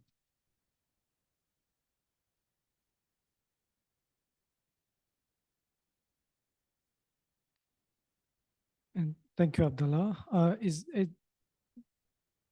Does any of the panelists want to add anything or to answer or comment on what was just said? Jean-Patrick, I can see someone in the audience raising their hand, Ms. Amira Badri. If you could please leave your question, Ms. Amira, in the Q&A box or in the chat box, that would be much better. Please, kindly. Unless, Jean-Patrick, you feel that we could bring someone in to speak. So it's all up to you. It's your call. Well, if we have only one question on the people that are online, Amira, please go ahead. And then after that, we will move on to the conclusion of the conference. Okay, Jean-Patrick. So, Amira, I will allow you to talk now. Go ahead, Amira.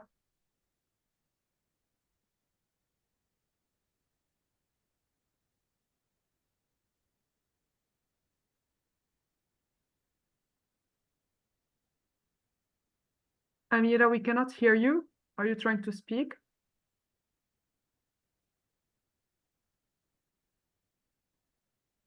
Sorry, it seems it's not working. Sorry, Jean-Patrick. It didn't work. She has a comment. Can I talk anytime? Okay, let me Let me try one more way to do it.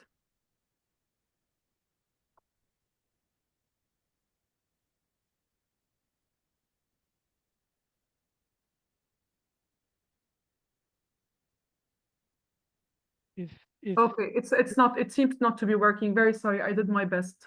So I am sorry if it's not working. I mean, sorry, Yes. Amira, but in that case, we will have to move on to the conclusion. So for the conclusion, I will first give the floor to Farah, and then afterward to Justine.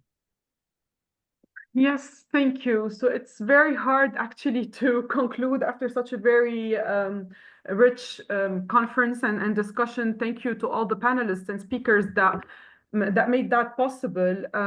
So today we spoke about the importance of partnerships and cooperation. That was kind of cross-cutting. It cut across all interventions in order to integrate humanitarian assistance and social protection systems. We spoke about partnership and cooperations, especially when it comes to aid actors and donors, that better coordination and stronger coordination is needed on this level. And there is a big need, a dire need, not to project agendas from the donors or from the top to the down, to be able to indeed cater to the different needs of the beneficiary countries and the beneficiary populations. So we need to start to follow more of a bottom-up approach instead of vice versa. In terms of partnership and cooperation, the government has a pivotal role to play, and that we should be engaging with them more, building their capacities, including institutional capacity and engagement capacity, and also to create this premise for coordination within the government, between the government and other actors, such as the private sector, such as the civil society organizations of all kinds, including humanitarian NGOs, and other humanitarian and social actors that are non-state or trans-state actors like international organizations. There was like a common agreement somewhat regarding transforming systems, that there is a need to shift the paradigm, to have a shift in the paradigms that are prevailing now, to transform the systems, to kind of reimagine what kind of integrated social protection systems do we need that incubate and take into account the parallel and very massive humanitarian system that is operating. And for this transformation and reinvention and reimagination to happen, we need to align concepts and definitions between the different actors. We speak different language, different terminology, jargons, and concepts. We need also to increase or better use important mechanisms to make better use of needs assessments. We need mechanisms for transparency and accountability, such as a monitoring and evaluation process and a follow-up and review process for all interventions. We need to think together how to improve targeting systems, all poverty targeted systems. And there was also an agreement somewhat that targeted systems would do much better and would be able to, or would be fit to purpose if they come to complement universal social security systems that are already put in place and that constitute the main infrastructure of the social protection system. Then the poverty targeted would be able to do their job. We need to align both systems, including aligning benefits in them, including, I mentioned some of the mechanisms, other mechanisms, improving delivery mechanisms, creating mechanisms that ensure a participatory and consultative process whereby all actors can weigh in, can collaborate, and can coordinate. And we need also to, in aligning systems, we need to unify the registries, ideally do our aim, which is to follow the civil registry, the national civil registry, and that this is the key to expanding programs, not only vertically, but also horizontally, and that we should, instead of creating new structures, we should be building on existing systems in order to avoid any inefficiencies, bureaucracies, duplications from creating new structures, and to leverage the economies of scale. We spoke that as we're transforming these systems, perhaps our social contracts could be defined, because social contract is a fluid term and is a fluid concept. And for this, and social contracts are currently broken, but perhaps as we're doing this transition, we can shape up stronger and more solid social contracts. We should be relying less on international aid, on foreign aid, and we should try to pool resources from national sources, basically. So we need to rely more on national resources and the concept of the redistribution of wealth and public resources internally. And we need also to increase those resources through domestic solutions such as progressive taxation, for example. I'm just mentioning an example, in order to basically reduce the trade-off between coverage and adequacy, the trade-off between efficiency and effectiveness. Cross-fertilization between the two systems is key. We need to, there is a lot for us to learn from, for the social protection systems to learn from humanitarian systems and the other way around. We also need to learn from crises, from conflicts, from shocks for the longer and more for the longer term and more sustainable plans, basically, or roadmaps. And we also need to look at context specificities, but more specifically at the specificities of the different crises and conflicts. We shouldn't be thinking of conflict as a homogeneous concept, but conflicts and crises vary, and their circumstances vary, and their implications and repercussions are also different on the impacted populations. It was very obvious that there are key political economic challenges in very acute political economic challenges in the region, and we have also governance challenges. So we need support in building the administrative capacity of our governments and their institutional capacity, their engagement capacity. The e-government and open government were brought up as very tangible ways of doing this, but for political economic reasons, this might be a bit challenging. Adopting a sectoral approach doesn't mean fragmentation, but is one way that many speakers found effective. The impact on the system's sustainability and effectiveness. Sorry, here I meant to say that leveraging or capitalizing on or strengthening the HDP nexus is one way to ensure more sustainable and more effective social protection systems, including humanitarian assistance, and that this has got a very strong impact on internal security, on domestic security. So there was an agreement that the social protection system, the way it is built, who is included, who is excluded, determines in large part the level of internal security in a certain country or in a certain context, and that there are socio-political implications to that as well. And here I'm going to end with the last point, perhaps. And sorry, I tried to be comprehensive, but I'm sure I am not as comprehensive as I should. But the last point related to socio-political implications is the utmost importance of the perspective of beneficiaries, of the receiving end, basically. So through needs assessments, through consultative processes with them, through ethnographic research, we can capture their perspectives and their realities better. But we do need to put the extra effort to do that.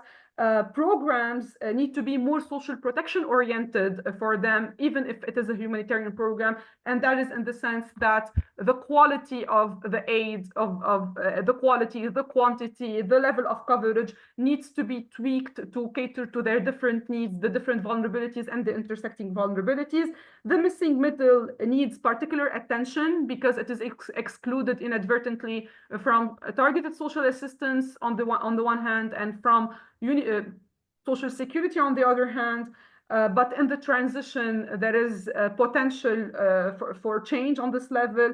And finally, these mechanisms that we have been talking about would hopefully help us graduate humanitarian beneficiaries from humanitarian programs and systems to more state-led and more sustainable systems that could be safety nets to begin with, and ultimately, ideally, social security schemes, universal social protection schemes in the longer run, or in the medium, hopefully, to long run. Let me know, please, if I forgot anything, and I hope this resonates with everyone. We don't have to agree on everything. For sure, I was selective, and I had to pick what, in my opinion, makes a tangible blueprint and a coherent story. I hope it resonates with you. If it doesn't, this is why this space is here. It is for us to disagree, to discuss, and to hopefully converge on a single discourse and be able to work together better. I'll turn it to my colleague Justine to add any points I might have missed and perhaps provide more actionable key takeaways and recommendations. Over, Justine. Thank you, Farah. I'm going to be very short because I think everyone in this room, at least, is really hungry and couldn't hide behind the screen to have lunch. So just in terms of coordination and next steps, I think that very practical steps we're going to come up with is that, first of all, we will share an outcome report with some recommendation from today's workshop with all of you. This afternoon, for some CSOs, you're convened to a closed session a bit later in the afternoon to really have this CSO kind of discussion. So this will be this afternoon. We would want as well to have this space for dialogue continued as well in 2025. We had that last year. It was only closed to CSOs, but this year we really expanded to a lot more of stakeholders, and I think it was really fruitful. So thank you everyone for being here today. And that's definitely something we want to continue next year to really bridge the different perspective of different actors together. So that's very concrete. On the 4 key actions I noted, and that were in fact the one that were presented by, I think, all panelists today, and really trying to wrap up on these 4 points. Some of them were already mentioned by Farah, is that we need a better and more inclusive collaboration system between the different stakeholders. I think that was raised by all panelists, and we all have different and yet very critical roles to play. So it's really important that we find forums to be able to collaborate and really bridging this gap. I think today was the occasion of that, but we need to see more of it. So that's the first point. The second point is that we need to have better and more holistic as well coordination between the different social protection pillars. So really breaking down the silos to have a more productive inclusion programming as well, but also, and as several panelists mentioned it, promoting the human capital development. Third, and that goes with the second point, is really aligning the social protection language. We are talking differently. If we want to collaborate, we need to find a way. Not an easy one, but we need to do that, being cognizant at the same time of the different crisis typologies as well that we have in our region. And very last point, and that was also the last point brought up by Farah, we need to remember why we're here today. It's not to have a chat and maybe a small piece of cake, is also to all be thinking how we can be more inclusive of vulnerable communities and how we can support people to have access to assistance that they deserve and that they have the right to. So I think it's really important, and that was mentioned in panel 3, that we are more inclusive of communities' voices, have more of a bottom-up approach to support this safe and meaningful inclusion and the missing middle. So I will stop here. Thank you everyone for today. That was really great to see so many of you in the room, to see so many people as well online. Again, thank you, Farah. I think that's really good that we're both on that together, DRC and Ari. Thank you all the panelists. I think your insights were really precious, and that will be a consequent, but hopefully action-oriented report that will come from that. And we're really looking forward to the next event. So thank you, everyone. And on behalf of Ari, Justine, I also would like to thank you, Justine, on behalf of Ari, and to thank DRC for this fruitful partnership, this successful conference, and to thank all participants and panelists. Thank you very much.